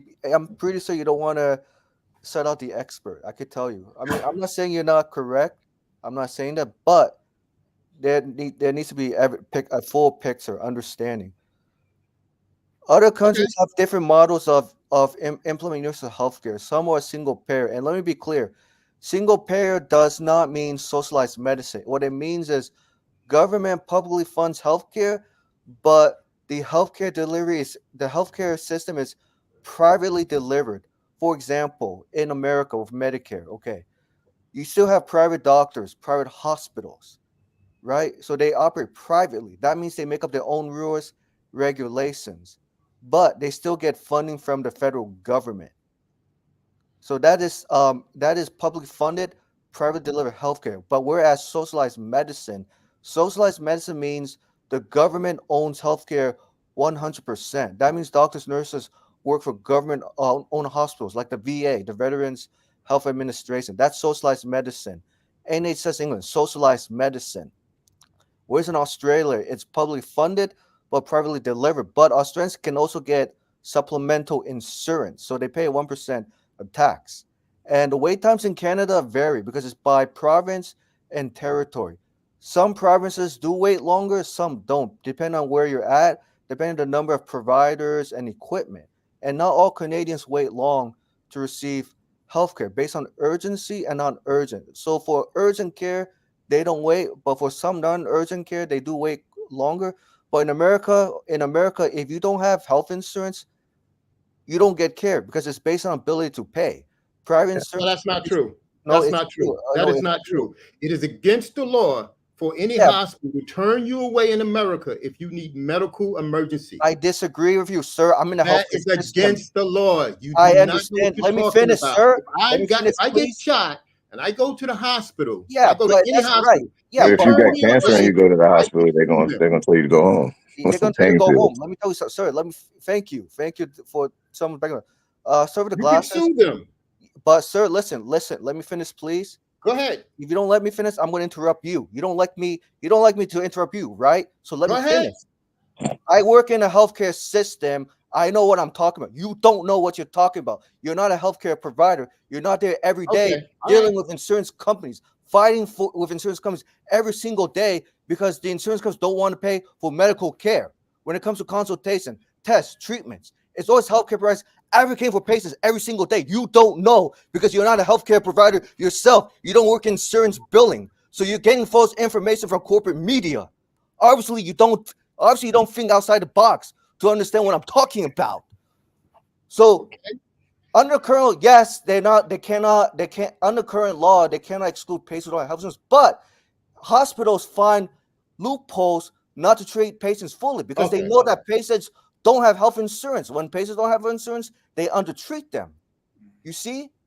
And the same thing if a doctor knows that that a patient doesn't have health insurance, do you think the doctor's going to provide full treatments? Of course not. The doctor say, hey, I'm going to have to take the Band-Aid off because I'm not getting paid. You don't have health insurance. So it's really tied based on employment, your socioeconomic status. If you don't have health insurance for your employer, you're going to skip medical care. You're going to think about putting food on the table. You're going to think about paying mortgage. You're not thinking about healthcare because healthcare is tied to employment, where you work. And patients do wait longer than Canadians do because in America it's based on ability to pay. It's based on money. Insurance companies don't want to pay for medical care because it's tied to the stock market. What I mean by tied to the stock market means if the profits are if their portfolio is doing well, they'll maybe pay for medical services. But if the portfolio is not doing well based on quarterly stocks, they don't pay for healthcare at all. So therefore, patients have to delay care forever. We don't know how long. And patients die not because of disease, because they die, they can't afford medical care. I see it every single day, left and right, at the hospital, nursing home, home healthcare. And not only that, but fighting with insurance companies every single day, why this medical treatment is a necessity. But in other countries, people don't fight over their health insurance or not, or file medical bankruptcies because they have the government who pays for the health care. So you feel that the government should pay a portion of everybody's health care? Look, we're already paying a lot for healthcare. I'm You just combine asking a question. public. How do you feel I'm about answering your that? question. Let me answer your question. I'm giving you statistics. In America, we pay a lot for healthcare, for public and private. We do. We give employers tax breaks. So tax breaks means employers offer health insurance and they don't have to pay taxes on top of it when it comes to tax filing. So in other words, the federal government loses money in foregone revenues every year, right? That's tax expenditures, tax breaks. Plus we pay premiums, deductibles, co-payments, and out-of-pocket costs. You add those numbers together, we're paying more. We're paying definitely more than enough to afford universal health care in America already. Just do the math, add the numbers. All I you don't gotta want do is follow universal the health care. money. You guys can keep that. Well, I'm just saying. I'm just telling you already from health system analysis and research. We spend a lot of money in America. It's because the problem in America is greed. Greed takes over health. Yeah, I agree. I agree. Right. You're By right. insurance, by insurance companies, hospitals, big pharma. We know that already. We know where we Hey, know where the money is from. Michael, you left out something though, Mike. You left out pharmaceuticals. We haven't even got to what I that. mean, because the pharmaceutical. What I mean by that is that, okay, pharmaceutical companies spend a lot of money on marketing. If the researchers say, okay, this pill should cost, for example, $20, but the marketers say, no, this would be $200. In other words, 10 times they want to charge. So it's not the medical researchers who are greedy. The problem is the people who market the drugs, who want to make it so expensive that Americans cannot afford out of pocket. Because the problem is the intellectual property rights. Intellectual property right means they don't have to make new drugs every year. They can use the same products every year, but increase the prices 20 folds, 30 folds, 40 folds every year to make a profit for advertising. It's not necessary for making sure the drugs are safe, because everything is tied through profits, because it's owned by shareholders. Shareholders control the healthcare system because it's tied to the stock market. When healthcare is tied to the stock market, that means Americans are stuck with employing sponsored healthcare. If they want to leave their job to go to another job, they cannot leave their job because it's tied through their employers, and their health insurance don't follow where they go. Whereas in other countries, when they have universal healthcare, they don't have to worry about if they're going to lose their job, they lose their health benefits because they lost their job, or they're going to start business. They don't have to worry about losing health benefits or going from one company to another company because it's portable. It follows wherever they go. It's just like you have car insurance. If you move from one state to another state with State Farm, you don't worry about losing State Farm because it follows where you go. It's portable. But for most Americans, they don't have that luxury to leave their jobs or start a business because employers control their health benefits. And that's the problem why we don't have universal healthcare in America alone. Damn. Okay. Damn, Mike. That was a motherfucking a class in healthcare, man. Appreciate you, bro. So we're always gonna have big government. It's not about big government, sir. Other countries To don't me, have it's about big government. I don't want the government growing any bigger than what it is. We have big government for the military already. We have big government for the super rich in the form of But they're supposed to have a big government for the military. I don't want the government you're forgetting what I have military. to do. You're forgetting the fact that if you increase military spending, it's going to have to require a tax increase too. Okay, that's the job of the government, to take care of the military. Yeah, but provide the defense for the country. Yeah, but it is not the government's job to give me money for food, to give me money for health care, to give me money for all this. That is not the job of the government. No, the military, you're also forgetting that the military, just because Congress raises military spending, does not mean they're not gonna pay for it. Oh, taxpayers are gonna pay for for a huge increase in military spending. What? How are they gonna do it? They're gonna put it on a credit card. That when it's being put on a credit card, that means taxpayers are going to be responsible for paying for it, either indirectly or directly. Right. We pay taxes so that we can have a military. Yeah, but I don't want to pay taxes so that I can take care of some bum on the street or take care of somebody who doesn't want to work. I don't want to do that. No, I don't agree with welfare, food stamps, and all this stuff like that. The government, that's not the job of the government to take care of me. My job is to take care of me. Your job is to take care of you. I understand, but there's a point. There's a point in life in your time when you're going to fall ill. You're going to become sick. Right. Obviously, you don't need the government to take care of you. I'm not saying the government should not take care of you forever, but there's going to be a point in time. How many people can qualify for Medicaid because they make too much money and they became poor through no fault of their own? How many people can leave their jobs and start a business? They can't afford because their health insurance is stuck through their goddamn system, through their employers, because employers don't want to give up. Can I ask you a question? Employees. I've been in the system. I work in the healthcare system for many years, and I see it every day. You work in the healthcare system. Let me ask you a question. Because you don't work in healthcare. The government didn't do all this for everybody. Because the problem is America's healthcare system is based on capitalism and slavery. You should know that. You should know your history, sir. It's based on capitalism and slavery since the inception of this country. If you have done your research, your diligent research, understand what I'm talking about. You and I will not be having this conversation in the first place already. You can Okay, read that's multiple nice. studies, But and I'm here's telling you you're already. missing my point. You're missing my point. I'm Here, not I live missing in your Thailand, point. I'm right? not missing your Listen to me. point. Listen to me. Listen to me. I listened to you for a minute. Okay. Can Yeah, I but get you're a word in? disputing the evidence. You're not considering the Can I evidence. You're get a disputing word the in? evidence. And then you can say your thing. I Go live ahead. here in Thailand, right? And the reason why they have so many children is because they don't have a proper social security plan here. Okay. You have to put into the social security here. They have children, so when they retire, their children are going to work and take care of them.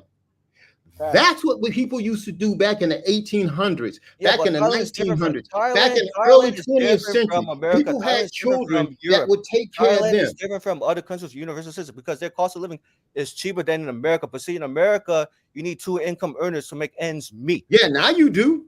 Well, Now you do. yeah, but it's Yeah, been you do. Now you do. but Back America in the has day, you always didn't. America has been like that since the 1980s, sir. Look at Reagan. Reagan cut taxes on big Yes, I corporations said and that. the super rich, I'm not right? disagreeing with you, But what bro. I'm saying, But I'm yeah, but talking what I'm about in yeah, the but what early I'm saying, 20th yeah, but what century, I'm the saying is 1800s. You what I'm had saying is you it's had because the you man listen. who went out You and didn't worked, say and continuation. he we all took talking care over each of other. his Hold on, family, I gotta and mute his everybody. family Hold took on. care of him. I gotta That- mute everybody. Okay, hold on. Let me start muting because we talking over each other. But I learned a lot from both of them. I learned a lot. Shout out to Rich Turner. Let me grab some comedy in here. Rich Turner said, "I heard midgets only got to pay half whatever else pays for healthcare." That was hilarious. And then somebody else wrote and said, "Cameron must be a relative because I'm letting him talk so much." This is me and Cameron's first time. Whoever wrote that, I forgot who it was. This is our first time talking, man. We just all having a good powwow together, man. You know what I mean? Michael's coming with some educational stuff.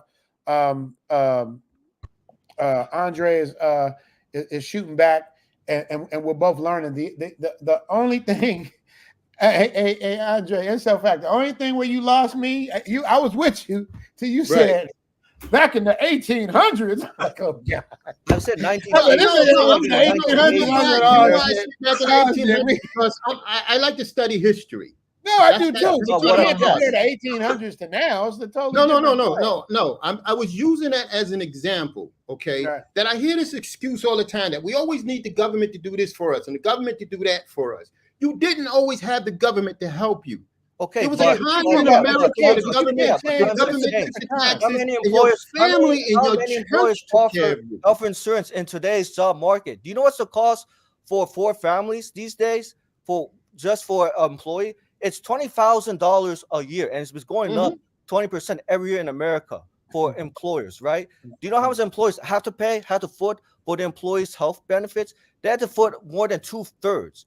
So when they're footing 2/3 for health benefits, do you think they're gonna have enough money to give raises to employees? No, they're not, because healthcare consumes so much of the cost. Because health benefits are tied to employers after World War II. Why? Because employers do not want to raise wages for a majority of employees. They want to do is attract talent by suppressing wages by offering health insurance. And that's why we're in a health insurance mess, because of the employer-sponsored healthcare model after World War II. Other countries don't have that kind of system that we have, because our system in America, we don't have a system. We have a convoluted healthcare financing system. Right. I got a question. Mike, I got a question. Let me jump in for a question for you, Mike. My ex-wife is an attorney, right? And I learned that the real crookedness, the real people who's really making the money, and my ex-wife's a healthcare attorney. The real crook is the insurance companies, the way they're charging, and like you said, doubling and tripling up and all of this stuff. My question for you is there any way to rein that back in? Because it's so out of control, and it's been out of control for the last, what would you say, Mike? 30, I would say 40, the last years? 40, last like 45 years or 30.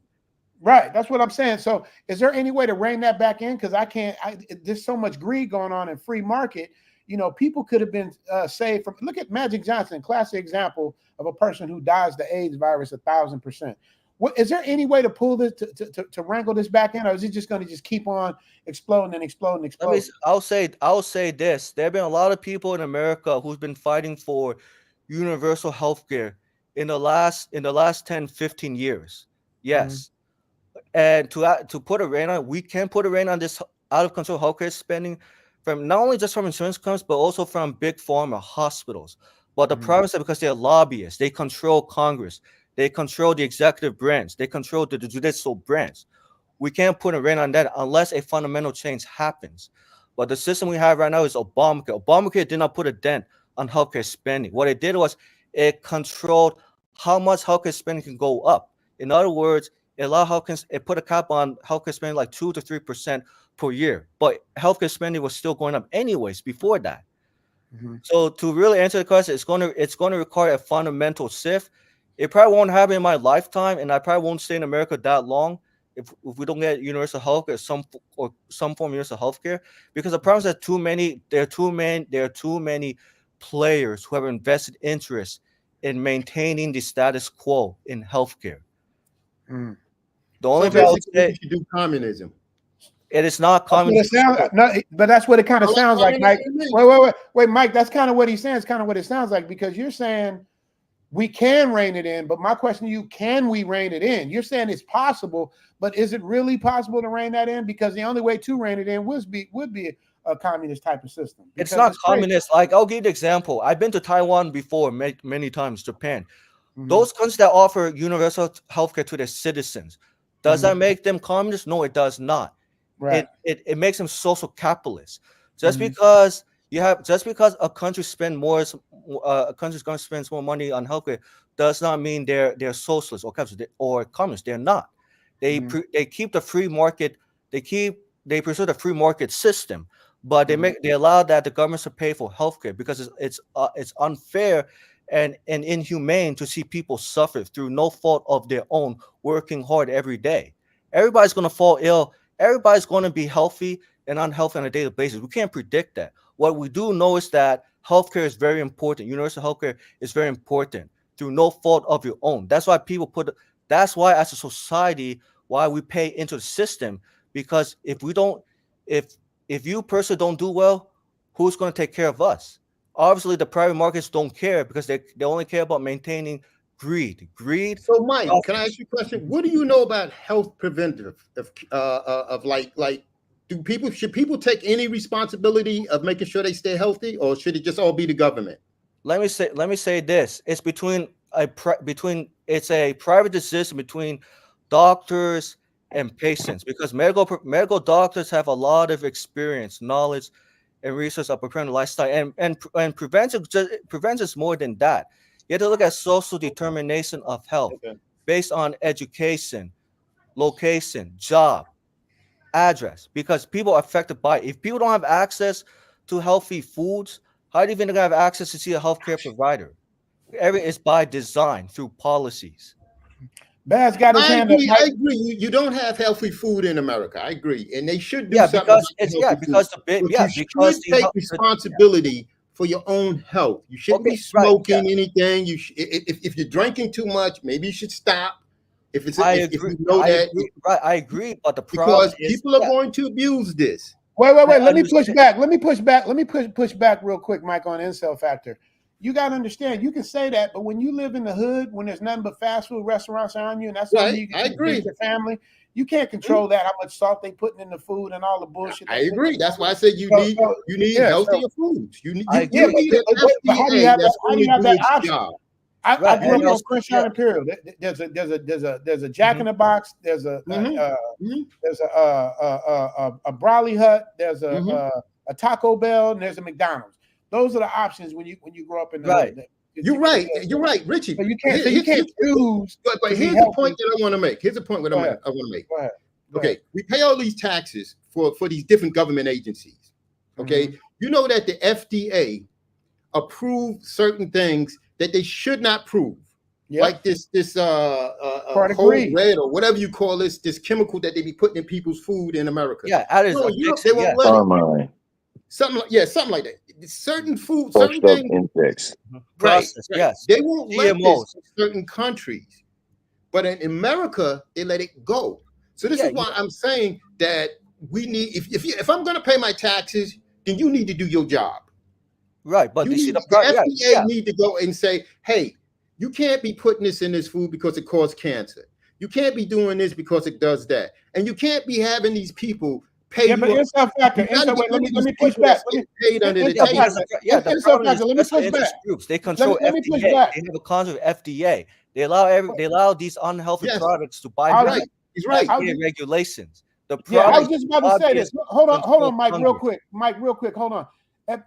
So what you just said, Incel Factor, you can't do this, you can't do that, right? Say that to me. Tell me right now. You can't do this. Well, you I'm can't. saying if this is the job of the FDA, Say it. because you know Right. we Wait, rely on these government No, agencies. just say to what you protect said. us. You can't do this. You can't do that. Say it. Yeah, I know. It sounds like communism. But No. But you say you isn't can't that do what this. we headed anyway? You can't do this. You can't do that. Chip.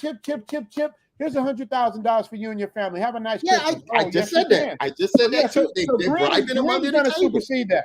So go ahead, Mike. I'm sorry I interrupted. Yeah, you. sorry. Yeah, it's not. Hold on, let me step away for a minute. It's not communism. It is the revolving door between the government and corporate interests. Yeah. Well, it's greed, really. Mike, when you get Exactly, down to right, it comes down to greed. It is greed. Greed takes over because I said earlier, because the lobbyists control Washington. When they control Washington, that means they control government agencies. Because the corporate lobbyists know that if they have to go through regulations, that they can't put this in products. Corporations know that they can't make money if they don't sell unhealthy products. But in other countries, like for example, Asia, Europe, they have strict regulations of what products can be produced and what products can't, right? Like GMOs. They're not allowed to put GMOs, but in America, we allow GMOs because of greed. I told you, America's a very capitalistic country. Facts. Mike, I'm gonna say this to you, and Baz know that. Anybody's been to Thailand, Incel Factor know this too. The Sprite and the Coca-Cola taste totally different out here than it does at home. Am I lying? Yes. I mean, you're right. Yes, because because totally different. Yes. And I couldn't understand why, and because of what Mike said, what Incel Factor saying. What were you saying, Cameron? Huh? Well, like you're talking about lobbyists, and a lot of people don't realize, like the crime bills that Joe Biden did, like he didn't write that. The lobbyists actually wrote it, and those loopholes that he mentioned, they're put there on purpose. They're not actually loopholes. They're on purpose written into it because those people wrote it so that they can sidestep whatever you think you have some kind of privilege to. They can find a way to go against it and not give it to you. Everything is on purpose. Like nothing is by accident. They say, "Oh, they found a loophole in it." It's by design. Yeah. It all just comes down to greed. I got to give a shout out to Ron Saluki who left me that super chat. I didn't get to read it off. Ron Saluki, love you for the 2,000 yen. For me as a contractor for the military, I receive salary paid by a company in the States. I do pay federal taxes, but when I do my taxes, it's covered under foreign exclusion, so I get it all back. Speaking of get it all back, we're going to break this up a little bit for this Ron Saluki. Take this, baby.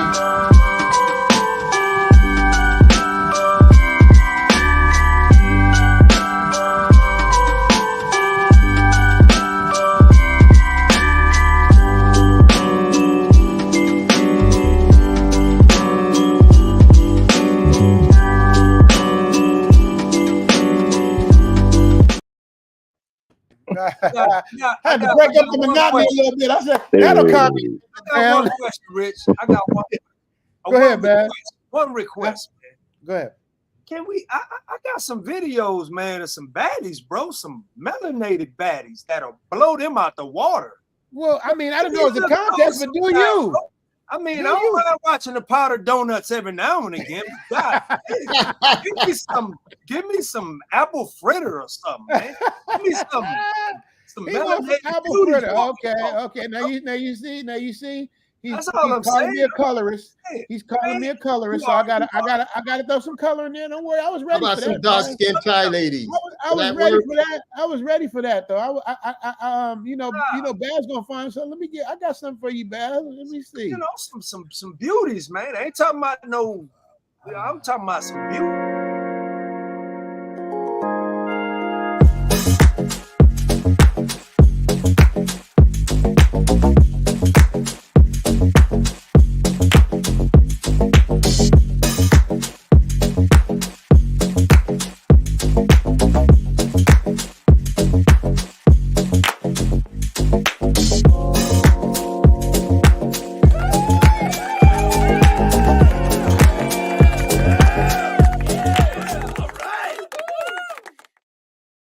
No, Richie, no. Wait, hold on. Don't tell me no. Wait, hold on. That is Stacy. I know Stacy personally. That is all natural. There's nothing put on extra on her. The hair, the boobs, the butt, the skin, the smile. That's the most natural sister. Love that. Now what you? I told you, Baz gonna find something to complain about. Go on, Baz, keep I knew playing. you Go was on. gonna do that. I knew you was gonna do that. But see, when you show the unmelanated sister, oh, she got ass for days. It's jiggling and wiggling. But you show the sister, oh, she natural. Boy, it is. Boy, don't you know his sisters out here with cake, double caked up, man? Come on, man. I'm gonna have to send you some videos, bro. So let me get this straight. You're complaining about an all-natural sister, flawless skin, flawless body. I'm saying, what is your point? What are we talking about here? No, I'm saying mix it up. Cameron, help me out. You understand this guy. You guys are on code. You show Brazilians, you show Brazilians, you show Colombians, you show Thai women, but you don't never had no chocolate in there.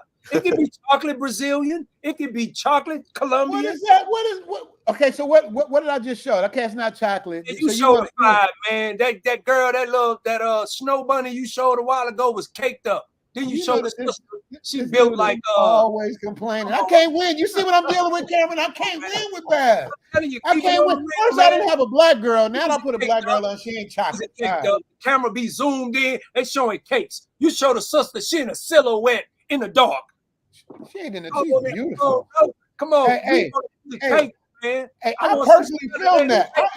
I personally filmed that. She looks beautiful. I don't know what you're talking about. I didn't say she wasn't beautiful. I'm saying. What are we saying then? What is the complaint? Because she's not dark enough. He wants the camera right up on her butt. You know what I'm talking about? He playing silly, man. He back there playing silly. He said I want the camera on her butt. Is that what it is, back? Yeah, right up on the butt. Right up on the butt. Come on, man. Now we want to show the sister. She is the originator of the butt, but you don't want to show her butt. You want to show the snow. I just showed the sister, but it wasn't good enough for you, Baz. What? I can't win with Baz. I can't win with man, Baz. come on, man. You know you got, man, there's more sisters caked up than any. I got a bunch of them videos. Look at Dennis Sperling. Look at Dennis Sperling stuff. You'll see them cakes in there. Them be cakes. I be having them cakes in there. I mean, well, you know, you do edit Dennis Sterling's videos, which you Yeah, don't get me started with you. Don't get me started with that. Baz ain't never edited a video for Richie Mack. Never, but you high, you up here with the editing, so you know. And Baz know where he got his style from. Come on, Baz, talk to me. Come on, man. Talk to me. Oh, man. I give you your props. I'll be like, Baz. I said, when Baz make music for me, his music tells me what to do. Have I always said that, Baz? Correct. I don't never say I get all the credit. I have no idea what I'm doing when he sends me something till the song resonates with me, and then I just throw one up in the air, and then it's on. You know, me and Kibo. Hey, Cameron, you ever seen Welcome to Batai? You see the Welcome to Batai video I did? Yeah, that was dope. That's Baz. That's Baz rapper. When he did it, I was like, no, I forgot. No, how it started was I said, Baz, I need something like Welcome to Atlanta, but Welcome to Batai. I just got to tell Baz 3 sentences, and he does his thing. But when he did that song, I was like, here we go. It's time for Cheech and Chong. Dude, I do my most creative stuff when I'm on Cheech and Chong, man. I just got to be honest with you. But we work together as a team. But I can never please Baz though. Like Baz. I'm gonna tell you, Richie. My favorite video that you have is the Thai lady with the SpongeBob pants. I like SpongeBob? that. Let me see. Let me do that for a little. Let me see. I had to take, they hit me for the copyright for SpongeBob, so I had to take the song out. But I can imagine. I still got the SpongeBob girl, but they wasn't messing with me before. She still got the SpongeBob outfit on though. Let me find her for insert. I'm gonna drop these before I get up out of here. Is this her? Right here? Watch Cameron. Everybody's showing they showing cake.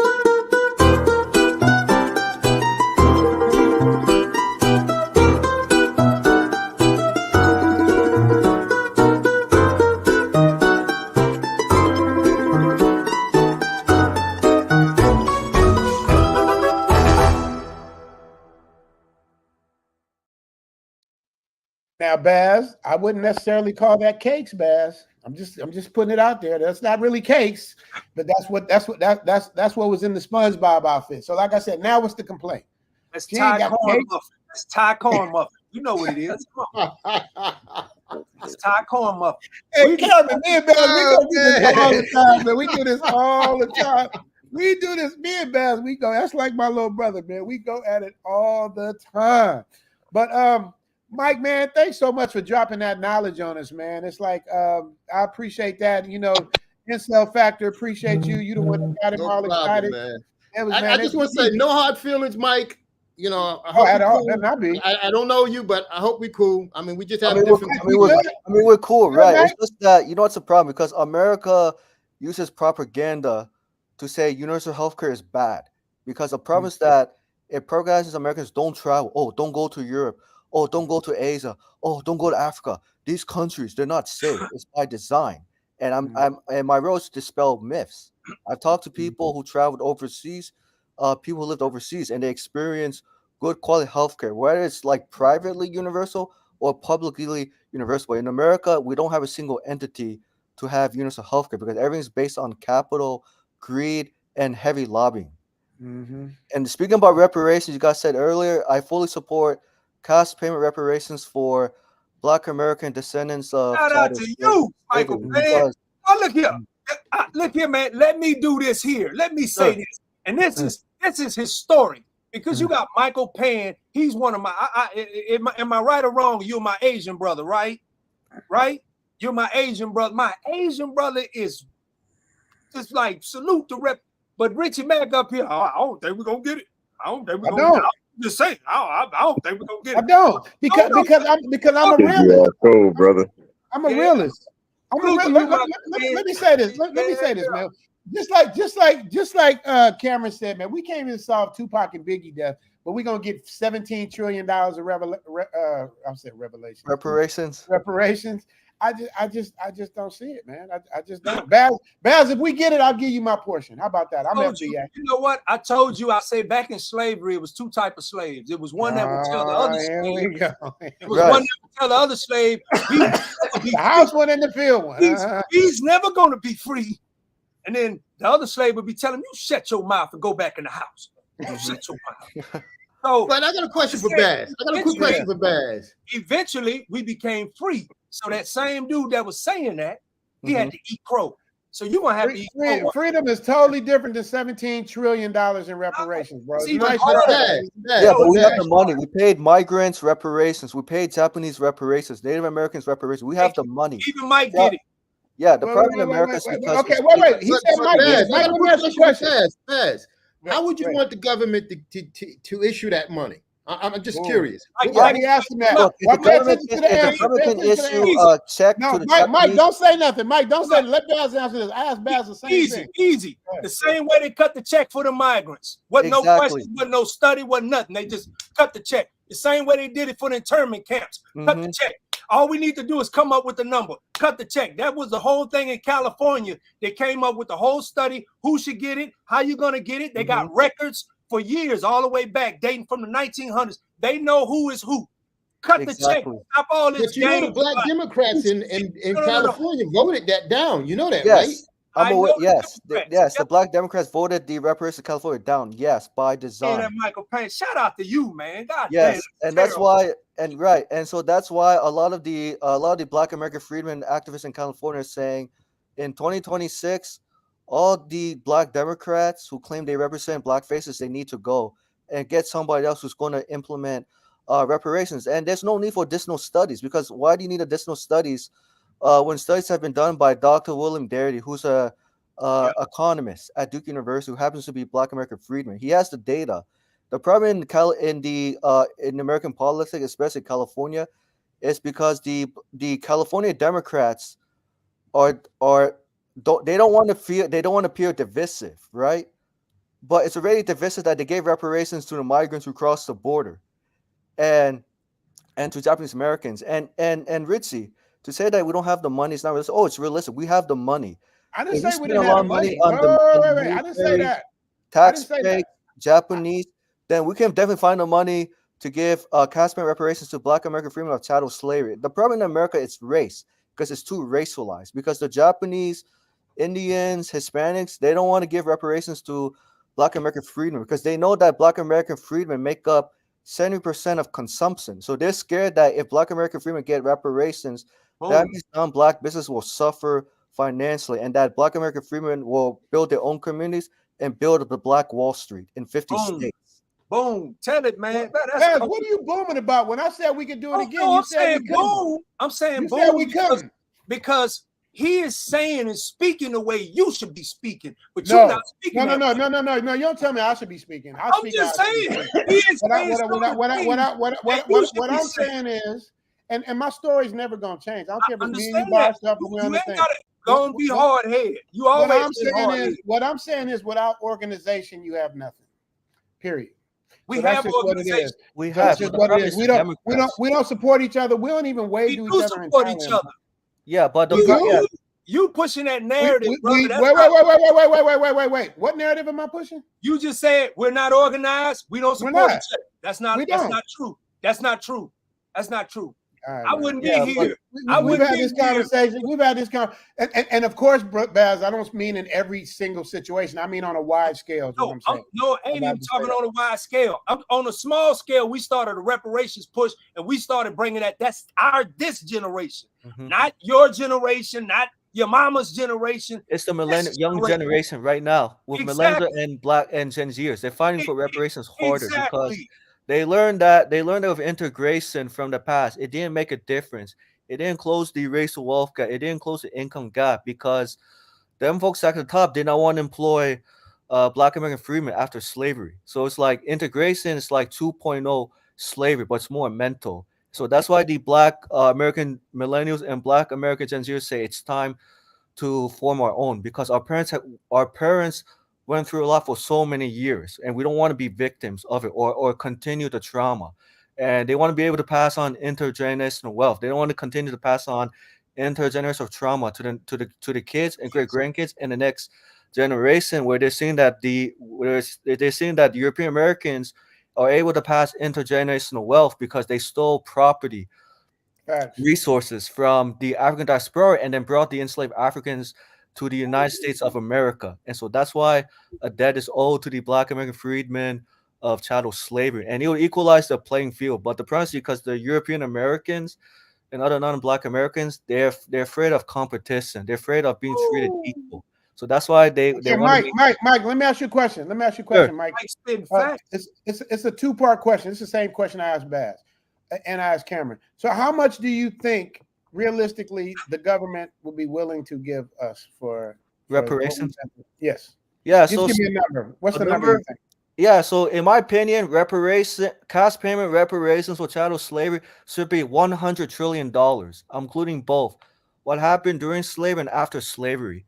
Okay. And I say $100 trillion. 100 years of Jim Crow. Yes, Jim Crow, exactly. Yes, Jim Crow. Okay, yes. So 100 trillion. Okay, I got you. So that's the number, 100 trillion.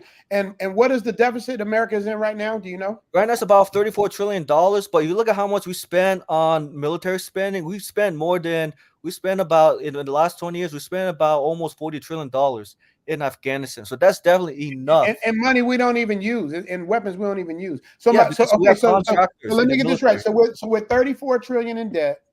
We're owed $100 trillion. How and when do you think that would pass? Something like, let's just, for argument's sake, say 50 trillion. Okay. How long do you think? When do you think that would happen? You know, in my honest opinion, reparations needs to happen immediately, like right now. Not needs. I'm talking about realistically. Yeah, it should have happened 100 years ago. I'm talking about now in today's time.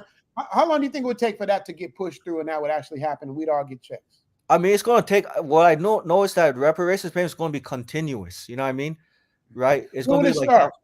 Yeah, but what I'm saying, is it needs to be an ongoing process. It's not just here's some money, it's over with. Right. When would it start? When would it start? You need oversight. I mean, it should start today. To be honest, No, we're talking fantasy. I'm talking about realistically. If you could put a date on it, a realistic date. Yeah, okay. Date. Start the payments will start. Okay, so a date. I would say, well, depending on who wins the congressional election and the presidency. Let's say hypothetically, it should start on January 20th, 2025. Because so you're saying depending on who wins, so let's for argument's sake, I guess you're saying Kamala would give that.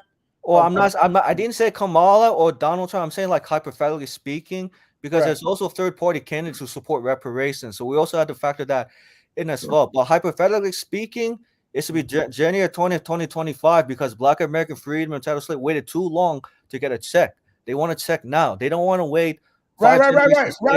Right, I got that. But I'm saying, so you're saying in January 2025, the reparations payment could realistically start, or you're saying in a fantasy world should start? There's a difference. Well, I'm asking. Are you asking in terms? You're asking me like in terms of the fantasy, right? I just want to make No, sure. no. I'm asking in terms of reality because I think it is a fantasy. Reality. So in reality, it's going to be very difficult, but it needs to happen in reality because so many Black American freedmen are struggling in reality. No, I understand that. I got that. But my question, that's like me saying everybody needs everybody needs a car. Okay, but I'm saying when. But the car is different from wealth. That's totally No, I different. understand that. But I'm just asking because I'm trying to get a gauge on reality.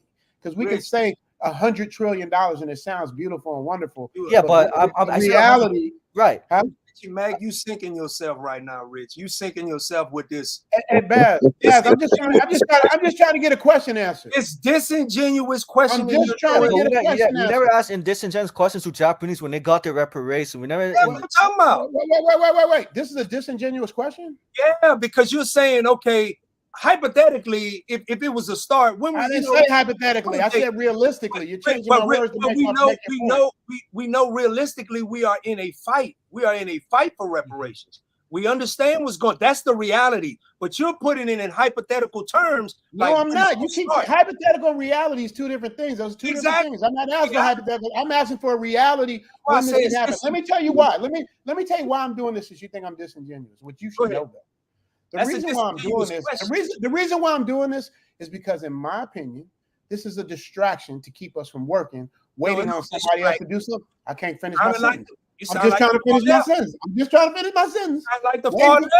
I'm just trying to finish my sentence. Go ahead. Waiting for somebody else to do something for us when we can get up and work. It's the bottom line. I can't sit here and work. I got to make it happen every day. I got to go to work. I got to do my thing. I got to make it happen. So the point is, when we hear this, it pacifies us. It lulls us to sleep for something that's, in my opinion, that's why. Wait, I'm just trying to get. I'm at the end. That's why I'm trying to get a realistic date, so I can, in my head, just like when I had the stream today, trying to find out Kamala or Trump, like what makes more sense, because I'm a logical person. I pray to God for knowledge, wisdom, and understanding. So I got to have the knowledge to get the wisdom, so I can understand it. This is why I ask these questions, not to be cynical or whatever the word is. It's for me to get a grip on what you're saying and try to understand, so I can get on that code. But if I disagree and I don't feel it's realistic, I feel y'all giving me Santa Claus, I'm gonna tell you. Yeah, you say feel. Go ahead. But I can say this much, Richie. Just like they give these people money as soon as they come across the border, they can give it to us as well. But they're not doing it. I know. That's why I said if they want to. We keep saying what they could do. Political will. The political will is lagging. Yeah. Now, I think organization. Not to mention, they owe us reparations for places like Rosewood and all them other Black Wall Street. Oklahoma. They owe us that. I totally agree. Cities, they owe us money for that. That's where we're missing each other. You guys are acting like I don't agree with that. I'm not talking about that. I'm talking about the reality of it happening. I'm not talking about the morality of it happening. I'm talking about the reality. So when I hear this stuff, it's like it's distracting to me because I'm like, oh shit, I ain't gotta work. I got reparations. No, you're gonna have to work because they're not. I'm gonna be honest with you. They don't want to give it to us. They don't want to. Right. Yeah, I mean, regardless if they don't want to give it to us, that don't mean it stops what we're doing. We still gotta do what we gotta do. You know what I'm saying? Right. The work continues. Yeah, all I'm saying with Richie Mack is that I think somewhere in your family history or in your family lineage, it's not. I'm about to delete you from the channel. I'm just saying. It's like we do this by ourselves. Like whenever we talk, it always goes into some psychological reason that I don't agree with. I'm just saying, like the passion is not there, brother. Dude, it's not about the passion, about the reality. Passion there, dude. It's like Kamala Harris, bro. It's in not the nation. It's not there. It's not there. She's not like us. The passion out there because you feel it's already different. I feel your passion isn't there. We've had this conversation offline. I feel like you're one of the most talented people I know, but you get distracted by shit that got nothing to do with your talent. No, the people hear it. No. Yeah. And I work every day. I take care of my business. But that ain't got nothing to do with what's old and what I'm fighting for. I'm fighting for my very life. I'm fighting for my kids' life. I don't know what you're fighting for. I'm just saying. I don't know. All right, man. All right, y'all. I'm about to end this stream. I love y'all. It was a great talking to y'all. We could be ambassadors. We do this all the time. This ain't new. We do this. wanted The that one thing I'll say, it ain't nothing fake. This we'll get off now and keep going like this. Like we really do this.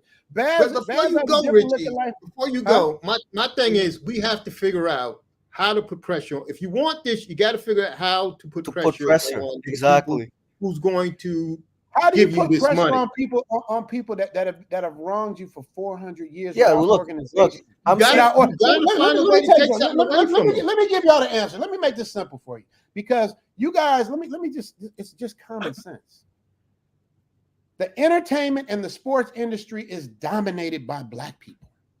We don't own any football teams. We don't own any basketball teams. We don't own any venues. We don't own any TV stations. We don't own anything that we can have some kind of a power. So when you get somebody that has a lot of money, like a Michael Jackson or a Prince or a Michael Jordan or Magic Johnson or whoever, you get all these millionaires. We have, I don't know if you guys know this, but we have almost 2 million Black millionaires in America right now. 1.8 million Black millionaires in America. And what that mean? I'm trying to figure out what does that mean? Because you got all these You millionaires. can't tell. You don't know what that means. When you have doing nothing that are doing nothing. They're part That's of my point. That's my point. Maybe, but maybe they're not. Maybe they have a contract or something where they're not allowed to do this kind of stuff in the community. Not allowed to help. Floyd over. Mayweather's not allowed to do it. He's a billionaire. Exactly. Yeah, they're not allowed to speak about reparations because they signed a Floyd contract. Mayweather's not allowed to do it. Who does Floyd Mayweather work for? What you mean? He works for. I saw him going to them same people and dressing up like them. Come on, man. You know what it is.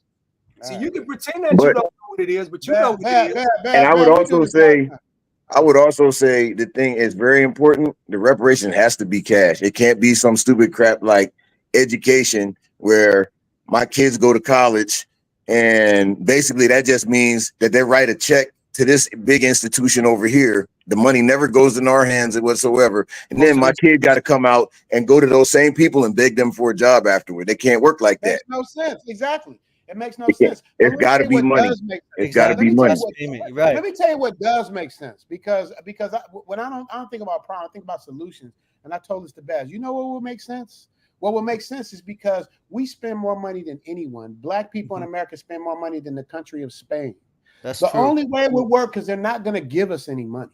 The only way it's going to work, that it could possibly work, because of the way we spend, is if we wanted to buy houses, cars, anything. We live tax-free for 200 years, spend whatever we want with no tax. That's the only way it's going to balance out, because we're not going to organize. We're not going to do nothing but give the money right back to Gucci, give it right back to rims and tires and Mercedes and all that stuff. You ain't going to buy that many rims in Jordan. We're not going to spend like $100,000. Like it ain't but so many pairs of Jordans in the world. Yeah, and Richie. How many NBA players? Look at my favorite basketball player, Allen Iverson. If it wasn't for Reebok putting money away from him, he'd be homeless right now. Mm-hmm. Right. We spend money. We spend money like it's never going to go away, because we weren't taught how to save money and how to invest money and how to do money. We just taught how to look. Nobody told the Japanese people you got to have a class on what to do with your money before they gave them their money. Because they had a country and they had a way of living. No, that ain't it. No, because they had respect. What are you talking about? They had respect for them. They disrespect us, and they teach Negroes like yourself and everybody else to disrespect us. I'm just saying. And I would also say they don't do nothing but buy tennis shoes and buy rings. Really? That's the way you see us. Man, we do this all the time, man. I want to hear this shit, because you are. Yes, now one time that I attacked the way that you think.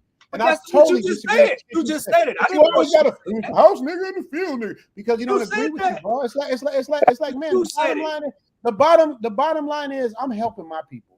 I'm trying to help people get out. That's all I do is help my people. I'm frontlining my shit.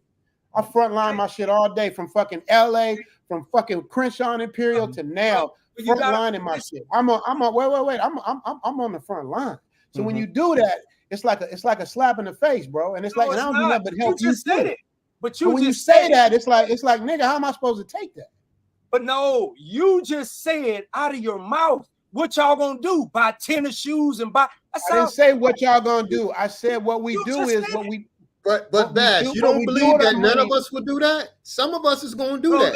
Yeah, that's fine though. Not But all of us, but some of us. Yeah. But what if? That doesn't. But that shouldn't stop them from giving the money. That's how I look. But I tell you what we could do, right? We talking about being organized. If they gave us reparations, if they said, "Hey, all black people, guess what? 10% of your reparations go to this general fund, and we basically going to become another version of BlackRock, and we're going to take all of that trillions of dollars from everybody. It was just going to be the total of everybody's 10%, and we're going to buy a piece of Delta, Verizon, like Marriott hotels, like everything, and then basically that's residuals forever." Like we could do something like that if we had reparations. And then the thing is then even the people buying Jordans, if you did it some other way, you just gave them their money. Let's say only 30% of black people put their money into something and prospered. That still would be much better than it is today. It would be much better. I agree, but once again, we back on the same point: is how is this going to happen? We're talking about if it coulda, woulda, shouldas. They should pay us this. They do owe us this. They did do that, but they're not going to do it. But they're not going to do it because they're not incentivized to do it. Eventually, reparations is going to happen. They're not incentivized to do it. Just like how Mike was saying, just like the healthcare and all of this stuff, they're not incentivized to help. They're incentivized for greed and to make money. What is going to stop them from this train that keeps on rolling? And that's this election, if we leave the Democrats out and we hang them out to dry and we let them fail and fall on their faces, now we have leverage. And then we use that leverage to extract the resources that we want. But if we don't, this is probably, if you put as many people in the country as we are, and then those people are not on code with us at all. They identify as the people who oppress us. They don't identify with us. And they're willing to accept a minority of those people controlling in order to be above us and have us be a permanent underclass. And so we have to think for ourselves and this is our moment. And that's the only way, because the thing is, if you can't enforce a penalty on somebody, then there's nothing you can do about anything that they do. And this is our only way of having that strength. Right.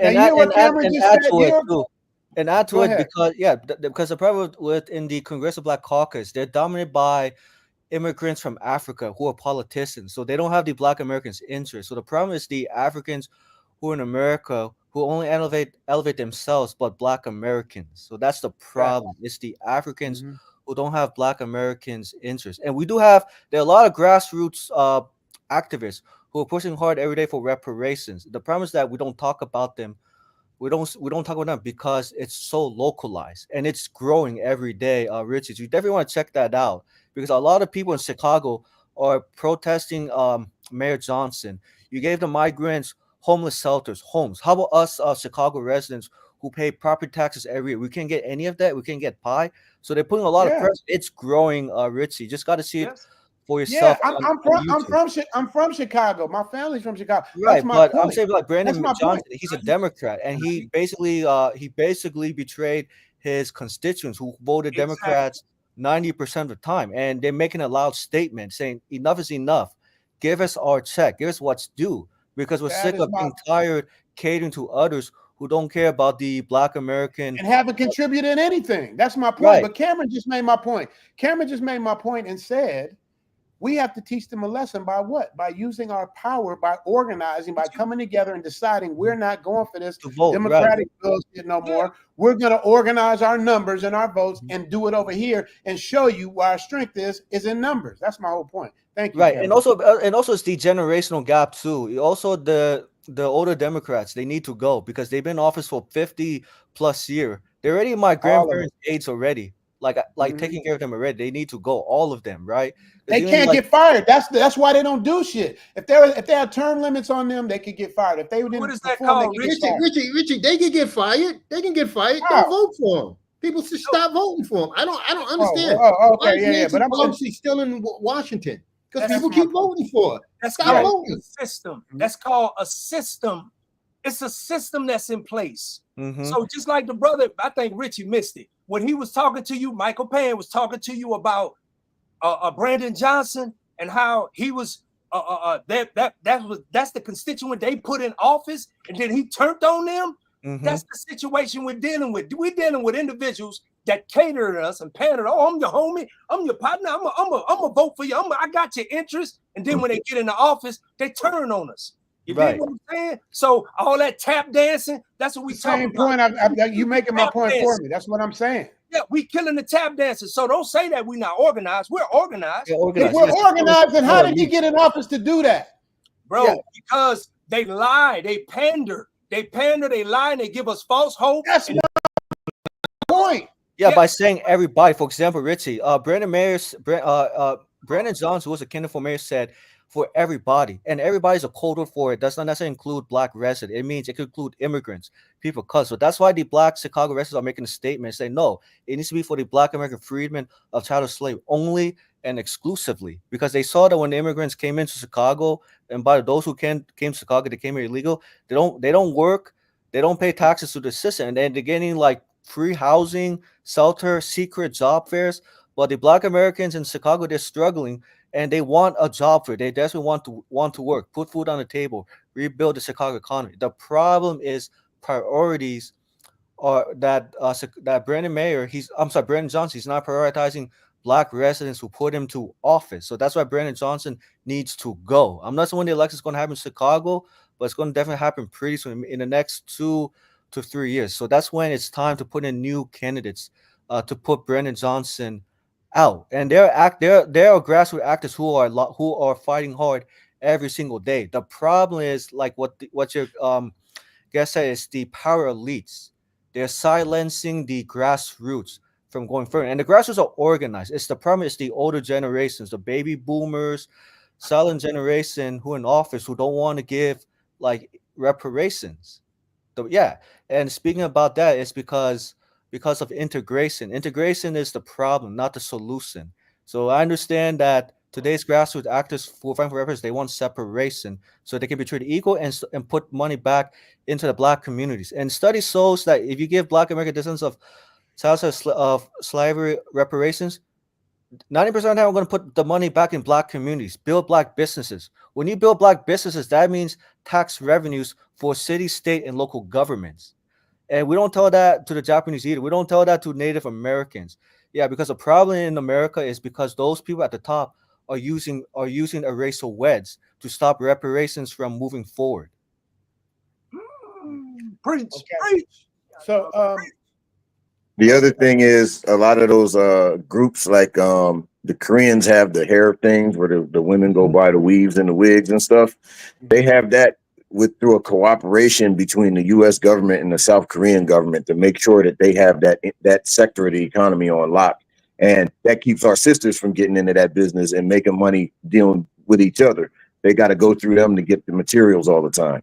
Yes. And they get cut off when they try to purchase, on like Alibaba or something. They try to buy the stuff and get it shipped over. Then the vendors will stop dealing with them once they realize who they are. So it's just, we're also the only group of people who have ever been legislated against. They didn't legislate against any of these other people. They targeted us, So, it's a lot that we have to overcome. But this is our moment to have some leverage. Yeah. This is our moment. But we're gonna have to you're gonna have to do this more than once with the Democrats. It's going to be ongoing. Ongoing. And there's some Republicans who support reparations in California. There's a Republican, I forgot his name.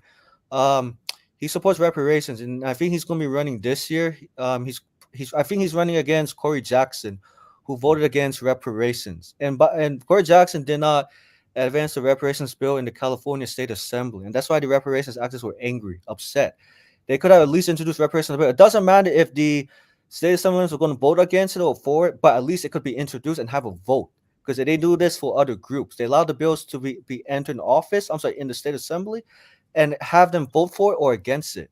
But it's only for the Black American freedmen. Oh, we can't introduce these bills. It's too controversial. And that's why they didn't want to vote and show a position. Right, exactly. And even they went to Corey Jackson's office. They protested too. Like they wanted to come out why he didn't introduce those bills.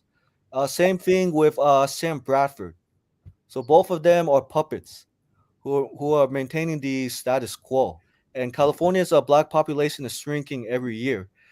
So in California, I think the black population is down to maybe 4 or 6%. So that's why the black California residents of chattel slavery are saying enough's enough. We don't want the black population to continue to extinct, whereas other groups, Asians, Hispanics, Jews, are growing in California. And they know that these groups who are moving to California, they're not going to hire black American freedmen at all. So that's why they say this is our moment now. We can't wait any longer. And so that's why you're seeing a lot of reparation candidates running for office at the local, state, and federal levels, because they're making their statement very clear and loud. And they're telling the both political parties, don't play with us. If you play with us, I'm gonna call my friends to run against you. And so that's why Ritzy. Mm. Because I want Got to you. put myself Sorry, real quick. Peaceful Life. I sent you a link if you want to come up before I get out of here. Yeah, bring him up. Bring him up. He needs to get what you get. He needs something. Like, get what I get. Yeah, get what I get, nigga. Get what you can get. What I get. You ain't Big gay. Bass. Big Bass. He does have a point, though. Who have a point? Peaceful Life does have a point. A lot of our sisters will work with us. I'm finna get to that, because real men, look, we that's one thing about, he said this is it, we can't even get our women to cooperate. Well, when you can't get your women to cooperate when they are in the bed with those who are against us, you dig what I'm saying? That's not I my agree. sister. I agree. I agree 100%. So I find a man is a leader. So he's gonna find a woman is just my helpmate. She can be whatever she can be. She can be Asian, she can be whatever, African black, Dominican black. As long as I'm leading the way I'm supposed to lead and get and fight what I'm supposed to fight. Matter of fact, that's really not the situation. It's not about a cooperation, because our women are starting to direct themselves back to what we're talking about as far as like this Kamala Harris situation. All women are following black men's lead. That's why you got Obama getting up there talking about wagging his finger at black men. But then you see I thought that was ridiculous. come out. You seeing all the sisters come out in support of black men. It's just those shields, those entertainers, and those suckers that jump out there that's trying to like talk us down. Spike Lee's and all these other people. You dig what I'm saying? So all of that is a myth. That's misinformation. That's because you're on the other side of the world, bro. You're not in the country. You're not here. You can't feel it. So when you're in Thailand, you're in other countries, you're not gonna feel the brunt of what's happening. I ain't talking about social media. I'm talking about in the streets. I was just here when Kamala Harris left, when Beyonce was down there. So we seen what it was like. Let me say this, Mr. I'm in the streets. Mr. I'm in the streets. Where you on your way to? Where you on your way to, Mr. I'm in the streets? Oh, I just came out of the streets. Where you on your way to? Where you on your way to, man? Where you get on your plane and coming to? What you mean? For the fourth time. I'm coming to Thailand I'm coming to Thailand to vacation to free my mind of the U.S. bullshit that I've been fighting all this time, because I'm fighting. My point exactly. All right, so what I'm saying is, it looked like Cameron's like agreeing with you with what you're saying. You guys are in lockstep. Cameron, let me ask you this: am I wrong in thinking that we need to be organized in order to get what we want? I mean, I would say in large part, most of us are in agreement that we need to take some kind of action. And the thing is, you know, I'm reacting to what Peaceful Life put, but it's like, you know, the women are going to benefit, you know, and the thing is we all want this to go through. We all want this to happen. We want the world to look better for our kids than it looks for us, you know? So I don't think that's going to be a big deal. I think we don't need to have our little shepherd or like savior person to lead us to that. I just think we just need to talk to each other. If they had a thing, like I'm in Atlanta, if they had a thing here in Georgia where they were going to have like, hey, they're going to talk about such and such, I'm pretty sure we'd all agree. We wouldn't be out there talking about like, I don't want money, I don't want an education, I want like some food stamps, and I want a $200 voucher toward my rent. No, you want the money. So like that's not going to be hard. You know what I'm saying? Yeah. Okay. That's good. So Peaceful Life just stepped up. A Peaceful Life just stepped up. I'm gonna let him talk. America Talk Live. I need to see who you are, brother. I just don't know who you are, but I definitely don't mind hearing from you. Peaceful Life. Bass has some words for you. Peaceful Life. What would you like to say? I'm gonna give you the solo cam. Peaceful Life, you up? Can you hear me? Can you hear me? Nah, he probably can't hear you, Rich. Oh, okay, I lost him. I don't know what happened. You probably don't have his mic on. Yeah, he was there. Okay, American Talk Live just put his cam on. Let's add him up. Or is he already up? No, he's not. He got a cam up. Who's that right there? That's Cam. Oh, Cam, you put a hat on? Huh? Yeah, okay, I was about to say, I was like, I've this been nigga's here. beautiful. Okay, you change angles. You look totally different. American Talk Live. I need to see who you are, man. I need to make sure that you ain't a Klingon. Okay, Peaceful Life is back. Peaceful Life. Can you hear us? Hey, salute to the brothers. What's going on? Hey, There you go. Hey, salute all you brothers, man. All right, salute. Yes, sir. Yes, sir. Salute. Hey, I appreciate the dialogue. And what's interesting, I actually just happened to get up the night and I just looked and I saw the brothers having this conversation. My issue is this, and I listened to the dialogue. What we don't look at is what the condition of the community is. We had this thing a few years ago under the Trump administration called a Contract for America, presented by our brother Ice Cube. Mm-hmm. And I remember when he was on the Cocktail with Queens, and he presented it to the sisters, right? It was just a dialogue. Mm-hmm. And the first thing those women said to him was, what's in it for Black women? Well, the brothers forget to mention that we live in a dysfunctional matriarchal in America. And many of our women behave like white supremacists.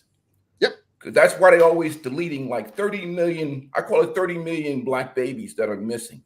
The Black population is supposed to be 30 million stronger, but many of them have been washed down the sink or thrown out the back in the trash by our own women, and they have more interest in siding with white liberals and women empowerment than siding with the brothers, which is why we have this passport community and many of our brothers trying to get away from this dysfunctional matriarchy, and why there's so much hatred towards each other in the Black community, and many of us deleting ourselves. So we assume that we have this functional community in the first place. We have a dysfunctional matriarchal. Many of our men grew up under the thumb, the power thumb of our own self-imposed white supremacy in our own community. And that's why there's so much hatred towards each other. And we're so quick to delete each other. So I don't know what functional community that we're operating from, because the foundation itself is flawed. There you go. Bev, you got something on that? Well, my thing is this. I agree with pretty much what he's saying in terms about the dysfunction in the relationship with our women. But those women that you was talking about with Ice Cube don't represent the majority of the Black women that are in lockstep with us. You see what I'm saying? So I can't just put all Black men in a box or all Black women in a box and say, well, you know, these women are just, they represent, you know, they represent all of those women who are out there following Sexy Red and Meg Thee Stallion and all of that. That don't represent all the Black women. Matter of fact, that's a false representation. Even Black men, we all don't sag our pants. We all ain't thugs. We all don't smoke weed, Kamala Harris, with the weed policy. We all don't smoke weed. We're very intelligent, no matter where we've been. So I'm saying that Black men can still be leaders. We still are a certain type of leader that can influence our women to follow lockstep with us when it comes to reparation, when it comes to voting, because it don't take the mass majority of all of us. It just takes a few, and then it trickles. Once they see that, then it's like an avalanche. Once the ball go to rolling, then everybody moves lockstep. Because this reparation discussion wasn't started by the baby boomers, the old fellas, the civil rights generation. It was started by these brothers, the very few in our generation, in this generation.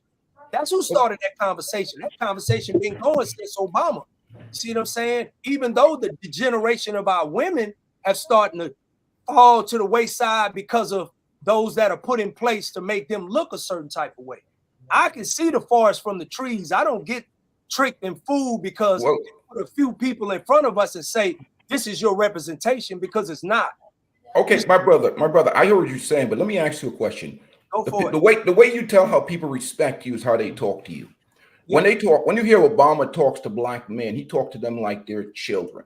Get on board the plantation, shut the F up.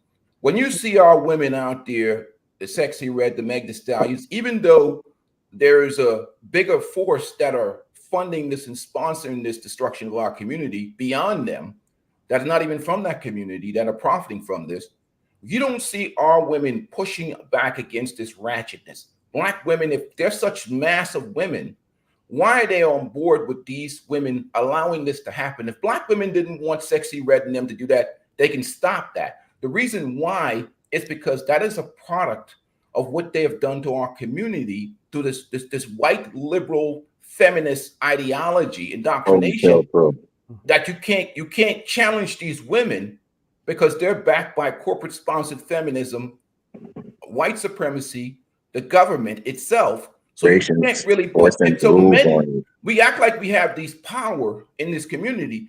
If there was this power in this community, there wouldn't be passport bros. We'd be sitting back in America. All of us would be married to Black women. You wouldn't be these guys running to Brazil and Thailand and all these other places.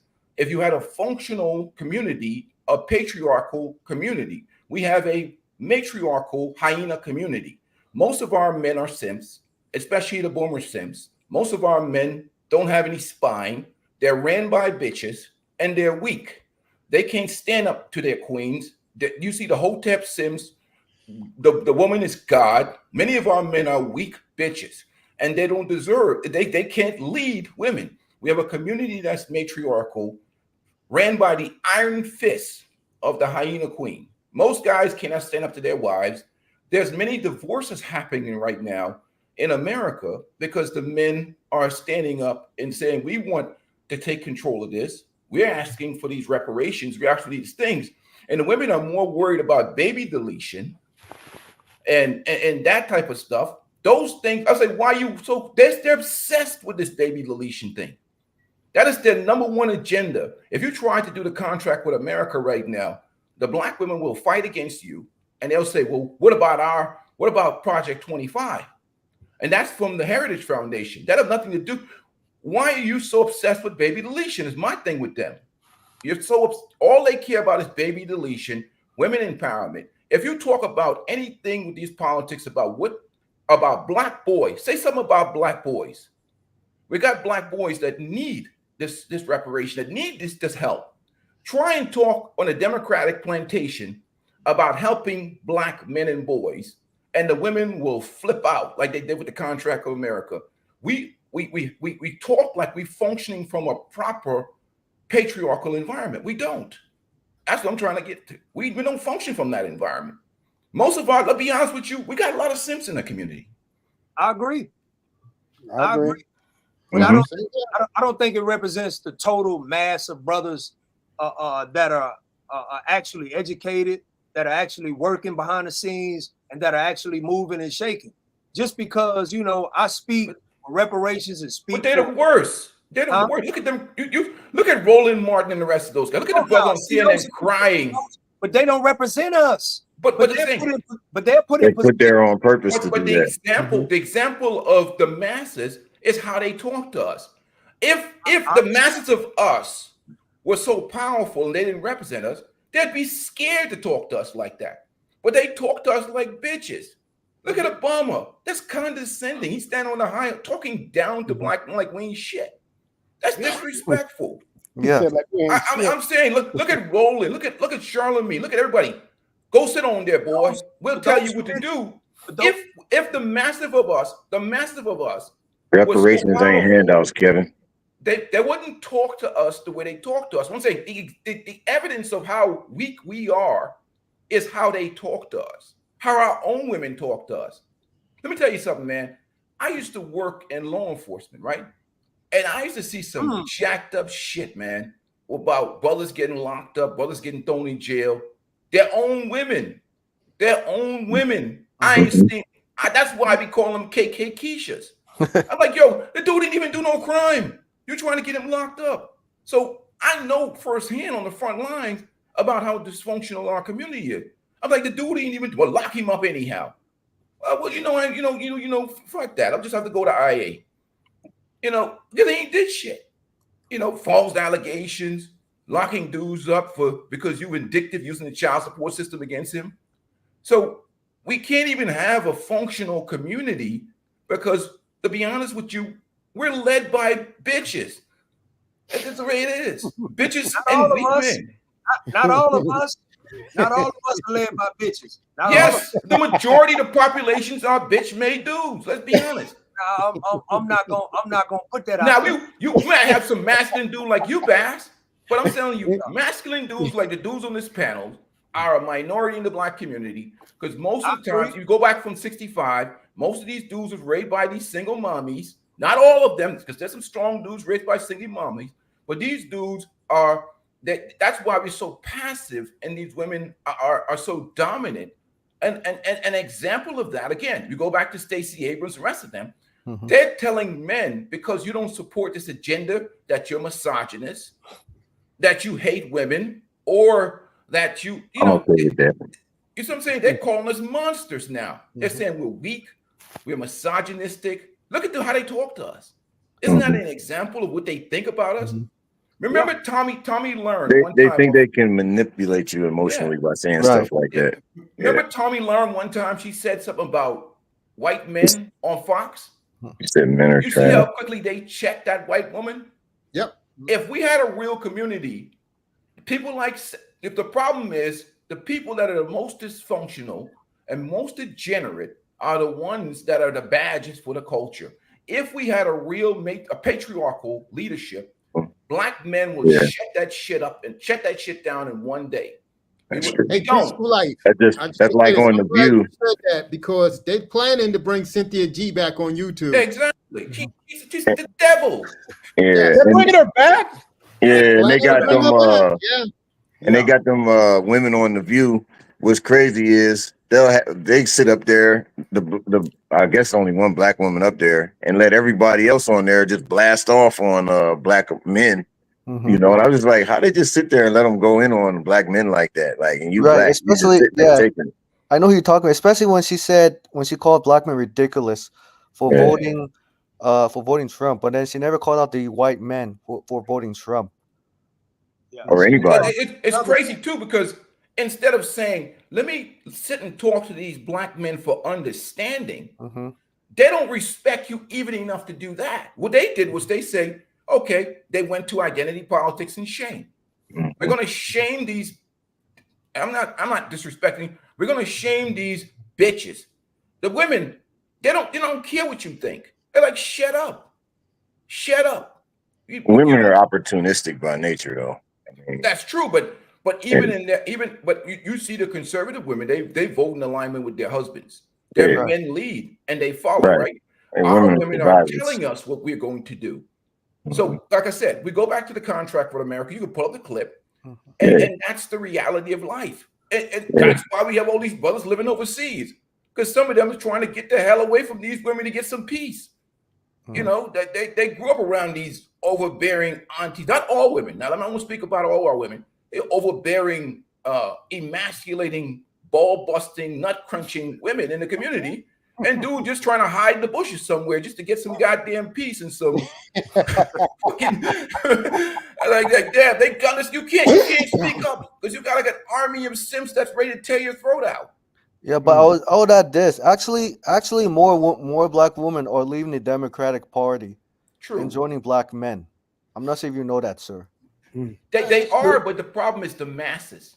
But it's growing. But it's very growing quickly. I can tell you with Kamala Harris, she's losing black women voters very, very fast. She may lose about 10% of them. The problem is that our women are aligned with white liberals. They're not aligned with us. Right. Our women a lot of black people. White liberals. Our women are white liberals. They're not black. They're white liberals. Yeah.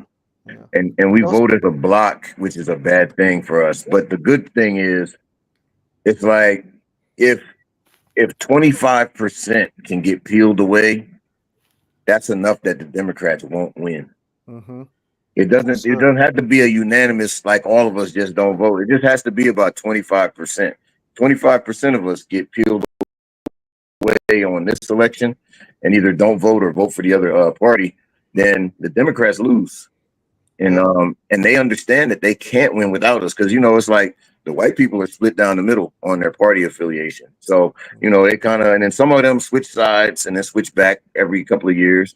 But black people, we just kind of stand in one place on the Democrat side of the scale. But, it's just like a scale with weights on it. If you take a certain amount of weight off, that other side is going to lift up and one other side is going to go down. And that's 25% is all it takes. Yes, and I also add to that some black voters are going to third parties. For example, Dr. Jill Stein, she has reparations on her platform. Dr. Cornel West, Claudia De La Cruz. So although it's not a substantial number going to third parties, but it's definitely huge enough to prevent Kamala from winning, or Kamala will have to win with a very, very enough high numbers. But it all depends on the outcomes at the end. And also, like I said, also the Democrats, because they have corporate sponsors. So that's why a lot of women, I would say women in general, are being very hostile, aggressive, because they're getting a check from corporations. I think it's just the structure of the community, which is a matriarchal structure. I think black men are on their own. And the 25% we'll keep, and then we replace, which we should be honest with you, if we're really operating in our masculinity, we're not going to cooperate with them. We tried it with a contract with America. The others 100% can be replaced with African women or foreign women from overseas that are conservative, that follow under a man's leadership. It's time to stop playing with those women. That's where power and strength come in, because that's the only thing women respect. Our women have been sold to white liberals. They're not coming back. They're not going to give up power. Once power is taken, we don't need that 75%. We are men. I'll replace your ass with we replace that 75% with traditional women from another culture. Black men need to separate and build their own community. Those women are gone, man. It's over. We can't look back. Man, right there. I mean, you play games with them too much. They're not coming back. In fact, they'll push your ass off a cliff. They are operating. Yeah, that's the enemy within, man. They're white liberals. You're sleeping with the enemy. That's white liberals. You're sleeping with a white liberal. You're not sleeping with a black woman. And you know whose idea to delineate babies was actually Margaret Sanger. She was a white feminist who put abortion in black communities because she didn't want the number of black babies to equal the number of didn't want the black population to equal the number of white population. So that's why, if you look at it historically speaking, it's actually Margaret Sanger who influenced a black woman to join the feminist movement. Not only join the feminist movement, but to push for abortion in the black community. So black women did not want abortion initially. It's actually the white communities who imposed on it. Just wanted to let you know. That's true, but if you look at our women took on the mantra of white feminism after 65 in the Great Society, and you see movies that started coming out, they started using our own women to harm us, and that's what the deletion. And then you just look at the color purple. Every woman you talk to has a color purple narrative, and like Big Bass said, the majority of black men are not monsters out here beating women. How do I know? 22 years of law enforcement, I could tell them. There's this. Most of the domestic violence situation was 90% mutual combat, 10% monsters. I never seen this massive abuse that these black men beating women like they be talking about. But they be making, our women are the ones out on here on YouTube and other places talking about a black woman is deleted every 5 minutes by a black. That's not true. That's bullshit. So it's white. They're like the arm of white supremacy in the black community. So we have dysfunctional culture that has to be fixed. You can't take even a contract to the government and what demands that you want. Let's see them talk about black boys and men. You see, they turn their head because it's a matriarchal culture. That's feminism. They want to talk about women's empowerment. But it's our black boys that are getting their ass handed to them in schools. They're not getting the proper education. They're not getting the things that they need in the proper funding. But you talk about men, anything that's connected with empowering men, they look at that as a threat. Because remember, they've spent the last 100 years trying to destroy masculinity. In fact, they're trying to turn our boys into women. I mean, that's why they promote the Dwayne Wades and stuff. So reparations is a far. We got to protect our boys from getting their balls cut off. I can't even worry about reparation. They got a cleaver over our boys' balls, and they try to clip off our women's breasts and turn them into men. So we're fighting demons right now. Yeah, We're fighting but also, demons. yeah, but we got it. It's an economic war more so than it is. Even though they're coming at us with the gender thing and all of this, if we don't fight for our reparations, if Kamala gets in, it's over for us. Well, we've lost the brother. We got to win the economic war and the spiritual war. Yeah. So we got to push for reparations. How do you? But you can't. What I'm saying, if you present a united front, I mean, how do you push for reparations when who's pushing for representation with you is the enemy of you, and the enemy of you by how they move? I would say. Go ahead. Sorry, I didn't want to interrupt. I mean, speaking to what the ex-officer said, I would disagree with you. Reparations can happen regardless if men and women disagree about traditional gender roles or not. The key thing is money, because women see men leading is money. So of course, women are gonna get reparations too. And by the way, if some women do want to file for divorce and get reparations, they're gonna get half. They probably want to split the reparations check once it's issued by the government. So regardless if men and women don't agree on what traditional roles should look like, but they do agree that economics is more important than fighting about spiritual war, because they need money to survive, money to buy groceries, money to put a roof over their head at the end of the day. If they cared so much about money, they would be fighting to keep their families together, because that's the first thing about generational wealth. In fact, they fight not to keep their families together. They fight to destroy their families. Right. So the government incentivized them to break their own homes up. Absolutely. You know, they gave them Section 8 housing and stuff like that, food stamps and stuff, you know. Yeah, they're incentivized. What about the women that don't get Section 8 housing and find somebody with money and divorce them in 5 minutes? Well, that's also like the family court system needs to get revamped. You know, like ever since they had that no-fault divorce thing in the 70s, it's been a bloodbath. Yeah. So, yeah. Now, in a lot of countries, you know, like I spent about 16 years abroad as an adult. You leave with what you came in with in most of these countries. So it's like the woman is not incentivized to just say, I decided I don't like you today, but I want all your stuff. Like there is no such thing. You know, they make it difficult for women to get divorced in foreign country. It has to be evidence. Did your husband or spouse attack you? Did he give you bruise? Okay, if he did give you bruise, you can get divorced. But if it's just like, I want to fight divorce because of due to irreconcilable differences. You're not rich fast enough. Exactly right. But in America, because in America, unfortunately, because this divorce system is based on money, they're always going to look at men with a lot of resources. That's the problem. Take half their shit. That's why they're so hurried to get married. They want to get married, have a beautiful wedding, and then take your shit as soon as they get unhappy. They don't stick into the rich or poor. Better or worse. They don't subscribe to that. They just subscribe to the good times and the wedding party. Yeah. And also for Section 8, you guys, one of you talked about Section 8 housing. Yes, that's true that the government incentivized women not to have a man around the house due to the due to the governmental system, right? So if the women do include the men, so the women are concerned that they're going to lose Section 8 to pay for rent, and not only just lose Section 8 housing, but being evicted by design, because they're scared that black men are going to challenge the status quo. But no other groups that have a husband, spouse, or boyfriends, when they get Section 8, the government says, you can't have a man around the house. Yeah, because the problem is the government is based on race, since the exception of slavery. Well, now that's coming to the white community as well now. So they're hitting everybody. Yes. Well, we're the guinea pigs for everything that they want to do. That's messed up. The problem is that what a lot of black men don't understand is they see the government and white liberals and corporate-sponsored feminism as their man. That's their man.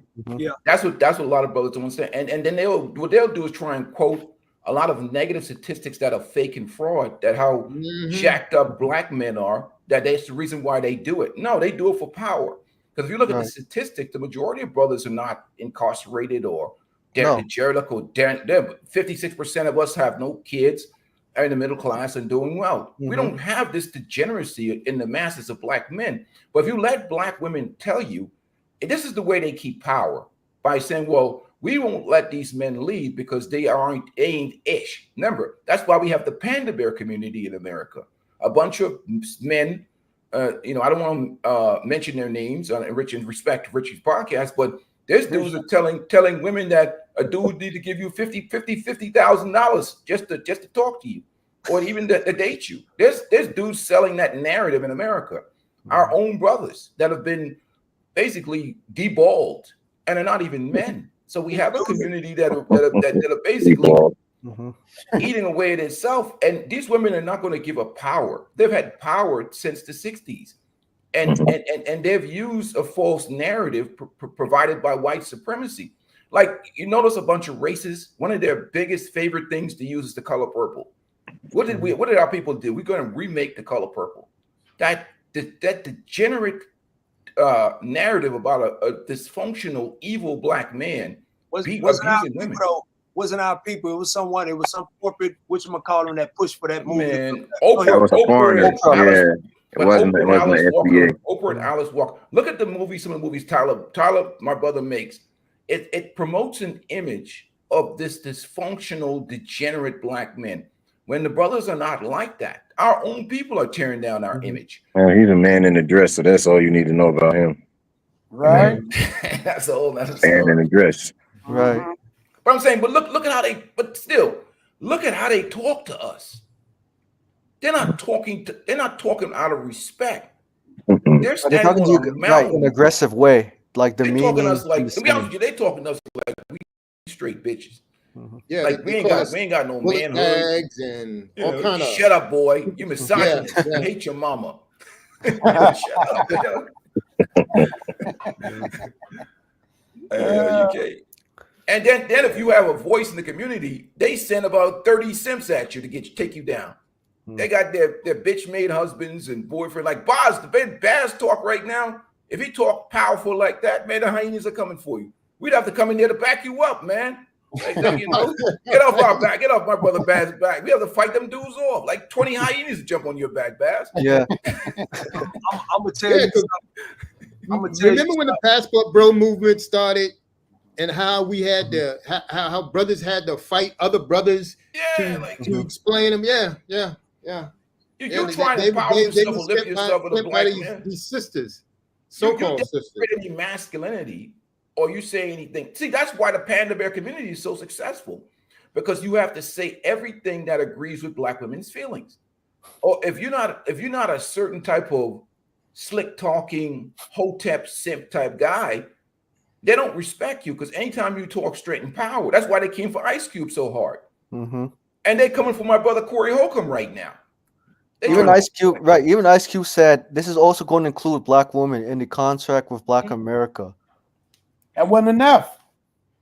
Right. So we've been here, done this. The biggest problem is from within. And I agree with Bass to a certain extent. But right now, we don't have the intestinal fortitude to go up against the system and get that, because our own people will cannibalize us anytime a man shows power and strength. That's why you see they got guys like Obama that's ran by his wife, and other men that try and speak for us, and they speak for us from a feminine perspective, telling us to just be quiet, shut up, and go and vote without having a voice. They're more interested in pacifying us than listening to us as men. They don't care what we think. Right, and even Obama under his presidency, he incarcerated a lot of black men the most, compared to any presidents in U.S. history. A lot of black men was killed on his watch too, and he talking about let's have a beer. So he's not. I didn't like that shit. I didn't like that beer shit. I love Obama. I'll make no bones about it, but I didn't like that beer shit. I don't love somebody that ain't did nothing for my people. I ain't got no love for him. But see, the thing about it is this: if you try to talk to them, okay, I want to talk about policies with the black community that focus on black men and boys, they'll chase me out the building. You know why? Why? Because if you have a community that's ran by men, it's hard to exploit them. It's just like the church. That's why they chased all of us. That's why all of us got the hell out of the church. Because you have dudes like Jamal Bryant in the church with this feminist crap, talking that woke preaching that woke gospel. So most of us exit out the back door. And that's what they want. You see, that's the problem, you know. Yeah, and you mentioned when you're a former police officer, I was wondering, did you ever work with female officers before? I'm just curious. What was that Yes, like? I have. And what was the experience? No different, right? No, I mean it's man, look, to be honest with you, man, even some of the brothers in uniform of my complexion are full of shit because they be getting to some of the women too, but that's a whole nother dialogue. But the biggest fundamental problem is that we have dysfunctional culture and dysfunctional community, and anything that has the stench of masculinity that's not pandering to women is quickly destroyed. Because we're not gonna allow you to have powerful black men in the community. We're gonna turn them into women. We're gonna emasculate them, and we're gonna do everything policy wise to keep their women in power over them, so we can rule those weak men and use them just as votes. We're never gonna let these men lead, and that is the best way that they have figured out how to control us as a population. Empower the women, because anytime you talk about policy specifically to men and boys, that's what they did to us. They focus on our women, emasculate us, weaken us, because you just can't. You having strong men in the community, that means you would have to fight against that community when it comes to voting, when it comes to reparations, when it comes to resources. If you look at the kind of businesses that we as men start and the type of businesses that they start as women, they only make things that cater to women. They don't like, whereas we make a business like where we fix cars, where everybody drives a car, we might open a store, you know, something like that. They only do hair and nails. That's it. They don't offer something that's for everyone. They think in a more selfish way than we do. You know, but that's why they talk the way they do, bro. They ain't talking about, you think Obama talking about black men and boys? Hell no. No. Any of these people, none of them will talk about black men and boys because they don't want you strong. They want you to be bitch-led men. That's just the way it is. I don't understand that. What is the point of that? Sorry to interrupt you, Baz. What is the point of trying to bitchify us? Like, I don't understand. What is the point of that? It's easy to control a community if your men are weak. Exactly. If you got strong men in your community, it is very difficult to control. hard to pull this crap that they're pulling on us now. They did it with the church. If you had strong men, you would probably have your reparations already. Damn. There you go. That's the point I'm trying to make. Damn. Drop the bomb. Because that's what Ice Cube went in there with. He put on his football gear and ran up in there. And I thought Ice Cube put him on his back. I thought Ice Cube was very strong. He's strong, but he's strong fighting against oppression. But when your own sisters come at you after you put that whole thing together, and now they jump on him, he's like, man, I don't need this shit. I'll go do the big three. Fuck these motherfuckers. They cut him up. I'm gonna add a little context to that. Like, and he refused to disrespect them back too. He not fighting against just the system, the sisters. He's fighting against the system that the sisters are set up behind. So it ain't just Ice Cube. You see what I'm saying? It ain't just that's true. Just a few sisters on the panel. It's the system he fighting against. Yeah. You know, so then they go to attacking him. Most of the sisters follow those kind of women. They follow those. They love those. Most of the sisters follow those women. I mean, it's money. It's money. It's validation. It's money. It's power. So I'm gonna follow money, validation, and power. And that's the way some of those sisters who are off their spiritual self. The sisters that are on their spiritual self, they follow the men. They go to church. They do what's right. They do, but it's far few in between. And those sisters don't want to get into it with them other sisters because they cannibals. They will eat them up. You know what I'm saying? So I mean, that's what we face with. So a lot of brothers, they're not enough women. Like if I know my women, because you have women in the hood, women just in general are sleeping with the same 10% of men. So they populate everything. So 53% of men, 56% of men don't have wives because all the women are sleeping. They have unrealistic expectations. So I'm gonna sit here and die and wither away. Rather be part of a rotation. Yeah. I don't get my passport and get up out of here and go find some other methods or means of support. You dig what I'm saying? Yeah, So but that's the peaceful life. That's the point peaceful life is making. yeah, and I agree with him on that. 1,000%. I agree with him on that. The only Hey, thing look that I just go had ahead, I'm sorry, Beth, go ahead. about the reparations situation. About Look well, what- why we fight for reparation if our community is in disarray? Well, just like what Mike said, where the community situation don't stop my living because I got to make money. I got to have economics to travel to be able to take care of my future wife. So I better fight for that, along with me working and trying to make things shake and make things, come to fruition. You know what I'm saying? So I can establish something. You know what I'm saying? That's what I mean, we can do that. We can do that. Women are self-absorbed and they want to fight for themselves and they want, oh, you ain't this. And then when a pandemic hit or a war hit, then they find themselves looking for men. They racing. Women are survivors and men die on the battlefield. Women that they're just, when we die in the war, they just marry the men that killed us. Yeah, that's what they do. That's why usually men are survivors, because men are very masculine in terms of in terms of physical features. I initially thought men are survivors. Then not in our community, man. We got, like even anything, it's just the women and their simps, they gang up on you. That's why we have the passport community. You got guys that understand that they're up against dangerous. It ain't just man, woman. It's man, masculine man versus feminist women, corporate sponsored feminism, government empowerment, and an army of panda bears and simps. You're going to get double team, triple team. That's like a basketball team where you have 7 on 5. You're going to take L's because that's the way the community is set up. They don't just come by themselves. They got an army to take you down. So that's what the black man is against. And I understand why some brothers be like, you know what, this is an unwinnable situation. But the problem is this: there is a winnable situation, which is called black men doing their own thing. Because we can always get women. We can replace them with women from black women from other cultures or whatever else and build out. I think black men are a community of their own. And the quicker black men realize that, the faster they will be successful as a group. Because it's called being organized. Yes, exactly. That's been my point the whole time. Let me give a shout out to John ETA. He cussing out people in the chat. Why y'all BS, man? Put me on timeout. You can handle the truth. Coming from a real man. Hey, John ETA, man. Apologize for that, bro. I don't know who did it, but that wasn't meant to. I want people to be able to say their opinion as long as they're respectful. Are you guys familiar with Philip Scott, the host of African Diaspora News Channel? And he has other shows. Oh yeah. They after him now. They after my brother Philip now. We gotta protect him. What did he do? Yeah, so Philip Scott said he gives advice to women. If he gives advice to the men, if the women don't respect you, they call the police against you, leave before the fire is about to get out.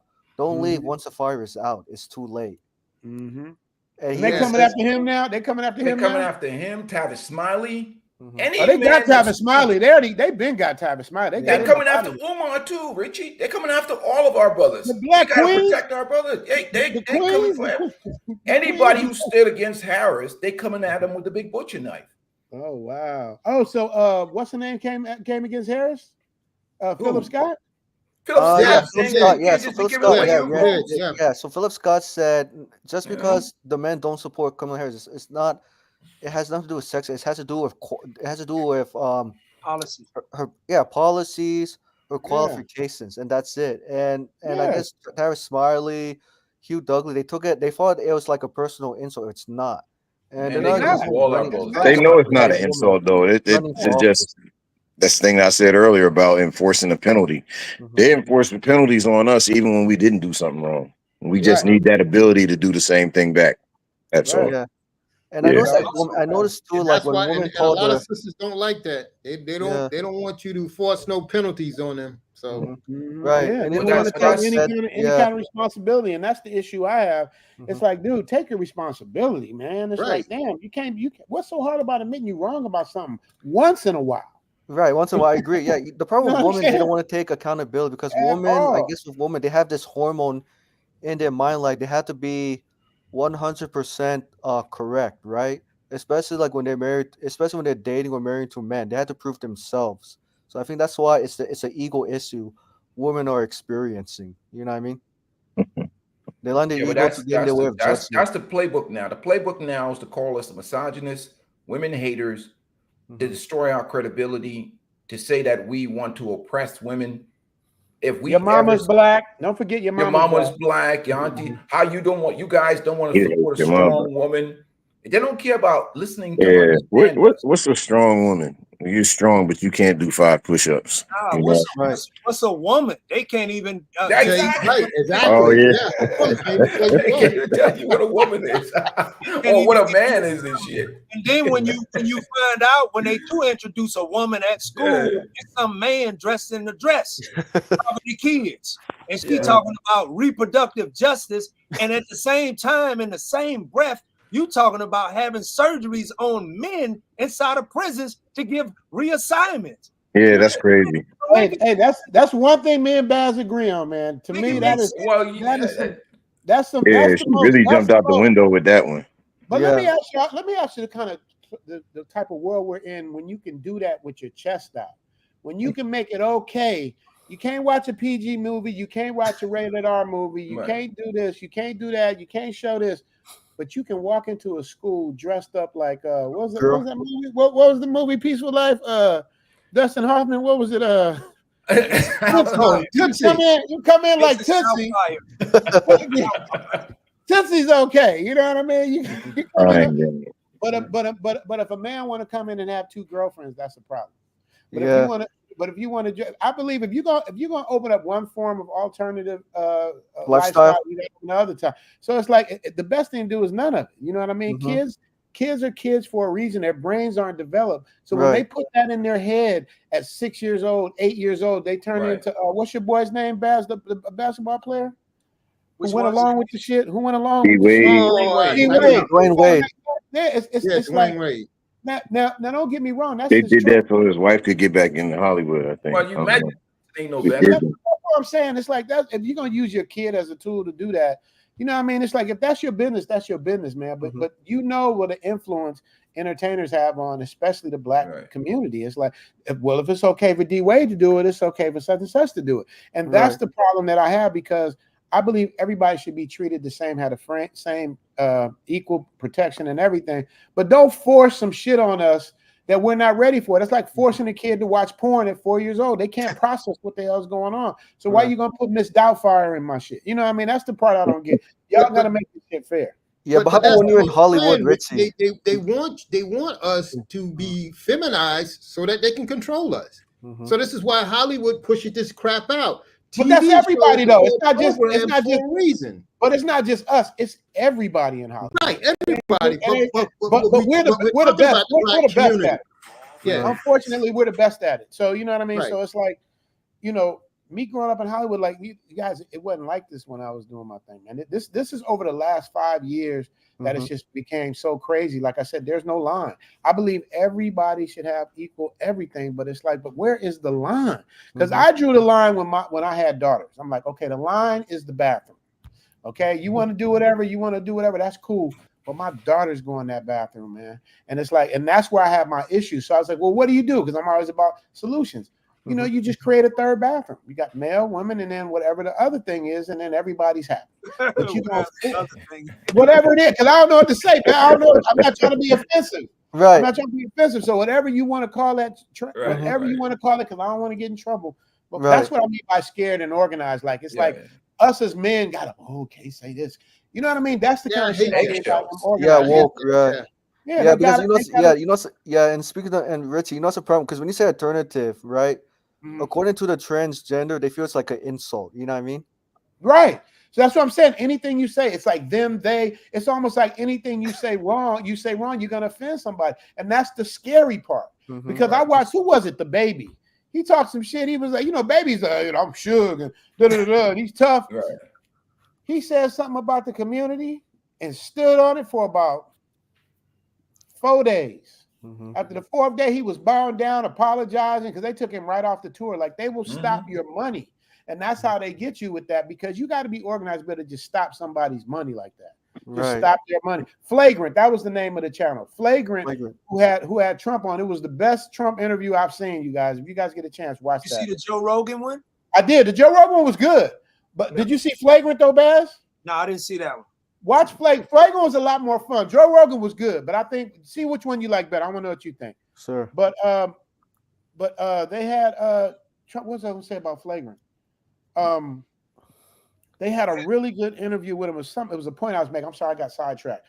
But watch that interview and you'll see what I'm talking about, man. But you know something, Richie? One of the reasons why a lot of people don't like Trump is because he's masculine. Masculine. He's straightforward. That's why they don't like Trump. It is.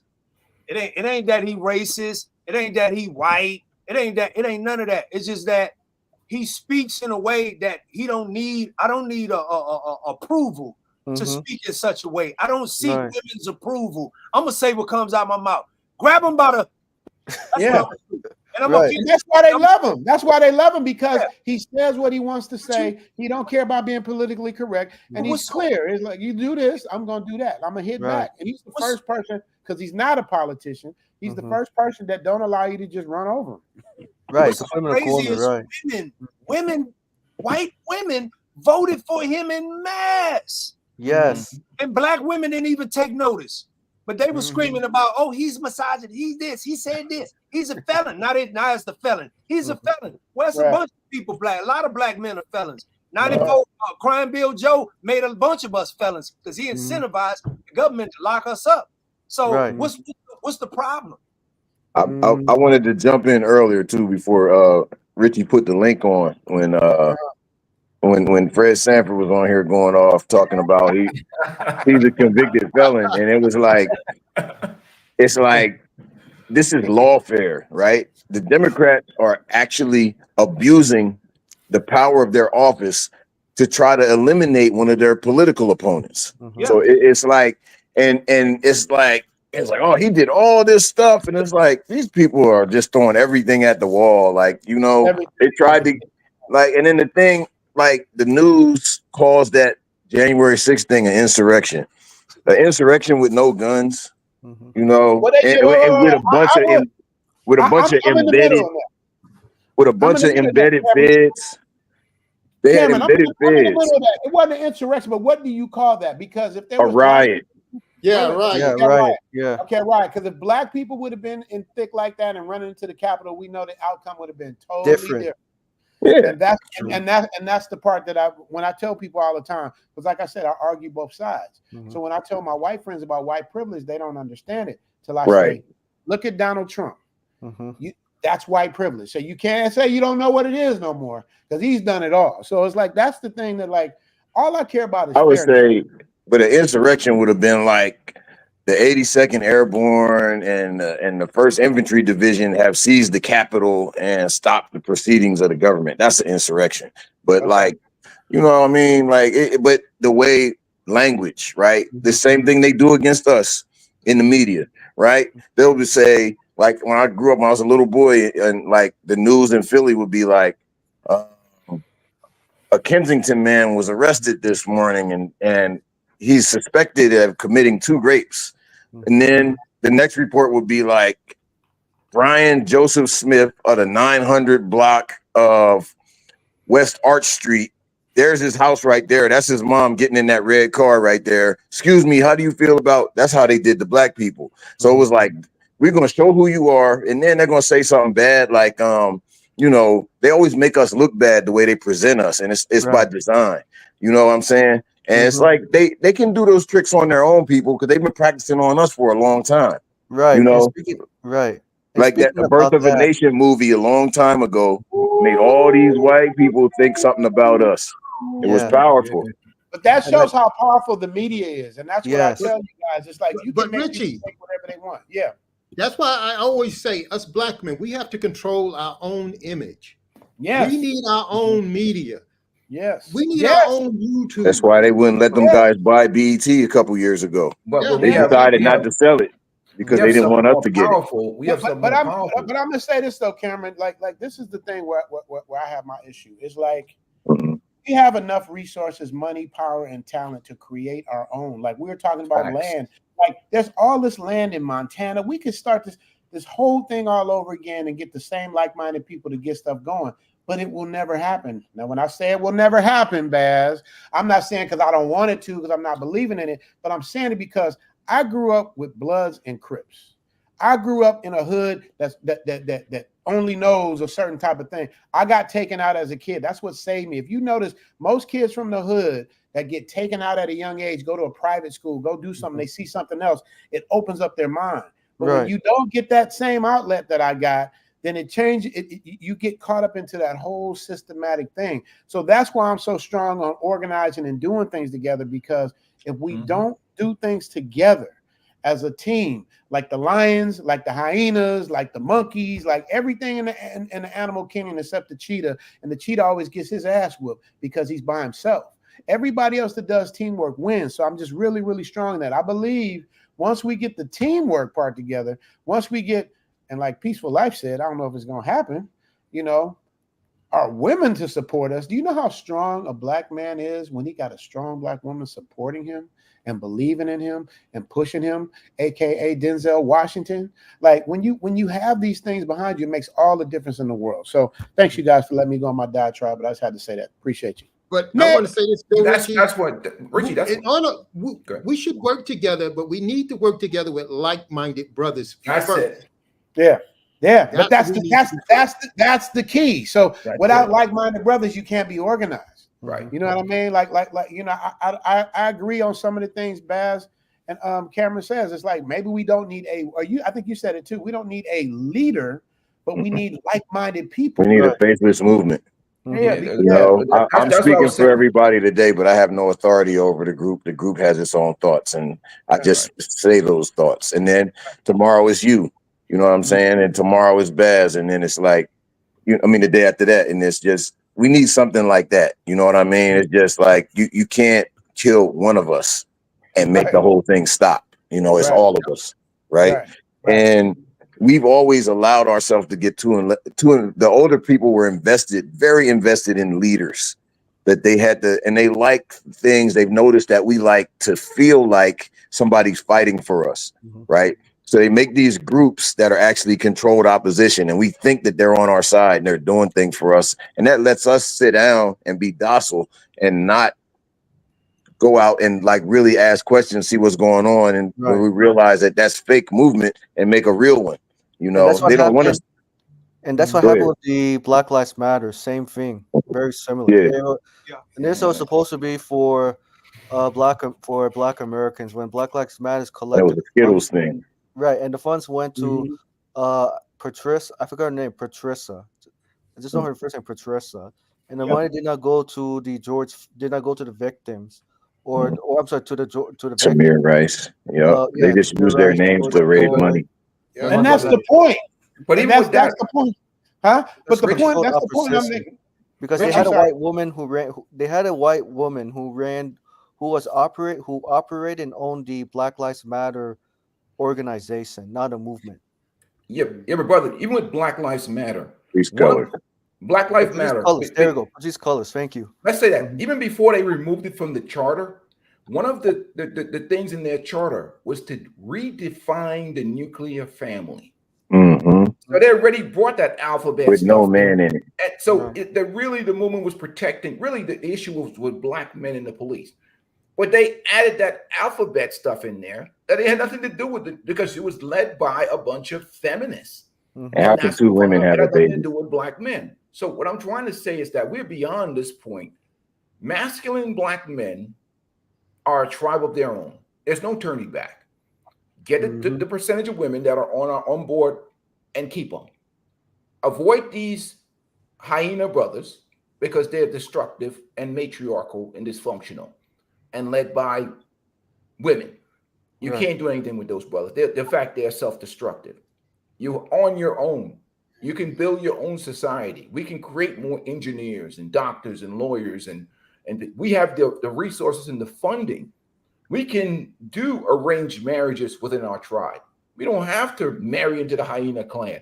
And the most scary thing right now that America is seeing, Black America is seeing, is the separation now of the men.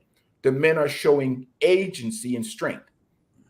We are saying, we're not no plantation slaves. We have our own thought. We have independent thought, and we can direct ourselves and lead ourselves, even without those women that represent white liberal plantation slavery type mentality. Agreed. Jay Shar says what I've been saying the whole time. Like we got to come together, and that's the thing. Like nobody wants to listen to somebody else, and like Cameron said, like you got to have a faceless leader. But in anything organized, you got to have some kind of leadership. Like how do you organize without having leadership? That's a whole nother issue. Well, do you have a leader in the Passport Bros movement? No, do you have leaders in Save Yourself Black Man movement? But what kind of agenda do they?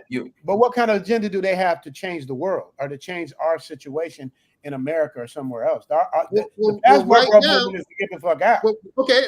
Let me answer that. Right now, in Save Yourself Black Man, some of us would like to build a community, maybe here in Thailand.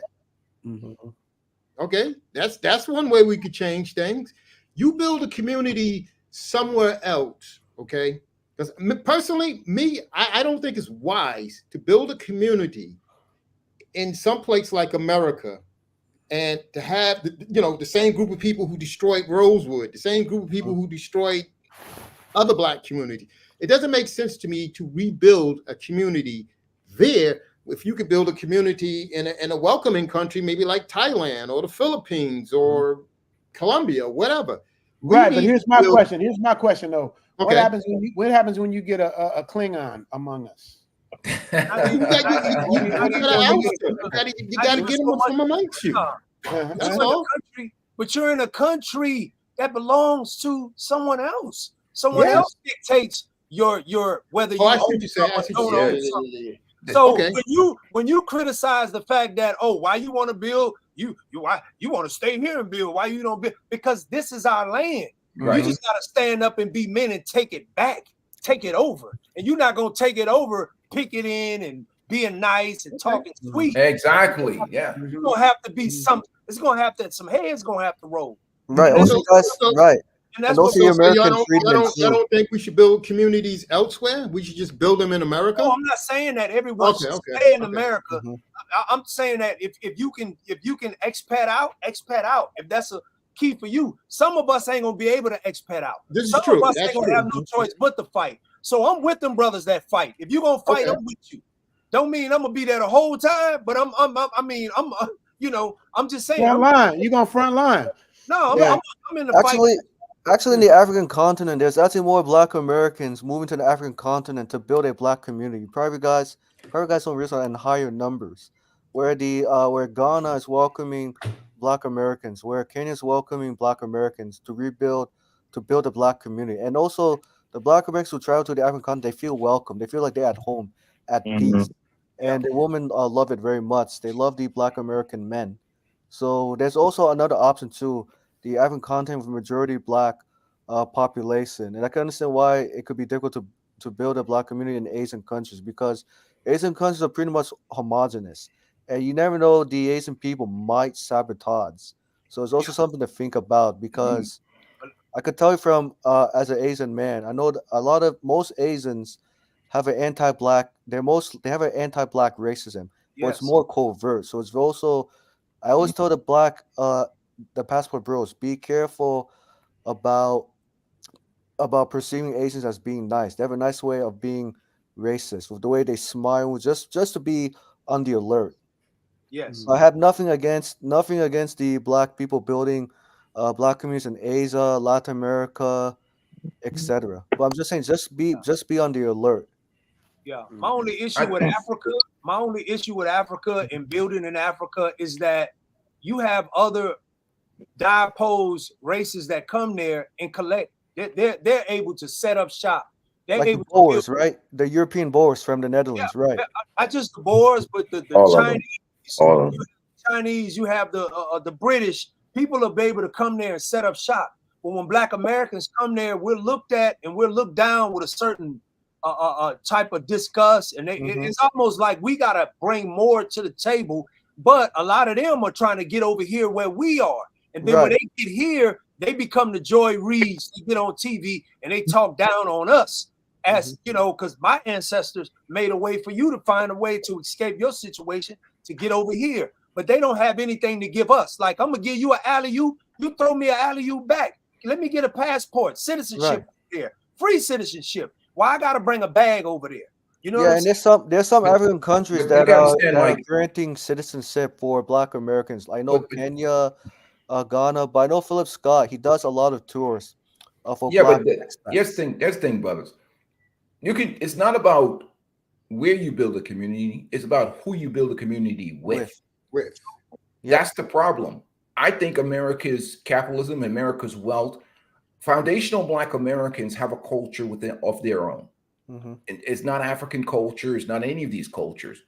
You can build a community in America. It just has to be built with conservative Black men who are on the same page. So basically, men of the same tribe, because organized minority have power within themselves, and that's why those people are so powerful and rule the world. We know who they are, and they're not much in numbers, but they're big in economic power.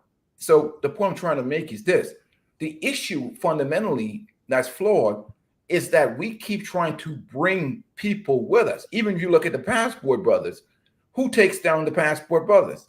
We have hyenas taking them down. We have these men running around the world. I call them the slave catchers that are even attacking Black men on foreign soil. So we can't, you can't even operate traveling overseas with our brothers coming trying to take you out. So we have slave catchers chasing us down. That's the mindset, the mentality of the plantation type brothers that we have around. So we have to separate from them, because America is a wonderful country in terms of building wealth and developing a community. If all of us as brothers, masculine men that are not into this woke liberal stuff, came together as Black men and created our own tribe separate from the hyena culture, then we'll be successful. The moment you try to integrate those people into your circle, that whole shit's gonna, you bet you got a bunch of matriarchal raised men. I call them Mitch made men that are toxic and dysfunctional in the mind, because they operate from the foundation of the feminine. You got to get rid of those brothers. They'll take you out. You can't, the male lion can't lead hyenas.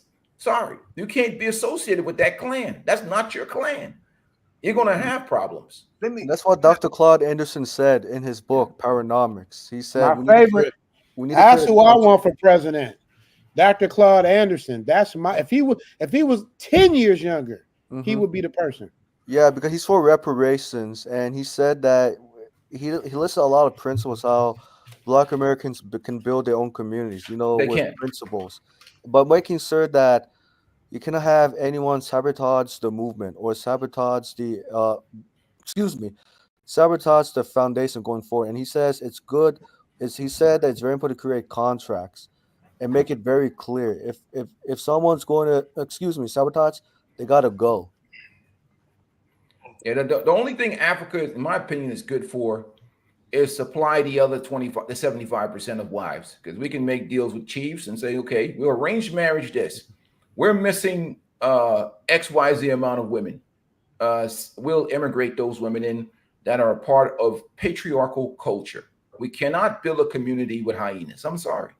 You got to have patriarchal raised women that fall under the leadership of good, honorable, respectful men. The other women that are not on that plan, let them go be in their tribe over there with the white liberals and their feminists and do their baby deletions and whatever. Go do all that stuff over there. We don't need you. We have Black men, masculine Black men, and the guys who want to be ran by women and shoot up their own community and all that stuff. Listen to, and be, the woman is God and all them. Let them stay over there with all that weird Hotep simp, feminist behavior. And we run our own stuff over here. And what happens inevitably, if they see that we're successful, they can either join this tribe and follow the rules and principle of this tribe, masculine tribe led by masculine men, or take your ass on over there with those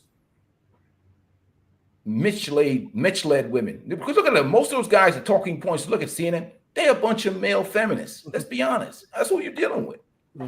Right. Yep. Male feminists. You said it right. Speaking of male feminists, it was a particular individual I'm not gonna name his name.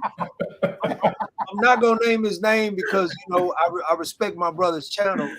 But he said he said something to the effect that white men are the worst treated men in America. What? Yeah. I never heard that one. Yeah. Well, by the women nowadays. Wow, nowadays, man, you tell you something. That's why the white boys be in Thailand and all the places. White This boys is be a black getting man cooked. making this statement. This is a black man making this statement. He's supposed to be an intelligent black man, first of all, made this statement that white men are the most disrespected or something like that. Something to the effect that white men are the most Treated worse than everybody. Yeah. Like, black I dude mean, said that? you know what's happened to them is yeah. a lot of white dudes, man. Their women have turned on them, man. Not the conservative ones, the liberal white boys. I mean, them white women be tearing them to shreds. They be cooking. The white women be cooking the hell out of these dudes, man. I used to work with these dudes on patrol, man. Oh my God, you talk about dudes with sexless marriages and getting abused. I be in the car, the phone be ringing 20 times a day. And they be, well, why doesn't she stop calling me and saying this to me? I'm like, yo, man, stand up to your woman. Now that part, but the other one, that women be cooking their ass. They be running to Thailand and stuff. They be all over the damn place. Black men, I can understand because we under the we deal with the iron fist over here, the iron fist of radical feminism. These, Big Shirley and her feminist ideology and her army of simps. Well, they'll come for you. They'll come for you hard. But peaceful life, you can't feel sorry for these dudes because they're kind of in charge of America, right? Right. Now, I don't feel sorry for them at all. No, I'm not saying you do. I'm not saying you do, but I'm just saying in general. I'm just speaking in general. Yeah, that's we true. can't feel sorry for them because, hey, this is your country. True. You let that happen. That's you. Right. And that's why Philip Scott said to the men, he says, you can't change the environment in America because the environment has been compromised. The only way you can get to sell and have something more traditional is by going overseas, whether to the African continent, Asia, and Latin America. Because in his view, there's no way it's going to return back to normalcy in the next several years or even beyond that. No, you can't. There's too much money in it. That's why I got out of America. That's why I call it corporate-sponsored feminist, corporate-sponsored empowered. You can't. It's even this alphabet agenda and how they try to push it. If people only know how much money is made over transitioning a person, that's lifetime medicine. The pharmaceutical companies are pouring billions into that. The hospitals are willing to do. Them doctors know when they're doing this chopping up that this shit ain't right, but it pays so much money. It's the money. That's why we say. That's what we talk about. I know it don't sound crazy, but this demonic spirit. They do this stuff for the money. The people that are getting that stuff done are just the pawns. There's billions to be made on this. So you're up against not just a woman. It's beyond women and men. This shit is money. So you got these super PACs now, and we talk about corporations that are able to act like individuals with sponsorship and donations for these politicians. That's why they're pushing that alphabet stuff, not because of this. It's because of money. You to restretch that hole and medication over years. That's millions off of one transgender person. That's a walking cash cow. And that's what people don't realize. That's why they're pushing so hard. So if you stand up on a certain type of principle, you got that corporate sponsored feminism, that corporate sponsored stuff are going to send out the dogs to just take you down. I mean, that's just the way it is. That's why they're fearful of this Trump thing, and they're fearful of losing control of black men and black women and all this other nonsense. Because again, the money is on the table. They ain't trying to lose no money. Right. Yeah. Capitalist society. Capitalism wins. Yeah. Yeah, that's why they want to transition all of our boys. It's money. Yeah, the Democrats are trying to censorship. They're trying to use censorship. So if she get in, all of the conversations we have, they're gonna strike in and taking channels down. They're gonna start taking. Well, you made this statement. It's feminist, and now we got a new feminist policy. You can't be making comments about women, and you can't be making comments about this. You said it was a thing. That thing. You was talking about the people, and that thing. He, she, we, he, he. Right. We're gonna take the. Yeah. So this is what they're doing. Now they But bring it back. yeah, that's true. Like even me and my channel, I know my days are numbered. So when you see me walking down John TM with that big hat on, they got me.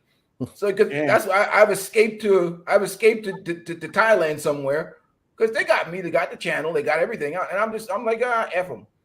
When are you coming back? When are you coming back? I'm trying to get back in December, man. You know, but I have like because of the way I talk, I have like I know I'm on like a narrow string, so I'm ready. My head is ready in the guillotine. So when you see me pop up in Thailand, you know they got the head. And I just ran. but you know, peaceful life. It ain't just you. It's a whole lot of us. Well, I'm on borrowed time, brothers. I'm sorry. I'm on borrowed. Are you from New York? You sound like you're from New York. Yeah, no, I've been in the Jersey area, man. Jersey, New York, New Jersey area. I'm in the Philadelphia area right now, man. But, I was gonna say because your accent sounds very familiar. It's to me. I thought you were initially from New York. It sounds very no, similar. But my days are numbered. Big Bads, I'm sorry. I already know they're coming for me. I mean, that's why when I YouTube, I just say what the hell I want to say because I already know, and I try not to say anything, you know, on anybody's channel. But I already know they're coming for me. You know, it's just the way it is. Anybody that has a masculine voice or that's advocating for men, especially black men, you know, you better hope Trump wins. Because that's why Elon Musk took over Twitter to uncensor a lot of that stuff. Because they have this war on masculinity because they want to turn us into a bunch of women so they can make some money off of us. Yeah, it's the way it is. I heard Elon bought YouTube. I don't know how true it is because I looked on X to see, but I heard he bought YouTube. That would turn the whole. That would change the world if he bought YouTube. I'm hoping and praying he did. Man. I'm hoping and praying. Oh boy. Oh my God. If he bought YouTube, it's over. It's over for a bunch of. It's woke culture is doomed if he bought YouTube. I mean, you talk about the return of masculinity. You know, it's over. Yeah, maybe we can have freedom of speech on YouTube. Oh my God. Yeah, the social programming is doomed if he bought. It's already bad because the social programming is collapsing now. But the problem is they don't know how to handle men, especially black men. So they sent out their dogs, Obama and them, but not to see. When people respect you, they try to earn your vote, pander to you a little bit, offer you some things. But they don't even have the respect for us to even try to pander to us. They're telling them, you old boy, shut up, boy, before I get my belt off. You go in there and vote for your mommy, Kamala. And you start, well, what about shut up? What about what? You a misogynist? You hate your mama? That's what they treat you. They're not even trying. Right. Listen, what's so disrespectful is you tell this woman, you got these Negroes on there talking about Mamala. We need some loving from Mamala. And this you didn't say Mamala. You did not just say Mamala. He said Mamala. I call Camilla. The letter from Van Jones. Yeah, he said Mamala. He said we need some Mamala, a love letter. He said her policies is a love letter. Her got a policy on weed, but this woman goes home to a white man.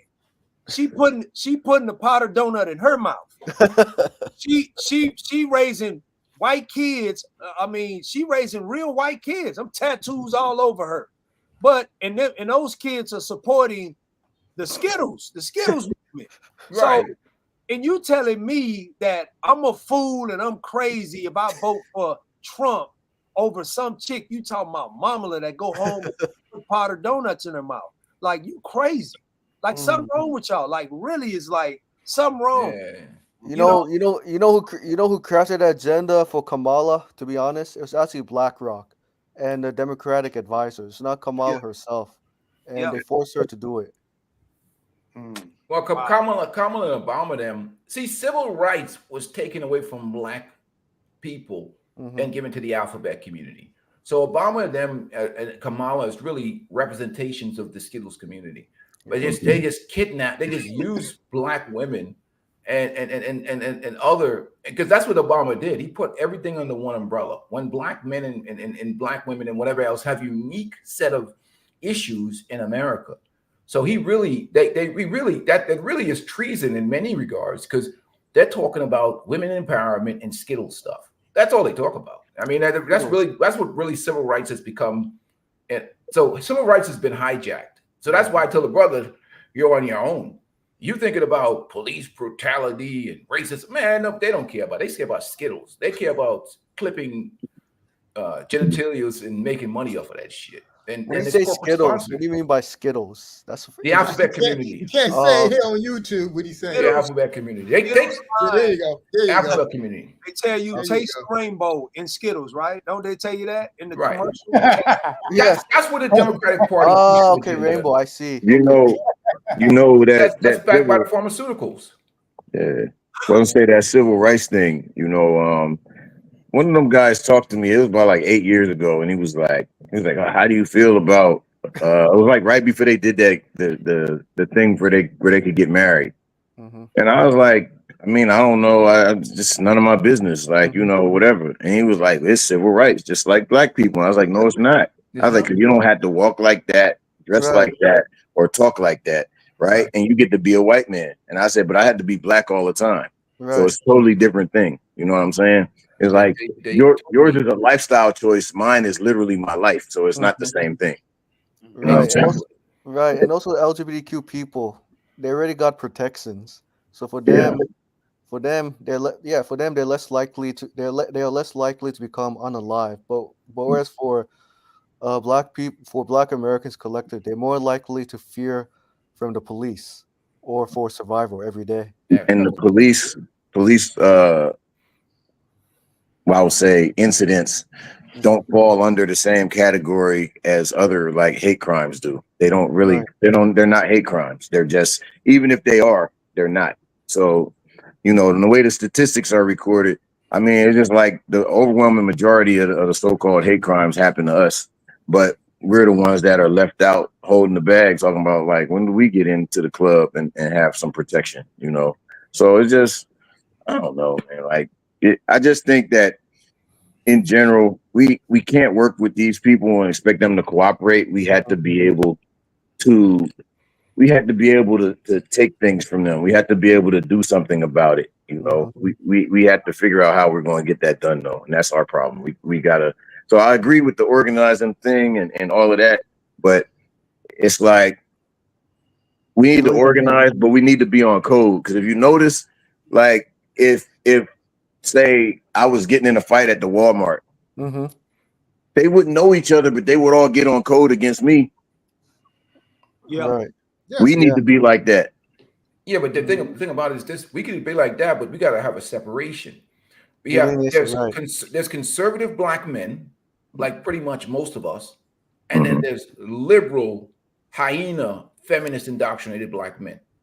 If you can build a community with conservative minded black men, because we're already on code. The problem with us is that in that community that's a matriarchy, if you have any type of masculine conservative values, it's attacked and it's minimized. So you're functioning in the wrong structure in the first place.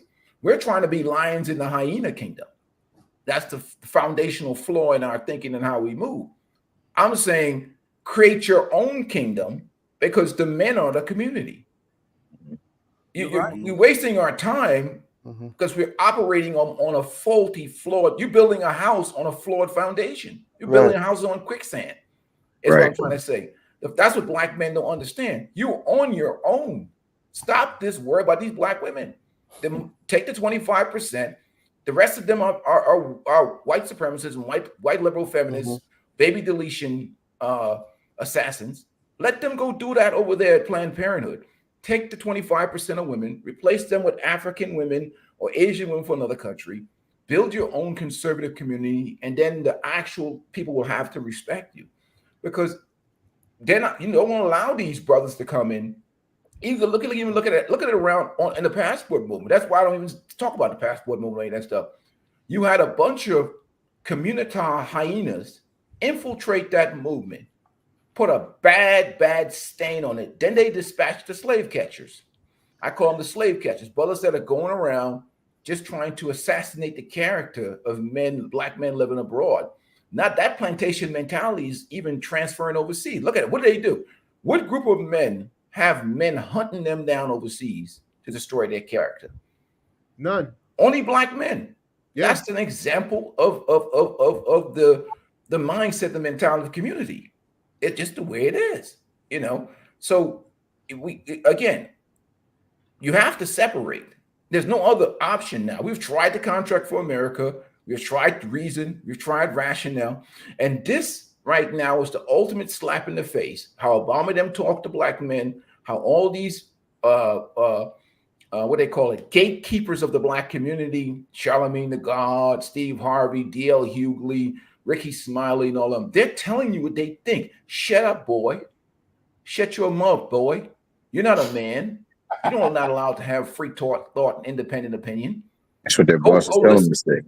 Yeah. You're a misogynist if you have an opinion. You hate black women. Get in line. Get behind Kamala. Kamala is one of us. She's a black woman. It doesn't matter what her policies are. Shut your mouth, boy. That's what you're told. So why would you waste your time with a community like that? You know what's amazing? It's amazing how they can make anyone now after not for too long. You're gonna see like they're gonna deputize people to be black. Like Kamala, she's black. Yeah. She's one of you. Obama's black. Follow him. You know, all of these like deputy, like black is a deputy, and then we don't have a say in it. Like you shut your mouth. Kamala is black. Like, and then now you got brothers in here because I seen some brothers in here butt hurt talking about, oh well, if you gotta ask me if you're black or you gotta question a situation whether you're black, then you got the problem. You got a problem because number one, you weren't taught what black is. You weren't taught what because we had to grow into that. That's why we voted for Obama. Oh, he's the first black president, but he's not our black. That's why you come historically. We had to grow as far as politically in the mind and understand and have an education to know that, okay, this is where we failed at. We voted for him. He did nothing for us because he didn't recognize himself as one of us. That's why he feel like he could talk down to us. So we got to put somebody that represents us, that's in our lineage, that come from our upbringing, that can speak for us. No one, no more. So it ain't even about, oh, I'm African. Who was that though, Baz? Who was that? Who was that? Like, but D.L. Hughley, Steve Harvey, all them too, who are so foundational black Americans. The problem is that black people got to get rid of the black and focus on the ideology, which is conservative versus liberal. If you have liberal-minded men, they identify through the feminine and the feminists. You got to separate yourself from liberal-minded, bitch-made men. That's really what black men have to do. They're a different tribe. We got to get rid of the black thing and have a tribe that identifies culture. But see, we got to create a tribe. We got to create a new culture. But see, that's what they wanted us to do. They wanted us to get rid of. We the ones that accepted everybody as black. Right. We want everybody to come in. But so when they come in, they shit on us. Exactly. Oh, I'm Nigerian. Oh, I'm this. Every time they succeeded in something, I'm this. They planted their flag. They did this. So I don't. But then when they commit a crime, they're black, and it's all of us. Yeah, but it's only when it's like convenient for the Africans to be black in America. But and when we do something good, we're all black. But even it doesn't matter whether they're Nigerian or not. Do they have conservative values? Yeah, they do, but they don't want to be with black Americans. They only be with black Americans. But they don't. They're not. The problem is, are they destroying black Americans? What's destroying black Americans is liberal ideology. The Nigerians don't be looking up to Meg Thee Stallion twerking. They're not trying to turn our women into sluts. The Nigerians are not. They're not our problem. The foreign black people with conservative values are not our problem. It's liberal ideology that's our problem. Wokeness. Hyena culture, this alphabet stuff. I see more of a problem with a lot of foundational black men that follow behind these white liberals than any of these other ethnic groups, because those ethnic groups stick together. They push education. But I don't see a bunch of foundational Black American men or women in position of power to dictate things. There's always those foreign tethers that are in power that are always but they're liberal though. as a team, though. They're functioning as a team against us. So No. I'm just saying, I mean, they're functioning as a team, but the thing about it, guys, is this. Yeah. They're functioning as a team, but they're on the white liberal side. Exactly. Joy Reid is on the white. They're not functioning. They're not. So you're looking at them as in terms of they're not foundational Black American. No, they're hyenas. It has nothing to do whether they're from. Their values are liberal. That's what I'm trying to tell you. Anybody from anywhere that has conservative values that is Black are on our team. It doesn't matter where they're from. I would have to interject with that, because the Democrats who brought in the Africans have agenda for them. In other words, they give the African immigrants, grants, business loans, right? And then they tell the Africans, oh, be careful about interviewing with Black Americans. So they tell the Africans where to go and where not to go, and that puts Black Americans at a disadvantage. Exactly. And so that's the thing about is this. The thing about is this. That puts matriarchal-led Black Americans at a disadvantage. That puts hyenas at a disadvantage. That doesn't disadvantage me. That doesn't advantage my family. That doesn't advantage the brotherhood of masculine men. Oh, I didn't say that. What I'm saying that if our values are the same, right? All right, me or Nigerian man or whatever else, we're going to produce the same outcome because we have the same values. But the problem is that most Africans who come to America, they don't want to get with Black Americans. They don't. It doesn't matter. It doesn't matter. It does matter because they hire their own people when they create communities. They don't hire Black Americans. You can watch on Philip Scott. He goes in. I get what you're saying, but what I'm saying to you, that's what they're supposed to do. But they don't do in reality. They don't operate like that, brother. But the problem is this, brother. I can't worry about what they do. I got to worry about what. Worrying is about me replacing that idea that you're trying to impose and follow my own. I got to have my own code set up. Well, I can't say the world. I can't say the world and take him. Oh, he got a conservative mindset. Like, but he undermining me. Exactly. How is he undermining you if he's promoting values, education, self-empowerment? If you're promoting the same thing that I'm promoting, right? How are you undermining me if me and you have the same type of ideology about success? And we're, you know what I'm saying? Yeah, but I'll give you an example because most Africans, when they come to America, they tell Black Americans, oh, they're better than Black Americans, and they tell Black Americans, pull yourself by your bootstraps. But what does that have to do with me? What does that have to do with me not killing my brother? What does that have to do with me? Right, but it has to do with when it comes to forming. I don't give a rat's ass. I don't care what they do. Just don't be a problem. Don't commit crime. Don't kill your own brothers. Don't destroy yourself. But what I'm saying, is that when the Black Americans ask Africans to advocate for them, the Africans say, no, we're not going to advocate for you. But when the Africans, you got to be an advocate for you first. How can you expect another man to be better for you? That's the whole point of us. We're not. I just talked about the contract for America. That's the whole point of us coming together. That's why. That's the whole point of us coming together. You said, well, why you? We're not together. Some of us have different values. No. We are coming together, and that's the disillusion that you're trying to. That brothers are starting to make up. Well, you brothers ain't organized. You brothers ain't doing nothing. Well, why come there's a reparation conversation if we ain't organized and we ain't doing nothing? How come we're changing the balance of the political structure that's happening in this country? Because we're coming together. Because all of us are not. All of us. Our tribe is coming together, but we are a separate tribe. What's what I'm trying to say? You're still focusing. You're focusing on the all. What I'm saying to you is that there's certain brothers with a certain mindset that's coming together. There's certain people that are never going to come on board. And that's fine with them. But we're not you can't worry about the masses because that's just not going to work. It's not going to happen. And that's what I'm trying to say. It's not that I don't think people are coming together, but we keep focusing on people who don't share our values. Exactly. That's the problem I have.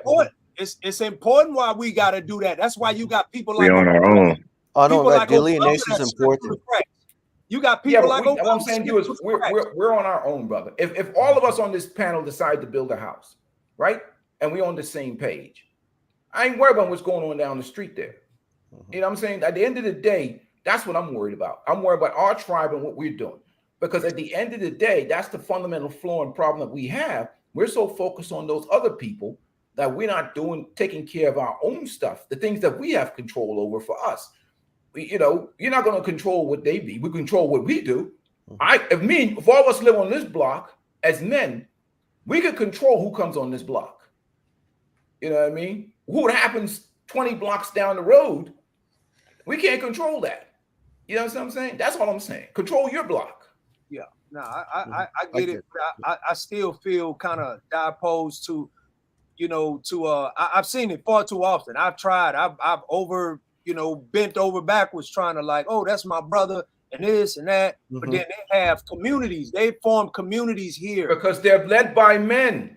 They're led communities. Our communities led by women, and I'm not gonna say we're not being led by men here on my side. We're being led. We're doing what we have to do in small numbers in excess to what's going on in the majority.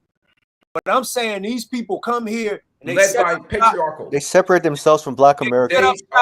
They separate themselves. Just like the brother was saying, he walk around in Thailand and he nod at brothers and they don't nod back. Probably because they're not your brother. That's why. So you need to separate yourself. You need to separate yourself with those who are like-minded. Just like but Baz, let me say this though. Baz, you know we Black, we grew up in the state. You can look at somebody and pretty much tell they're from the state. Exactly. They just got a whole different swag to them. We kind of know. I think these dudes is from the state. I could be hairline, the way they dress. Yeah, the way they stand up, you could just tell. Like I could see an African a mile away. You know what I mean? Just by the way they stand, they posture. Yeah, not even speaking. I'm saying talking their throat. Right. Yeah. You know what I mean? But go ahead. I'm sorry. Go ahead, Baz. I'm gonna interrupt you. You good. But all I was just saying is that that's the big confusion we having now. And a lot of those same people, they want Kamala in. You know why they want Kamala in? Because she's pro immigration. Yeah, she's gonna fast track the African immigrants come to America, especially people from Jamaica who look like her, think like her. And so that's the issue. I think that's the issue that Black Americans have with immigrants come to America to get resources, but the resources go to the Black American freedmen because they built this country involuntarily. The issue that Black America have is we have a hyena matriarchal culture. Start from the beginning. You can't get to these other people before you fix your own house first. I can't worry about them. You have a dysfunctional culture in the Black community. Forget these foreign people. Our problem is our women function as our enemy. That's problem number one. You see, the problem with this is we keep focusing on things where we can't solve what's right in front of our face, which is take care of your own house first before you worry about the other man's house down the street. If your grass is overgrown, cut your grass first. That's my position on that. You can't worry about what the Nigerians are doing. Your own women don't respect you. Yeah, but I think the brother was meaning not coming in higher numbers very quickly. Yeah. And I think what the brother meant about the Nigerians was it's one thing to be wondering about what they're doing around the corner, but he's mentioning like they're like, hey, we're all together in this, and then like soon as you turn around, he's sticking a knife in your back. That's what he's talking about. Like, we welcome him in. Your woman laying next to you sticking a knife in your back. So you don't even have to go around the corner for that. I'm just saying, like, but the thing with my woman is that she's still one of us. You know what I'm saying? It doesn't matter. Well, if you get shot by one of us or you get shot by white guy or the guy down the street, one thing is for certain, your ass is still dead. The point I'm trying to make is this. It don't make but what I'm saying is but what I'm saying is if I'm dealing with that inside my house, then I definitely don't need to bring more people like that in that aren't even part of the family. That's my point. What I'm saying is that any culture that comes to America that's patriarchal and masculine led is going to outperform the Black American community because we are bitch-led. And bitch-led men will always lose to masculine patriarchal-led men. Look at the difference, okay? But why they not performing in their own country like that? If that's the case, because they don't have the benefits of American advantage, which is American no. American. Right. So you're implying that there's something they get here that we don't have access to. They get a boost when they come here because of the American system. Because of us. Because of us. Yes. But here's the thing about it. It's us and the system that exists here. And the fact that the system. The fact that system that emboldens with the problem. Okay, let me give you an example, brother. I go past the red light. I see a Mexican man and his wife out there selling roses. Maria will never abandon her husband for the government welfare system, the state. She won't abandon her man. They'd rather be poor together and broke. And you have brother, I don't want to say his name, Richie. I'm going to say his name. Brother, whatever his name is, telling women that men have to have $50,000 to date you. Make him give you $50,000. You have these Simpson Panda Bears and whatever else. That's just $100,000. It's actually $100,000 women are demanding for men to make. For men to make $100,000. But I see Maria over there walking next to her husband selling oranges. They will beat us. I see them. They will beat us with that mentality. They will keep their families together. They're not influenced by alphabet agenda. They will beat us. I'm sorry.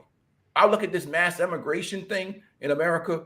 Black America is doomed because they will keep their families together. I'm sorry, you're doomed because they will. A matriarchal culture will always lose because what it's going to produce is more alphabet men.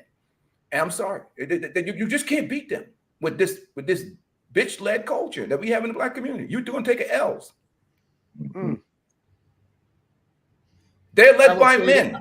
I would say this: most women from different cultures, they will work with their man 100%, like the brother said. When these people come from, like for example, I don't know how true it is. This is what I was told. When Koreans come over, okay, I'm a Korean guy. I come over with my wife. We work together. We put our money together. We do the 50-50 so that we could buy our first business. When we get established, I bring over my brother and his wife. Yep.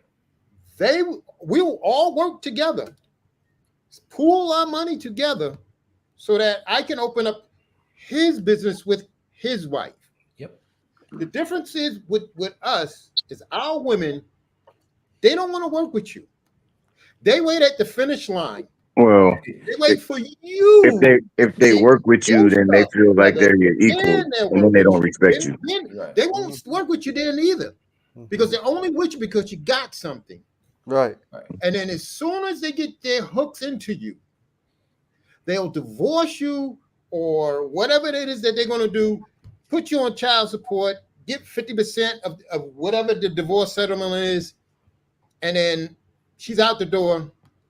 And Pookie and Ray Ray is spending your money that you send her every month, because Pookie and Ray Ray is, I guess, they're more attractive or they're more manly than you because you get up and work 9 to 5 every day. So you're boring, you're corny. Yeah. That's the difference. The difference between our women and their women are looking for men who work. Our women are looking for men that they could take advantage of. Right. And men, that's all it is. They focus on, like a masculine-led community, you focus on a man's character. Right. Our community focuses on money. And not only that, when you talk about an immigrant group that's going to really, really, really become more powerful in America, I would look at the Indians. The Indians will, all these immigrant groups, the Indians are going to put us out of business fast because they keep their stuff together. They'll come, all of them, they'll take use of apartment complex. They come out in the evening time now. You got like about 20 of them walking together. The men are working. So you talk about organized minorities in power. They are patriarchal-led communities. I'm sorry. We got a bitch-led community. We need an exorcism. It's going to be messy. I'm sorry. It's going to be messy, Bass. You're going to have to, there's going to be some lion bites to the back of the neck. We got too many simps, too many weak men, too many bitch-led men. You can't even challenge these other communities or even talk about them until you fix the dysfunction in our culture, because the moment you start standing on some masculine principle, your own brother will put a round in the back of your head.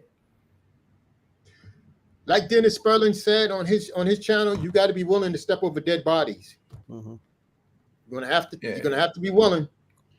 Yeah, you never. I'm telling you, man, it's even worse, man. I'm telling you, like right now, the Panda Bear community is just making me vomit.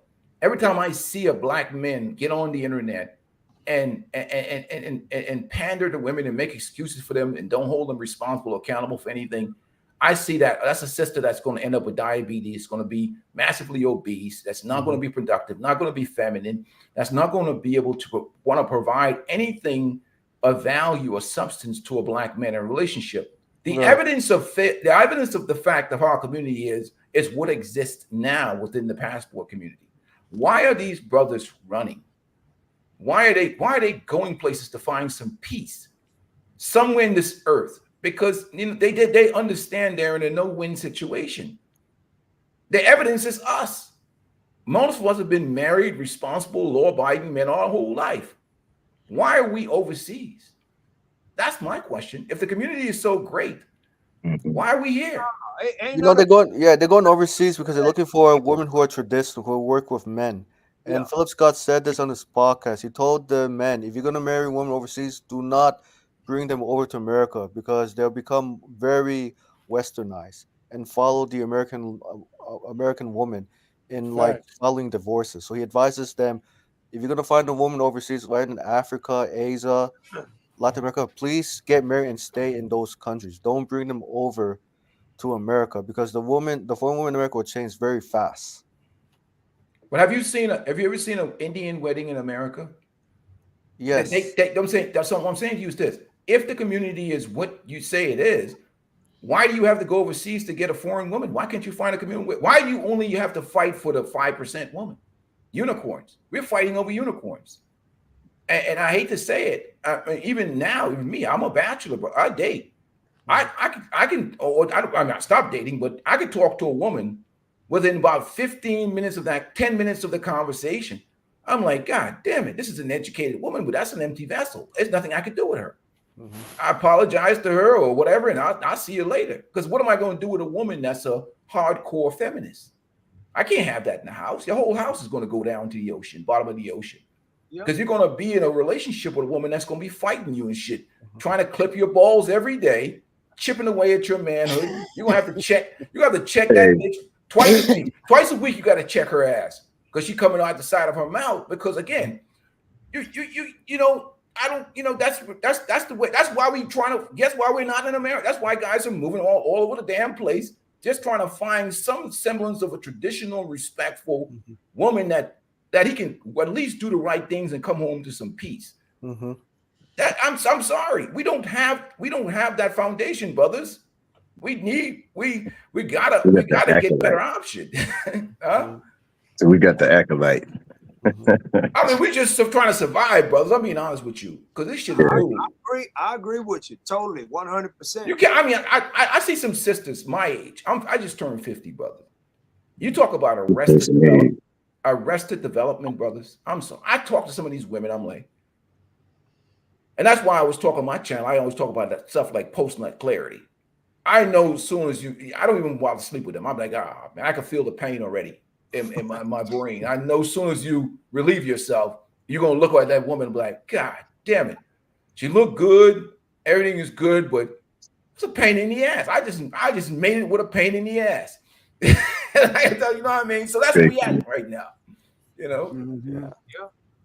But that's another reason why so many brothers are also dating, you know, white women now. You know, well, you got to watch out for them too. But you know, I was about to say they got to watch out for them too, because a lot of them the Karens, because the Karens are more covert, man. I'm like, and they know how to weaponize the system. Yeah, so we have an environment now where dudes are just hunting for some damn peace. White dudes, black dudes, everybody's like, let me find a hole in the world that I can crawl into and get a good night's sleep. But can I add something? In those countries, I just noticed that Thailand's friends, it's nowhere near America, but it's growing. But it's not the extreme I like in America. I'll tell you that. And there's also another guy too. He married a girl from Colombia. Right. Didn't work out well either because she was very independent. he wanted to provide for her, lead, and she couldn't take it, and so he had to end the marriage after maybe after 1 year. Right. And then he went to another country, Poland. Not sure he's still dating or he's getting. Not sure he's dating a woman in Poland. But I just could tell you from what I saw, um, as well. But what I was gonna say, yes, yeah, Philip Scott said something too, and especially Sabas, reparation. Philip Scott said, doesn't matter if the black diasporas are living overseas or live in America, they're still gonna get their reparations regardless where you live. Yeah, I think that's smart, but I'm gonna tell you something, and I'm gonna get out of here. I've noticed something. I go to the park and work out all the time in the morning time and in the evening time. What I've noticed is a increase in the amount of brothers sitting in their car, usually, especially in the evening time, staring into the river with that 1,000 yards. You know, the military 1,000-yard stare in their eye, that combat stare, just staring into the damn water. That's a brother right there who's delaying his time going home, or just trying to get a moment of peace. You know, I know that look, and I sometimes I want to knock on the car window like, brother, it's gonna be okay. And he's just trying to get that second breath before he go to that house. Whatever he got going on in that house, he's just trying to get the energy off them waves coming in from the river. I walk by him, I say, damn. It's bad. White guys, black guys, they're just trying to get that 30 minutes before they go home. Baby, I'll be there in a second. You know what I mean? And that's where we at in America, unfortunately. I hate to say that, brother. I see him every day. I can see that. I can walk by a dude in the park and see that 1,000-yard stare in his eye. And I know the pain that he's feeling. Yeah, man, I used to work overtime just to keep from going home. Me too, man. I can't fight no more. I can't fight. Just give me one. Man, I know how that is.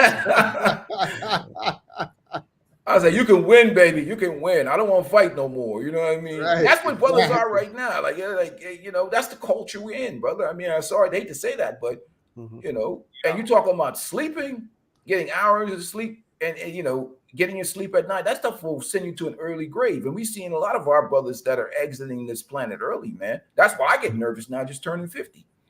Yeah, you still look young at 50 years old. I appreciate that, man. I'll be like, I got more life behind me than ahead of me. And when you see him in person, when you see, he's funny. He look like he's fucking 28 years old, man. This dude does not age. He about 6'6", and look like he just finished playing a college tournament, man. He in great shape. Yeah, I was, you know, just give him a game tonight too. I was watching my son play, but you know, it's a tormenting environment here. And then when brothers go overseas, you got the slave catchers chasing them down. I'm like, God damn it. You can't even get away over there. They dispatched the plantation slave catchers to get him, destroy him. You know what I mean? Like, get him. So it's like Did you just say get him? Yeah, get that boy. How dare he not bow to the queens? Get that boy back. 10 lashes. Give Richie Mack 10 lashes. Well, actually, there are not too many Western women going overseas to taste. They coming. No, they're slowly making their way over. They're making their way over. I see. I mean, that's what they're growing, but not as much as the passport bros for sure. Oh no. We got out. They just chasing us out. First they didn't. They was laughing at us. Now they wait. Let me get my passport out. The new weapon is the slave catcher. But Richie, what I found out is the reason why some of the sisters are coming here is because they're trying to prove a point. Right. You know, our sisters, you know, for some reason, some of them think that they won't challenge another woman to get a man. But for some reason, if they see black men going somewhere and be successful, they figure that I can outdo him. Yeah, but don't play with. They won't play with the toys, but if somebody else plays with it, they get mad. Right. They do think that they can outdo us, but they get a rude awakening when they see that attitude don't fly. Once they get into a patriarchal culture, all gloves are off. So, but anyhow, I'm going back. You know what? I'm just going to go to the gym, man. You guys kept me awake now, so I gotta get ready. I gotta be ready for my trip to Thailand. So I'm out, brother. Appreciate you guys. When you head out, thank you. We've only been on for December. damn near 7 hours. You know what I mean? You know I'm gonna have to clip this string. Yeah, I know 7 hours. Yeah, definitely. Yeah, but shit. But man, maybe it's good. Maybe, Maybe them not hearing what I say will give me a month or two extra on YouTube. But you know what though? You came out with the Tupac attitude. You were like, I don't care. I'm gonna say what I want to say. You started out like that. Oh man, is that why you changed the name? Is that why you changed the name of the channel? Oh yeah, because I hate these talking narratives that they bring towards the brothers. You know, they bring weak narratives like tricking and all this other stuff. I'm like, tricking? You crazy? 89% of the men on OnlyFans in America are married men. See, they can't bring these talking points towards me. You want to talk about tricking? America is the kingdom of tricking. Pay for play. You got Panda Bear Sims like Yada Awakening talking about when men need to give you $50,000 to get some box. I'm like, get out of here. Man, they can't bring these weak talking points to me. They'll get obliterated. All right, get out of here. You trick? Are you crazy? Every marriage in America, most marriages in America is worse than tricking. You got guys that are in sexless marriages. They ain't had sex with their wives in multiple years and they paying all them bills. Trick. Yeah, and that's worse you than better trick. not go out and have sex with another right. woman. That's worse than trick. That's abuse. Yeah. Right, so you know, in a hostage. You're in a hostage situation.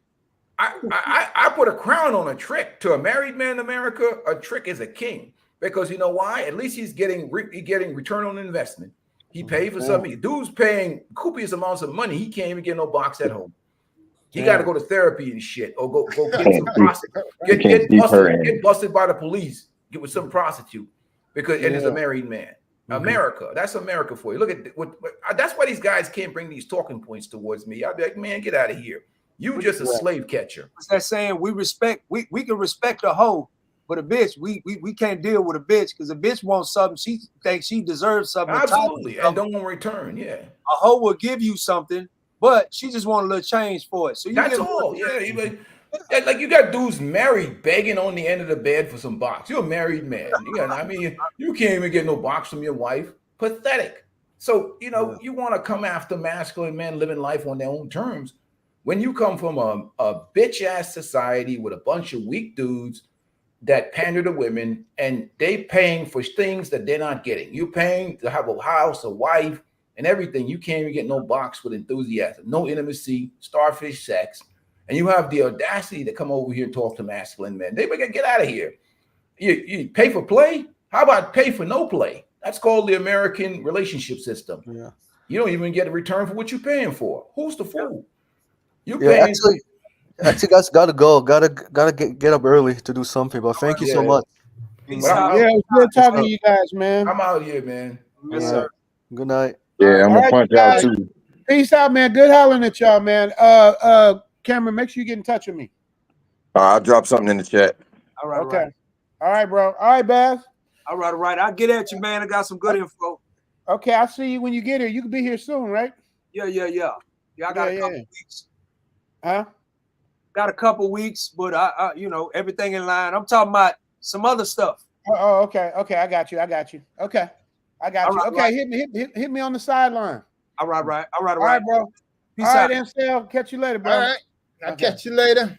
Peace. All right. Okay, brother.